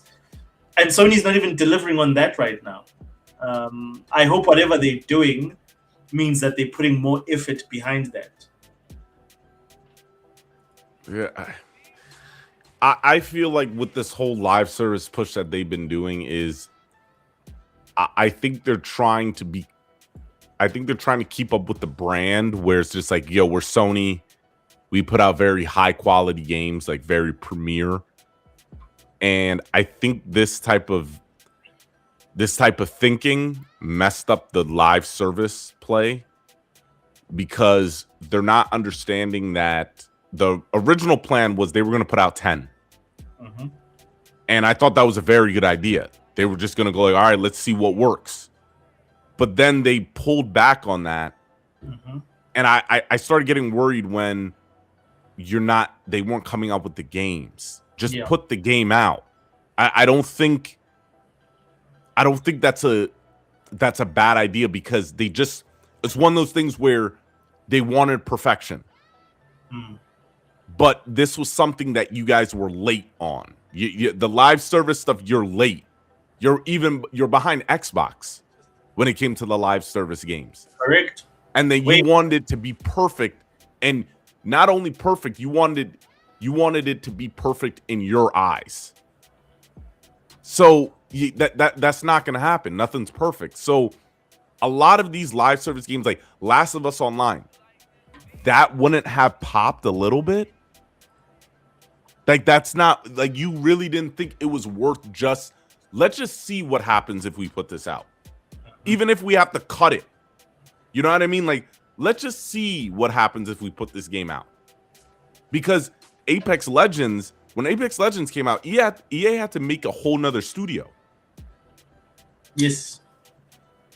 So it's like, this was never perfect. Like, Epic has, how many stories Epic has about Fortnite? It's like, what were you thinking that, like, again, you guys were saying we're gonna put out 10 games. We know a lot of them are gonna fail, and then all of a sudden you were like, this one's not ready. We're gonna keep it because we think this one's gonna pop. Like Concord, they felt like it was the one, and I was like, what do you mean? This was part of the 10 that you were gonna put out. That you said, oh, a lot of these are gonna fail. So why didn't you just put it out earlier? Why didn't you put out a lot of these games out just to see? Because multiplayer does not work like their single player games. It doesn't have to be like, if it's buggy, yeah, it's still gonna be a deal breaker. But like, if it's fun though, you're good. If it's fun, yeah, of course. But now I don't know. Do you agree with that? No, I agree with you. Like, I think my thing is that, like, it comes down. My issue with like how Sony runs their studios is that they keep like saying that the margins are not good enough, but the money that they're spending on these games is exorbitant. There's a lot of things that they can do to cut back on the cost. I mean, this is not rocket science. I mean, just look at like what Japanese and Chinese studios do with like a third of the budget that Sony would need to make their sort of games, because of the fact that they're using Hollywood studios, they're using their problem is the same problem I say is with the MCU, is you're getting a lot of investment into creating the stuff, or like, for instance, making the games, but I don't necessarily think that you need to be investing that much. You can do a lot of things to cut back on that. And I think another thing, like personally, if I was them, I would reduce the amount of, especially when it comes to the technical side, the amount of stuff I do in the West, and go back to Japan, because it was a bit cheaper to do that in Japan versus doing it in America, where you're using Hollywood studios. It means that if you're using Sony's Hollywood studios, you're literally paying the same fee that studios are using to make movies. So why are you surprised when your games, you don't need to, like, for instance, to do like a lot of like or contract a lot of the motion capture and all that stuff in the West, in Hollywood. That's your choice as Sony. You choosing to do that, hence your budgets tend to be so inflated. So I really do think that like the decisions that they've made in terms of like those live service games, those games could be like, there's no reason Concord needed to cost what people estimate upwards like 400 million, 200 million to make the game, and like the overall, when everything was said and done, there's like estimates that go up to 400 million. There's no need for that. Like, there's absolutely no justification for that. Yeah. And nobody knows. Like, I wonder how much Marathon cost them to make. Probably definitely upwards 100 million. Hello. Find out whether it succeeds or fails. But anyways, guys, I think let's. In my country, it's past midnight. Wait, hold on. You were talking about Nexus. I don't think I think they're a lot safer than people probably think. Now, Sony could cancel them. One thing that Nexus has is that they're based in the Netherlands, which is not in the US, so the wages are probably quite smaller. Nexus is also they're porting studio, but they're also support studio. So, for example, Nexus help with the ports of Concord. They help with the port of, I think, even Marathon. and they're still helping Sony port their live service games. I think 10 of them was planned, but now it's maybe only 4 left. So even Fair Games still has their own games there. So Nexus still has work to do overall, and Sony can keep them as as a studio that helps with the live service, porting. Because Sony wants to be, on PC for live service games. So I think there's still more value in Nexus in that sense. Whereas for Bluepoint games, the problem was they didn't see the remakes as a financial viability. But if you're making PC games for live service, I think Nexus should be fine. That's that talking points.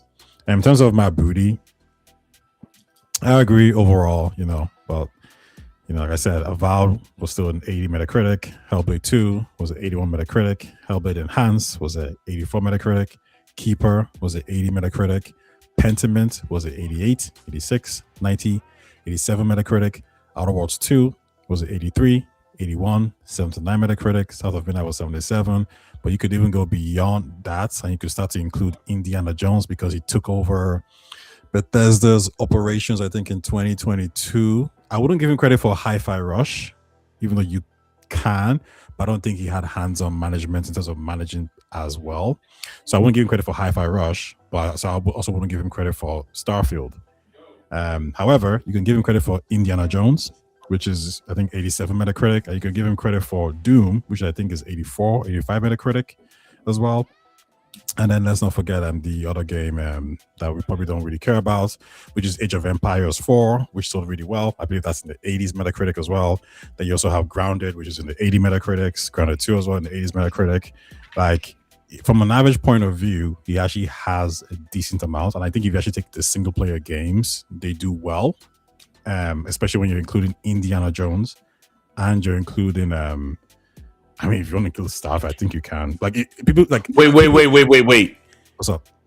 You can't include the Bethesda games because remember what he said about Redfall. What did he say about Redfall? He said Bethesda wasn't part of the Microsoft umbrella, so he couldn't. And I believe in their words, they couldn't do much about providing assistance.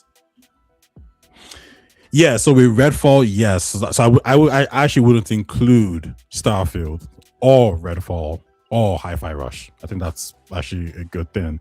However, I believe they did start to have more control later on. So then I would probably have to include Doom and Indiana Jones. And Indiana Jones is like 87 Metacritic. Like, that's a pretty high score.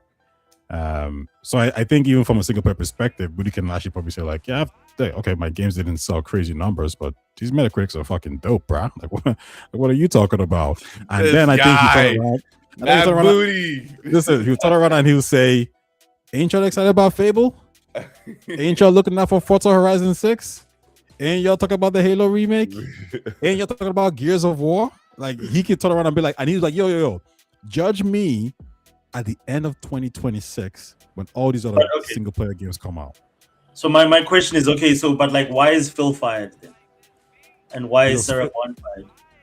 Because Phil was the CEO and the metrics So were what was these failings versus like I just want to understand, where did he fail if Matt Booty's overall success? Because every decision, everything that you just mentioned, because I would say Phil. Phil's goal was A, to grow the console base, B, to grow the PC base, C, to grow Game Pass, D, to grow the mobile phone storefront, and C, to grow cloud.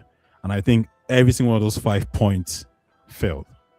Now, if you want to say what is Matt Booty's job, Matt Booty's job could be 2 points: revenue driver, and maybe you could say an average Metacritic of 83. And I think if we take all of Matt Booty's Metacritic together, I think he actually surpasses the 83 Metacritic point. And I think he's from a not revenue point of responsible view, for revenue in any way in terms of like all those things that you just mentioned. He's not responsible in growing or helping grow those with Phil as someone that is responsible for Phil's library. No way. Matt Booty is in charge of games and content. Yes. So content, how do you grow cloud? How do you grow cloud? How do you grow console? How do you grow any of those platforms? Where didn't we just say that the primary thing, the only thing that can grow Xbox is games? This guy don't like that I'm defending my booty, man. He doesn't like it.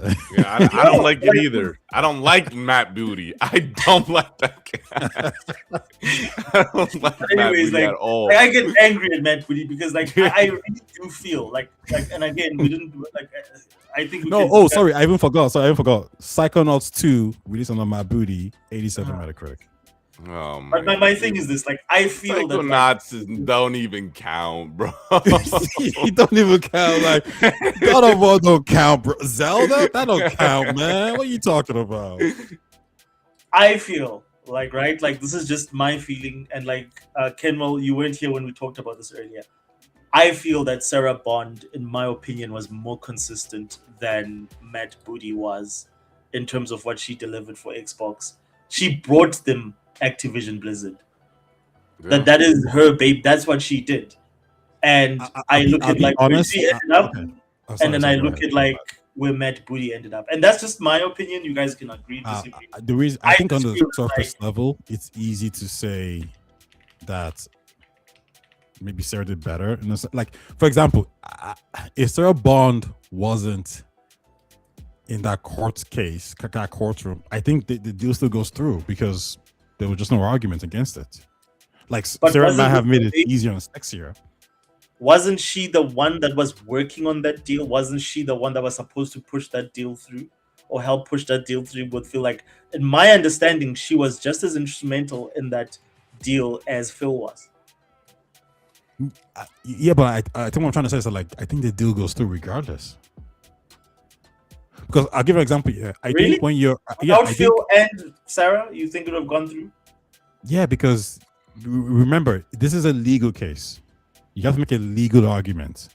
Phil is not a lawyer, neither is Sarah, right? They ask them questions, and then they maybe set the tone, like, no, we're not gonna do this, we're not gonna do that. But the lawyers are telling them, they're like, yeah, by the way, you guys are monopoly, so if you do this, it's gonna happen this way. So it's the lawyers who are actually really doing the groundwork here, right? Mhm. So for example, when you want to do a deal, like here's an example. Sarah does well with the partnerships. So I think when it came to talking to Sega, whatever it is, that's not really a financial thing. That's relationship building, right? So she gets the W's there, 100%. When it comes to acquiring Mojang, that is a financial part of it. So the accountants are involved. However, Matt Booty sweet talking them, oh, let's do it this way, making them feel comfortable. That's part of like the acquisition part of things. There was no sweet talk with Bobby Kotick. Are you selling to us or not? Yes. Okay, cool. Yeah, but I like don't think- before. Okay, so my only thing is that, like, well, yes, for you to try and action, like for the deal to even be a possibility, the people that work at Xbox Studios or the guys that run Xbox Studios had to sit down and weigh. First, in my thinking, right, in terms of like how this went down, I know that Bobby had a chat with Satya beforehand, but again, like that's just a side note. But for that deal to be structured in terms of like, could this work? Could we get this done? Phil and Sarah had to put together a case to say, well, this is what we're motivating for. I won't be honest. I'll be honest with you. I think it was Satya who wanted ABK. I think if you actually And ask if it Phil was, Spencer, like Satya's not gonna do that. Like, I mean, like I want ABK. It's just like that Chiquita from Activision, who was like very key in sort of like throughout that case. She's probably like, Bobby didn't work on that. That chick worked on that case. She's the one that sort of put that thing together along with Microsoft as to like, why is this deal viable? And like those people, before it even goes to the lawyer, you have to have a strong case. Before you even give it over to your lawyers, you need to work and say, okay, cool, this is the business study and why we think this is a good business case for Microsoft to buy Activision Blizzard. You need to do that based on your goals, your portfolio, and how this will positively impact the overall business. Sarah and Phil did that along with the, like, what's her name? It's Mervani or something. It's the Asian lady from Activision. I forgot her name, but she was very instrumental. She was the key person from Activision side that was sort of also motivating, and she was interacting with the gamers as well, almost on a daily basis around when the case was happening. Yeah, she influenced. She testified under oath. Like we were saying, she helped structure the 10-year Call of Duty deal. Helped with the cloud gaming, and then with the messaging, she framed Xbox as the underdog, and it anchored Microsoft's economic incentive argument. So yes, you're right. Obviously, most likely the lawyers were pitching her what to say, but you still needed somebody to sell it. No, it's like true. a songwriter, and then you have the true. entertainer. Like it's like I'm reading here as well. It says that like Sarah Bond was one of the senior Xbox executives involved in representing Microsoft's case to regulators and courts during the challenging approval process for the ABK. So she was one of them. She was the best one, but she wasn't like Phil did it, Matt did it as well, Satya did it as well, Sarah did it as well. Sarah was one who was the best one. Like she spoke really well, she was intelligent, she gave the best answers, but there were multiple different ones right here. And it says, beyond testifying, Bond helped lead the Xbox business during the period when Microsoft was navigating complex negotiations with regulators in the US, UK, and EU. So Sarah was the one who probably told the US, they told the EU, whatever, like, oh yeah, Call of Duty won't be multi-platform. So I could make the same argument about Matt Booty in terms of the fact, like, okay, yeah, it was just as collaborative on Matt Booty's side, because again, these games still had to be, all these deals had to be sort of like approved by Phil, and again, like even the duds, if Phil is gonna take like a fall for the duds, like for instance, I mean, Matt Booty oversaw the likes of such classics as Pentiment, which is one of your favorites. Of course, it got a good Metacritic score.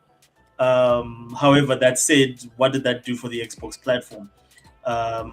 I mean, you can go through this entire library. Every game that we just critiqued here, in terms of not having any impact on the overall platform, were all under Matt Booty's tenure. Forza, State of Decay, Crackdown 3, Gears, all these franchises that have done nothing for Sony, for Xbox, to your point, Taya, in terms of being worthwhile games to draw people to the ecosystem. All of them were co-signed or were under Matt Booty's watch. Minecraft has not done anything for Xbox. It's a great multi-platform game, but does nothing for Xbox. Gears Tactics, like I would love to know what like Psychonauts did like in terms of actual impact. And then we get into like these most recent Grounded. Yes, I can see like in terms of player numbers, we can motivate, but like would that bring people to the Xbox ecosystem? I doubt it. Minecraft Legends, I doubt it. He did Forza Motorsports, the most unsuccessful Forza game in the history of Forza. Starfield did something. Another favorite of yours, Hellblade 2. That's Matt Booty. Like, what were we doing there? I liked South of Midnight, but that did nothing.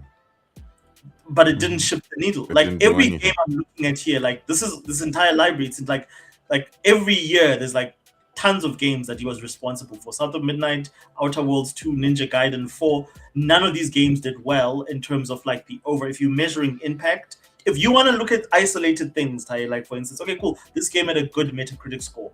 Minecraft made a lot of revenue for Xbox. But in terms of the overall impact on the Xbox brand as where we sit right now, in terms of drawing people to the platform, he's failed. As much as Phil has failed, let me put it like that. As much as Phil has failed, as much as Sarah has failed. Yeah, I mean, it depends on how you count failure, though, right? Again, we can get technical with it, and then we can start. No, I think we can actually keep it very simple. Another game that actually that I think he might get credit for is the Tony Hawk game that came out 3 and 4. The what? The Tony Hawk game that came out. 3 and 4. Okay. Does he get credit for that? No, it's not listed under his. That's Activision. He's not overseeing that. Like, there's no Activision games here. All the Activision games are not under him. So I'm thinking that Activision sort of runs their own portfolio. So what I would say here with like, this is how I will keep Booty's situation. Like, it'd be actually very, very simple. Is like I said, Sarah will get judged on the relationship part of things, which she succeeded. She'll get judged on Game Pass, which she succeeded. She get judged on the messaging, that was what she was directly in charge of, which is this is an Xbox, which you could say she failed. She get judged on maybe the mobile storefront, which was in charge of, and that never took off. So that's probably the failure point there as well. And I think she'll get judged. So that's not the point she get judged on, but overall, because it's Phil's lieutenant, she's the executor of Phil's vision, and they didn't want Phil's vision anymore. They will get rid of the executioner as well. So forget about Sarah even doing her job really well. They might just look at her and just be like, "You're Phil's second right-hand man, and we don't want Phil, so like you're gone." I think you give the example of Kamala Harris.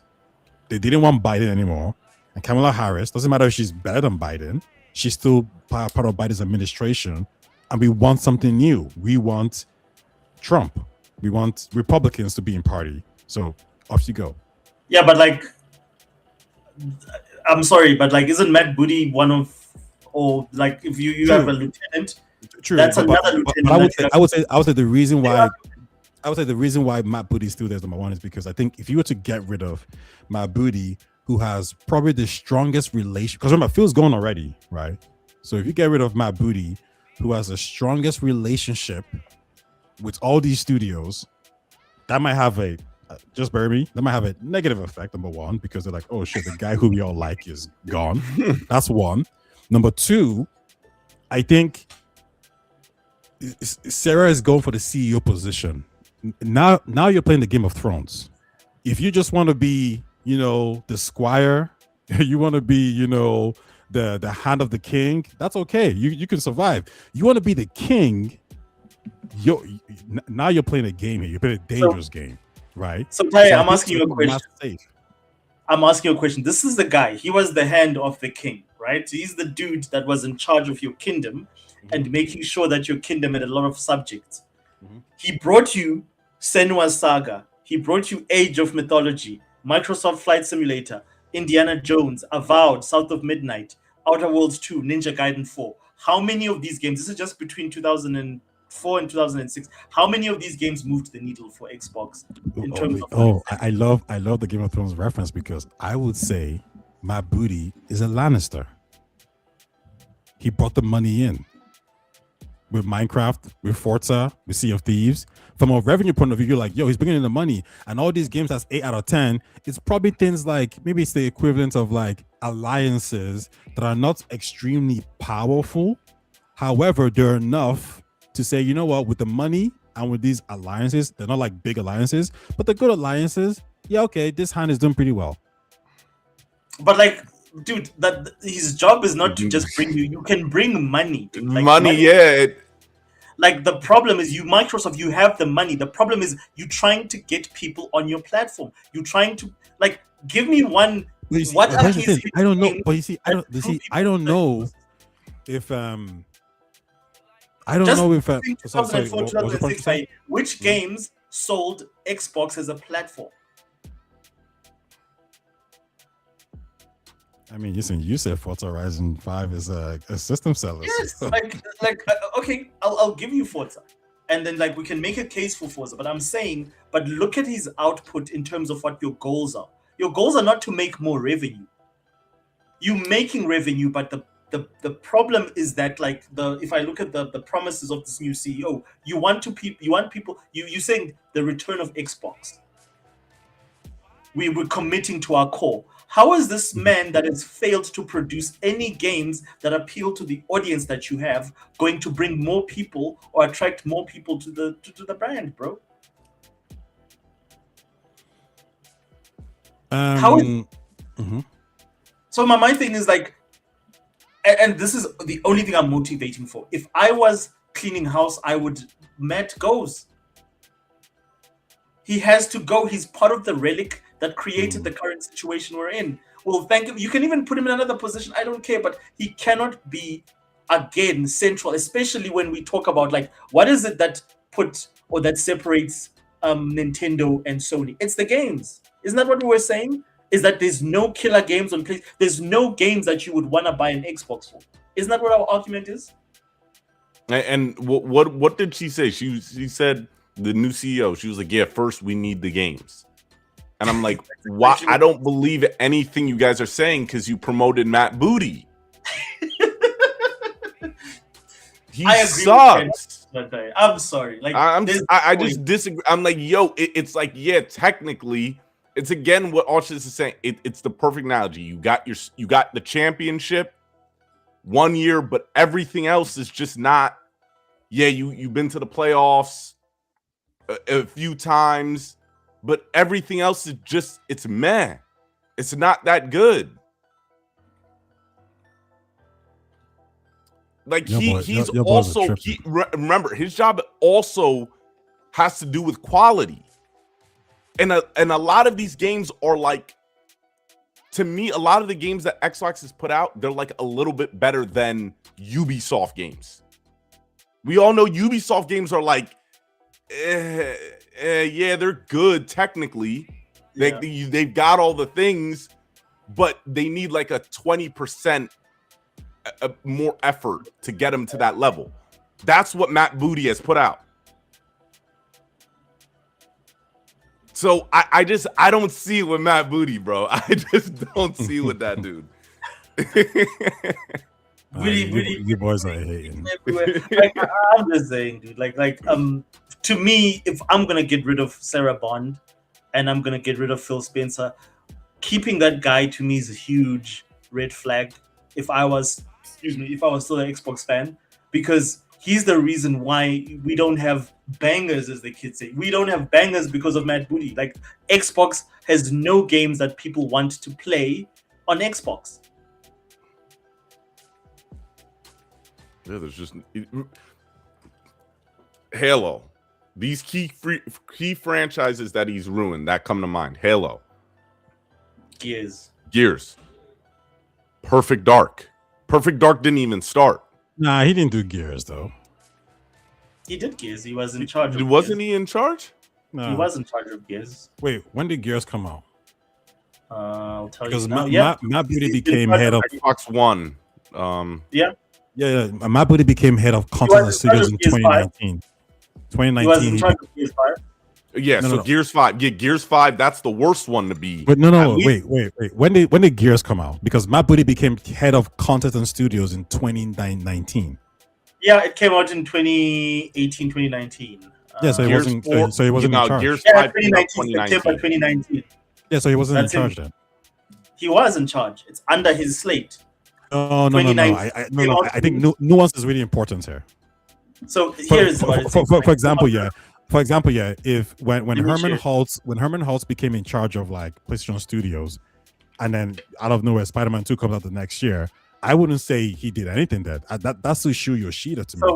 Okay, so here it is. It says Matt Booty oversaw the release of 70 plus titles, including minor DLC and mobile only, and pure remasters and ports without significant new content from Xbox Studios. This includes blockbusters such as Forza 5, live service hits such as Sea of Thieves, critically acclaimed indies such as Pentiment, all day one on Game Pass, emphasizing cross-platform, blah, blah, blah. Below is the detailed list from 2018 February, when he took over the studio, to 2026, with developer release dates and platforms. 2018-2019, you have Sea of Thieves in 2018 March, which he takes credit for and you give him credit for. In September, 10th of September, Gears 5 came out, which he's in charge of. Same with Age of Empires came out that same year. Same with Halo Master Chief. I think this was a re-release of Master Chief Edition for PC. Sorry, this was for PC. He was in charge of that, which came out in 2019 as well. So it was under his watch. Gears 5 was under his watch. Gears Tactics was under his watch. Gears E-Day is going to be under his watch. Wait, before I respond to that, I think Fuzzy says, what did Sarah Bond do for you? What did Sarah Bond do for you? Nah, I wanted Sarah Bond to stay, bro. It's like Pentiment kept one of their top creators happy, and with a company that's not nothing. Okay, so wait. I just talked about my booty here. I don't give. I think when you step into a role like this, I don't give you credit straight away for releasing a game 3 months later, 5 months later, not even the same year, right? Because I think you don't want to shake things up too much. So, for example, I never gave Matt Booty credit for Starfield, even though he was head of Bethesda before 2023. So he could actually claim, yeah, Starfield is mine. No, you don't get Starfield. Yeah, it's under his release schedule. Yeah, it's under No, but his... I wouldn't give him credit for Hi-Fi Rush either. And I was talking to somebody about this shit. They hate Matt Booty, and they're like, oh, Redfall. And I goes, if you're gonna give him credit for Redfall, you gotta give him credit for Starfield and Hi-Fi Rush. And they suddenly backed off because they didn't like the fact that like Matt Booty was gonna get credit for Hi-Fi Rush, a great game. Right. So the only Bethesda game, sorry to interrupt you, the only Bethesda game that is under his watch is Starfield in this list, and this is from Grog. No. But you see that list is incorrect because Yeah, Indiana Jones. Sorry, Kevin, go ahead. Yes, Indiana Jones is also here. Yeah, sorry, it's Indiana Jones. Think but he was Moby not. Games is a better list. Yeah, Which he was game? not. I think the website Moby Games is a better list. Yeah. So this is where it starts. At least the tagline of Xbox Game Studios. Mhm. So when you look at everything that he's listed as Xbox Game Studios, it says Grounded, then Psychonauts 2, Mhm. Age of Empires 4, Hi-Fi Rush, Pentiment, Starfield, but it says Corporate Vice President Xbox Game Studios. Then it says Forza Motorsport, Indiana Jones, Avowed, South of Midnight, Oblivion Remastered, Doom the Dark Ages. This is where he becomes president gaming content and studios. Tony Hawk, Grounded 2, Heretic and Hexen, Keeper, The Outer Worlds 2, and then Black Ops 7. Oh, Black Ops 7 is an L. But why is it list so few? It's like a fat L. Is that the whole list? Kenwell? That's so that's not the whole list. This is his credits. No, this is like the highlights. Yeah, so this is just his credits that Yeah. like when a game. So there's more, but like, all right. So let me see when he joins Xbox. So Microsoft Studios. So he was head of Minecraft. And you're right. It's listed here in a different place that he was in charge of Tony Hawk Pro Skater 3 and 4. But I wonder if like does he really get credit for that? Yeah. It was also credited for Elder Scrolls Oblivion. But okay, let me ask you this, Ty. Would you keep Matt if you were coming into Xbox and you just fired Sarah Bond and then Phil Spencer? Would you keep Matt Booty? Yes or no? Oof. This is the thing. He's just arguing for the sake of the fact that he doesn't like people hating. Would you keep Matt Booty as your head of content and games?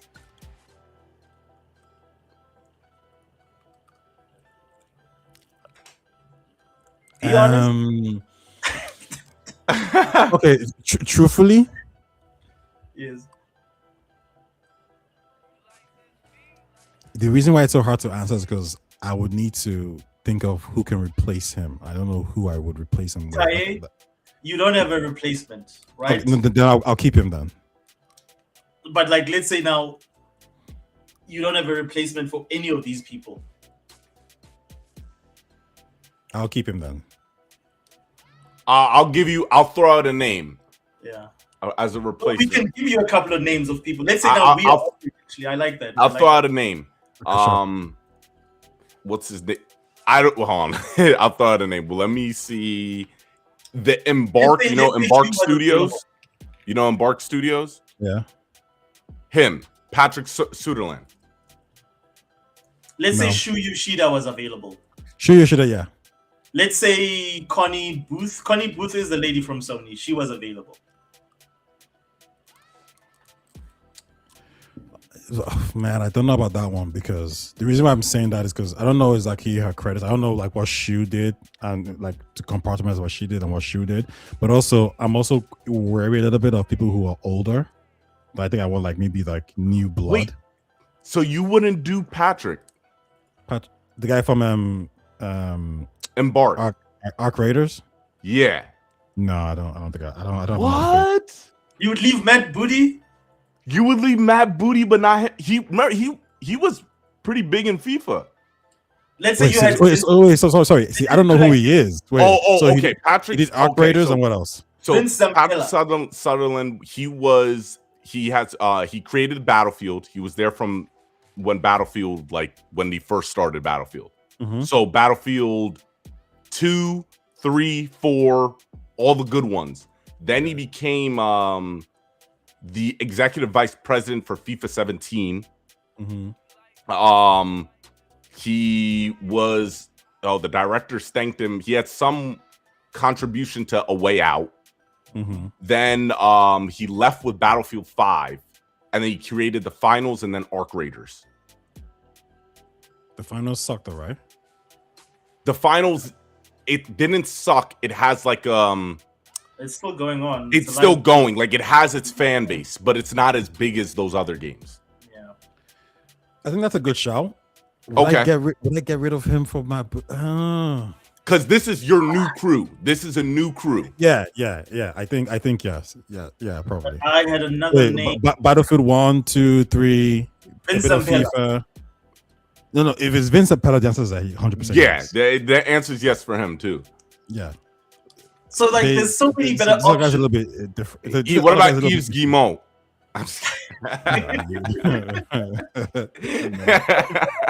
No, you're good, bro. Ken was just clowning that. Nah, dude, like I'm surprised that because you this dude Kendall, this whole week has just been he's just being I was just in shock because I sent him messages about how this game suck. Who asked for this? And he's like, bro, now you're defending Matt Booty. Matt Booty, bro. Look, again, it depends what the goal is. The only thing I'm saying is that it depends what our goal is. Are we trying to maintain revenue and grow revenue streams on different platforms, or are we saying we're prioritizing Xbox? If we're prioritizing Xbox, I understand why you got rid of Sarah Bond, because Sarah Bond didn't do anything wrong if we're saying that we're trying to grow the platform. I think she did a very good job, and I think the only reason I'm thinking that they even got to this conclusion where they decided to fire is because it's not the direction that they're choosing to go. They want to maintain the Xbox. As you said, they want to maintain the Xbox brand. I don't think Matt Booty is the guy you keep to maintain the Xbox brand, because he has had an ample amount of time, maybe less in that position than Sarah, in terms of years, but he's not delivered a single game that we can point to right now and say this is the genre defining, or this is the generation defining game for Xbox. So my Matt Booty defense doesn't really have much to do with me necessarily say, oh, I like him, whatever it is. It's more to do I can see why Microsoft likes him, right? So I give you an example of Sarah Bond was, you can tick up boxes and you can tick Phil's boxes. And I would say that for Matt Booty, it could be as simple as this. Yo, you have 2 jobs. And your 2 jobs is one.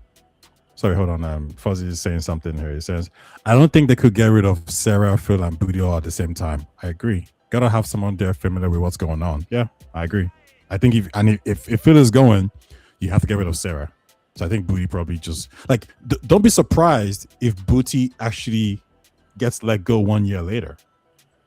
Because they're like, we can't get rid of you now. We need you to talk to Asha and show her all these other studios so they get to know her, and then she can then take over your position. Well, not take over your position, but she can know them, then bring in someone to then run them the way she wants them to run. That is a possibility. Don't be surprised if that happens.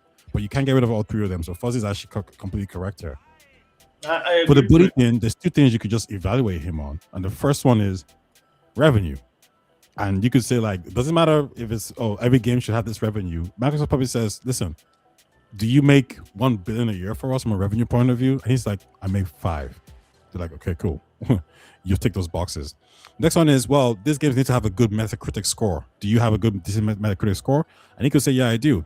I gave you the Minecraft management. I gave you the Forza Horizon. I gave you the Flight Simulator. But I could give you the Metacritic Flight Simulator 2023, not 2024. That one didn't do as well. But 2023 was a 91 Metacritic, and I think it had 15 million players.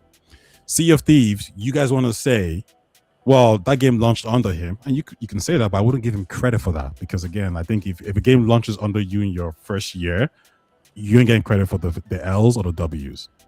However, he gets credit for managing the shitty Sea of Thieves to the 40 million plus players it is right now. And if you go on Steam and check the recent reviews, it's a very positive score. So that's his credit right there. Halo Infinite, you want to give him credit for that? 87 Metacritic, I think 27 million players, 30 million players, whatever it was. And Forza Horizon 5, 40 million players. Psychonauts 2, 87 Metacritic. Indiana Jones, 86 Metacritic. Like, Yeah, but like, again, from a Metacritic point of view, he's ticking the boxes. And from a revenue point of view, he's ticking the boxes. Correct. Yes. Correct. And even in terms of revenue and money, he is. But is he doing, like, let's look at the vision of the new CEO in terms of what she's trying to accomplish with Xbox. Is this the guy that is going to get you there in terms of your commitment? Remember, she said we need great games. I think here's what I think, right? I think you can make a very strong argument that Booty, here's what I'll say. As an executive person, I think Booty probably actually does a good job. However, I think where he fails is the day-to-day management of some of these studios. And now Booty isn't doing that anymore. Craig Duncan is doing that. So I would actually, like, at this point, I don't even care about Booty. I'm looking at Craig because he's the one who's making decisions. What Booty is doing is Booty is saying, hey, we need single-player games. Cool. Now Craig has to go get the teams to manage that, to do that, right? Craig is the one who's actually going to the studios and saying, wait, why are we making a walking simulator now again? Like, this Booty's job is not this anymore. Booty's just the overseer now. So I think you can make a very strong argument that, like, Booty is okay to be where he's at. He's probably stronger in this position than he was like 4 years ago in terms of actually delivering quality or content. So Craig Duncan is one of the masterminds behind the success of Connect. Well, Xbox is just they're incredible. They're amazing. Wait. But didn't he come from Playground Games?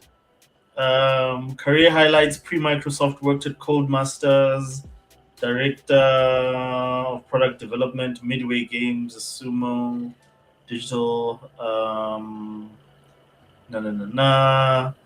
Head of Xbox Game Studios, reports to Matt Booty, oversees 20 global studios, role encompasses strategy. He was a studio head of Rare. Oof. Anyways, guys, I love this conversation. Taye, yeah, I know Matt Booty shows us the way. Shows us the way. Craig Duncan, the Connect guy. Look, I don't think given the current leadership, I don't see. I think they're trying to turn the Titanic.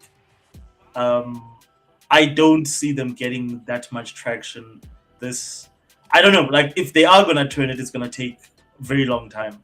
I'm just curious to see, because my main thing is not even like whether or not they make money, is because they've always made money. Even like, in their worst years, they're still gonna make money because they own Activision Blizzard. My point is, like, are they going to be able to be true to their vision of going back to Xbox's roots? And also, Kenwell keeps hitting on this, man, is like, great games come first, and great games are what gonna sell the platform.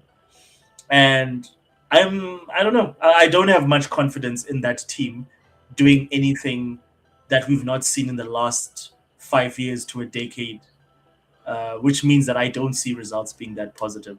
But I think let's leave it there, dude. We're like almost 5 hours in. Kenwell, it was awesome having you. I appreciate and having guys. your contribution on these topics as well. Thank you to Rome as well for joining us. Rome left just before you joined, Kenwell. What time is it for you guys? For me, it's 1:45 in the morning. Oh shit. Yeah, so Taye is probably a little bit behind. Like, what is yours there, Taye? 2 hours. It's like Oh, your mic is muted. Nearly 11 p.m. Oh, Oh, 11. It's Okay. 5:46. jeez. So, guys, anything you want to plug? What you guys gonna be up to? What you gonna be doing? I really don't know if I'm gonna finish Clear Obscure, man. I don't know. Like I'm at Act I 3 don't now. recommend it. That's my opinion. I'm just kind of like I just want to watch. I'm at Act 3 now. I'm just kind of like, man, because I went to go fight the not the boss, but like I went to go fight some big creatures to get to the boss. Yeah. I'm just like, oh, do I gotta go level up now? Like I didn't like the twist. I'm gonna be honest. I didn't like the twist.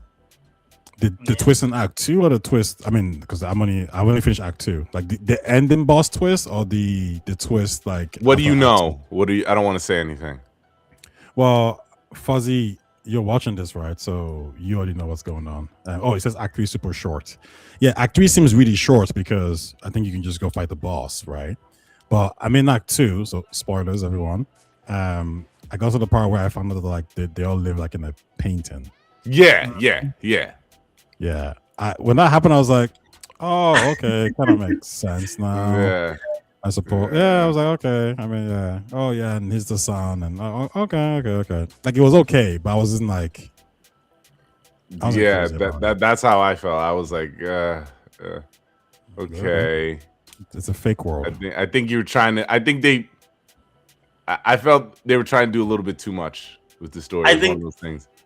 I think that was inspired by Final Fantasy X. If you know what I'm talking about, like the whole twist ending there about the fact that your protagonist is actually a dream, like he's not a real character. Yeah. Oh, fuck me. Are you serious? Yeah, The like character's a find out- dream? that's Final Fantasy X's ending, anyways. Like the character that you've been playing for all these hours has not been real. He doesn't exist. Where he comes from doesn't exist. The whole place is literally in someone's figment of imagination. That sounds like a terrible ending. Yeah. I never. Because he said he didn't like the twist at first, but it came around to it. I'm not against the twist because I think the twist it can work. It kind of reminds me a little bit of Xenoblade. I mean, Xenoblade is a lot better. I think the twist is a lot better. But it kind of reminds me of that. I guess like it's this subversion of like am I real? Like, and should they care if they're real? Like, I think it's complex enough that I like it. I was actually gonna write I was considering like writing like a script on it, and I had like a phrase which is like, and the phrase was, "I think, therefore I am." Right? It's about this idea of like, Yeah, it's French. It's a cogito ego sum, né? yeah, because for me, it's this idea of like even like Mass Effect. Like, everything comes back to Mass Effect, man. The Geth, they were created, and just because you create it, because the Geth's argument is, I think, therefore I am real. But our argument is like, no, well, we created you, so fuck it. Yeah. We don't believe it. Yeah. It's this like God complex, right? Like, can God himself look at us and say, well, I created you, so I don't give a shit if you think. Like, I need to wipe you out now. I need to wipe out the Earth because I want to create a new planet, and I need the Earth's resources. And we're like, no, you can't do that though, because we are real. So it's interesting and complex because I understand the idea of like, I need to get my mom out of here and destroy this place so my family can move on. You guys are not important. But they're like, no, but we are though. We have feelings. Like it's interesting in that sense, and I like that. The question is just, how does it actually end, and which ending do I get? That's the question. I'm just kind of tired of playing it now. Like I feel like I've seen everything. I've done everything. I know the parry system. I know everything. So I just want to move on. Okay. So if you make that video, you'll let me know, né? I mean, I might, but I'm just bored. Like, is that even interesting of a topic? Like, I'm just like, So like, bro, do I even care? Kenwell, this Negro dropped Cyberpunk 2027. Sorry, 2077 to go play this because it was too boring. Bro, what? Cyberpunk's the game, bro. No, what do you mean? Do you know what happened? I actually know how I started to fall off. Number one, as soon as the game started, I had to like walk somewhere and run and drive. I was like, oh, what? Open world games, man. What? I don't want to walk. I don't want to drive. Like I just getting annoyed. So that was the first part. Then I had to like break into this like building, and I was and there's different ways to break in. It's like, just give me one pathway? Okay, I don't need this 20 options. Like, what's All going this on? gameplay. Yeah, all this like weird, and then it's like, and then I get to this location, and there's like so many routes to take, and I'm just like confused. Oh, you go this way, you gotta fight him. You go this. I was like, bro, just give me one lane. And then I'm like shooting these guys, and they're like sponges. They just don't die. I have to keep shooting them, reclip again. I'm just like, oh gosh, like just die like in one hit, and they just won't die. And then after that, and then I'm talking to the story is interesting. The girl is this, the president, she's cool. And then Idris comes into the scene, and honestly, man, I just didn't really like the acting as much. I kind of felt like it was a bit weaker. Okay. Than everyone else's. Like just a little bit I noticed it. But the main thing was like, because in the scene, Idris kind of gets like, oh, skill issue, man. Shut the fuck up, Fuzzy. Yeah. I agree with Fuzzy. Like, and then like Idris is there, and then because at the start, you're like, oh, you see him kind of get like assassinated or something. Like, oh, that's pretty cool. You know what I mean? Like revenge, right? And then turns out like, oh no, it was all planned. It's all good. Oh, we gotta go find this chick in this party. I'm like, bro, I don't care about this woman. Like, I don't care about his characters. I don't care about Idris. And then I go to some like pub, and there's some girl there that Idris betrayed or something, and she's angry because she's stuck in the city for like 15 years, and she's angry. I'm just like, bro, I don't care about none of you people. Like, I honestly, I'm like, nah, I'm done. And then I'm going to go do the mission. And I'm trying to do the mission, and I'm walking around the city doing stuff, and I'm just like, oh man, open world games are so boring. And then finally I get to where I need to go, and then I'm talking to some guy, and he's all like, the car man, the guy who links up the battles and links up some guy who's gonna get me to some hotel. And then he's like, oh, you gotta do missions for me if I let you, like, I give you the passcode. I'm like, nah, fuck you. I'm not doing no mission for you. I'm like, screw you, screw this game. I'm out of here. And that was it. Trash.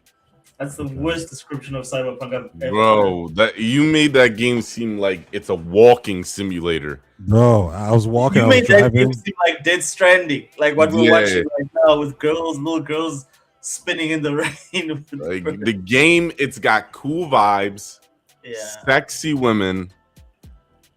It's just badass. Keanu Reeves and Idris Elba. How did Idris Elba not, when that dude came up and he pulled up behind you? Yes. At the back, dude. What?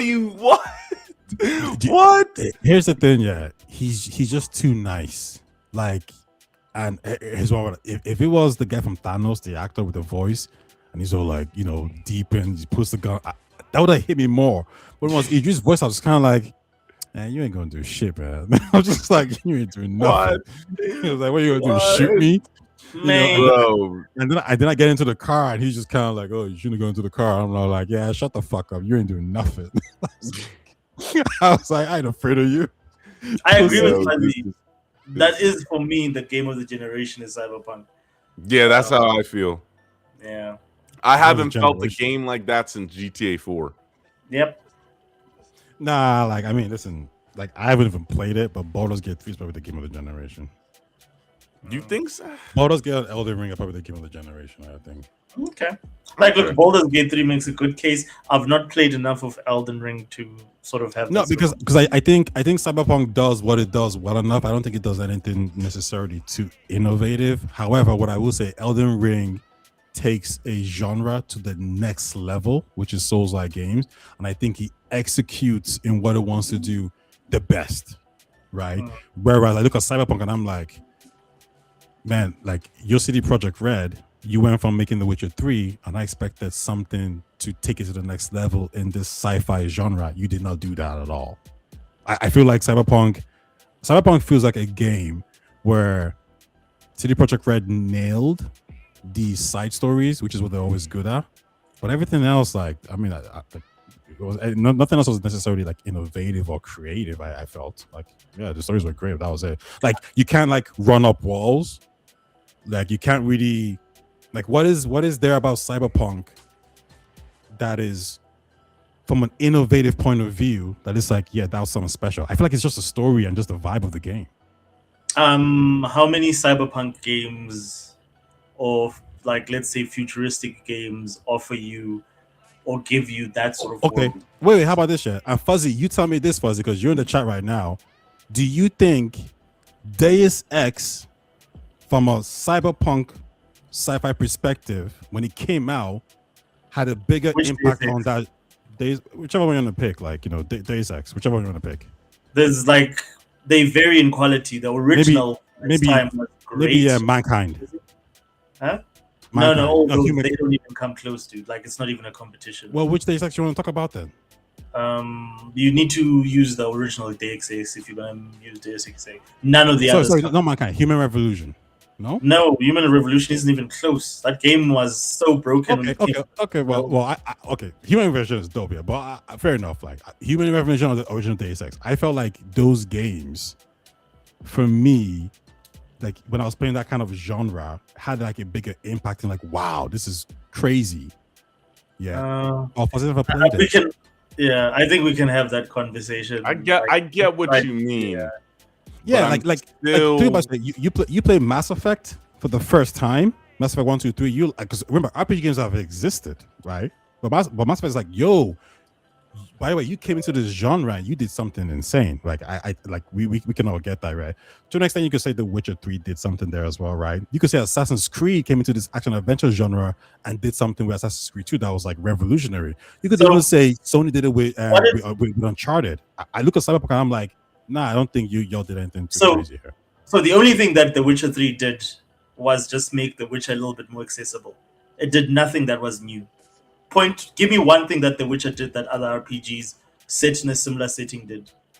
I think what the no, you're right. I think that's why I said The Witcher 3 is a little bit tricky. I think what The Witcher 3 did is it took a formula that was Skyrim like in terms of like huge open world games, and I think it made it palatable and sexy for the modern audience, and I think people gravitated towards that.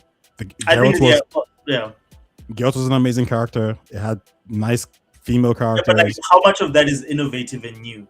No, but that's what I'm saying. I wouldn't even really give them that innovation credit, though. That's actually what I'm trying to say. Like, I think Super read a good studio, but I wouldn't really give them that. And I look at Cyberpunk, and I think the same thing too. I think the two games, they're very good from a high quality vibes point of view, but I don't think they're very innovative. Yeah. So, like, and then I'll ask you the same thing about Elden Ring. What did Elden Ring do that the other Souls games did not do? I think what Miyazaki did is it took a closed off game and it successfully transferred it to an open world game. Yeah, but like, what did he do that was new? That was like groundbreaking for the genre. Because a lot of people will go. It's his genre, right? Yeah, but like they'll go to Sekiro and say it was a better game overall in terms of gameplay. Like, the only thing that Elden Ring really did, in my opinion, is that it just made that genre more accessible. No, okay. Sorry, let me flip it. Yeah, apart from more accessible, in the execution of The Witcher 3, and the execution of what The Witcher 3 was supposed to be, and in the execution of what Cyberpunk was supposed to be for the sci-fi genre, I would say Miyazaki's Elden Ring executed their vision better than what Witcher 3 did and what Cyberpunk did. Yeah, I agree with you. Yes. Okay. Wow. So, anyways, so sorry to. Sorry. Okay. I'm not shitting on Cyberpunk. Okay. What I am doing is I'm shitting on the fucking trash DLC that Asha's like, oh, it's so good. No. Dude, this guy, I'm not even going to get into this because we'll be here for another 30 minutes. Kenwell, tell us what you're up to, and are we going to be seeing you more regularly here? Yes, you should be. So, quick quick explanation. So again, I was telling you guys I got a new job. So my new job, it's seeming like it's gonna give me more time. So I leave an hour earlier than I leave 2 hours earlier than my previous job. So like my previous job, I would get done at 6 o'clock. So it was hella late. This job, I get done at 4:30, but that's dependent on if I can finish my work. So like if I can get home between like 1 to 3, that's usually the time. So I should be able to make it. If anything, I would be late. Other than that, I started live streaming on YouTube a little bit more. So you catch me on my channel, Kenwall, on YouTube. Please, like, invite us if you want us to, like. Yeah. The problem is I live stream at night. So it's gonna be like 2. So it's fine. Drop us in it. Is it in the middle of the week? Middle of the week. Yeah, middle of the week. No, drop us, like, who knows, like, just, I always say, like, just send the invite. Okay. Sometimes, a person is up, or if I'm around, I'll stop by. All right, word. I appreciate that, bro. Cool, man. But thanks, gents, for joining me. Fuzzy, Raichi, who else was here? Cassie, I saw, and I'm sure we had a couple of other people. Thank you for joining us. It's always a pleasure to have you here. We are on episode 19, going on 20. So next week sometime we're gonna break 20, and yeah, we'll take it from there. There's a couple of changes I would love to make, but I'll talk to my panel mates first, and we'll take it from there, guys. Thank you. I hope you guys have an awesome weekend, and that is us on our way out. All right, peace. Cheers.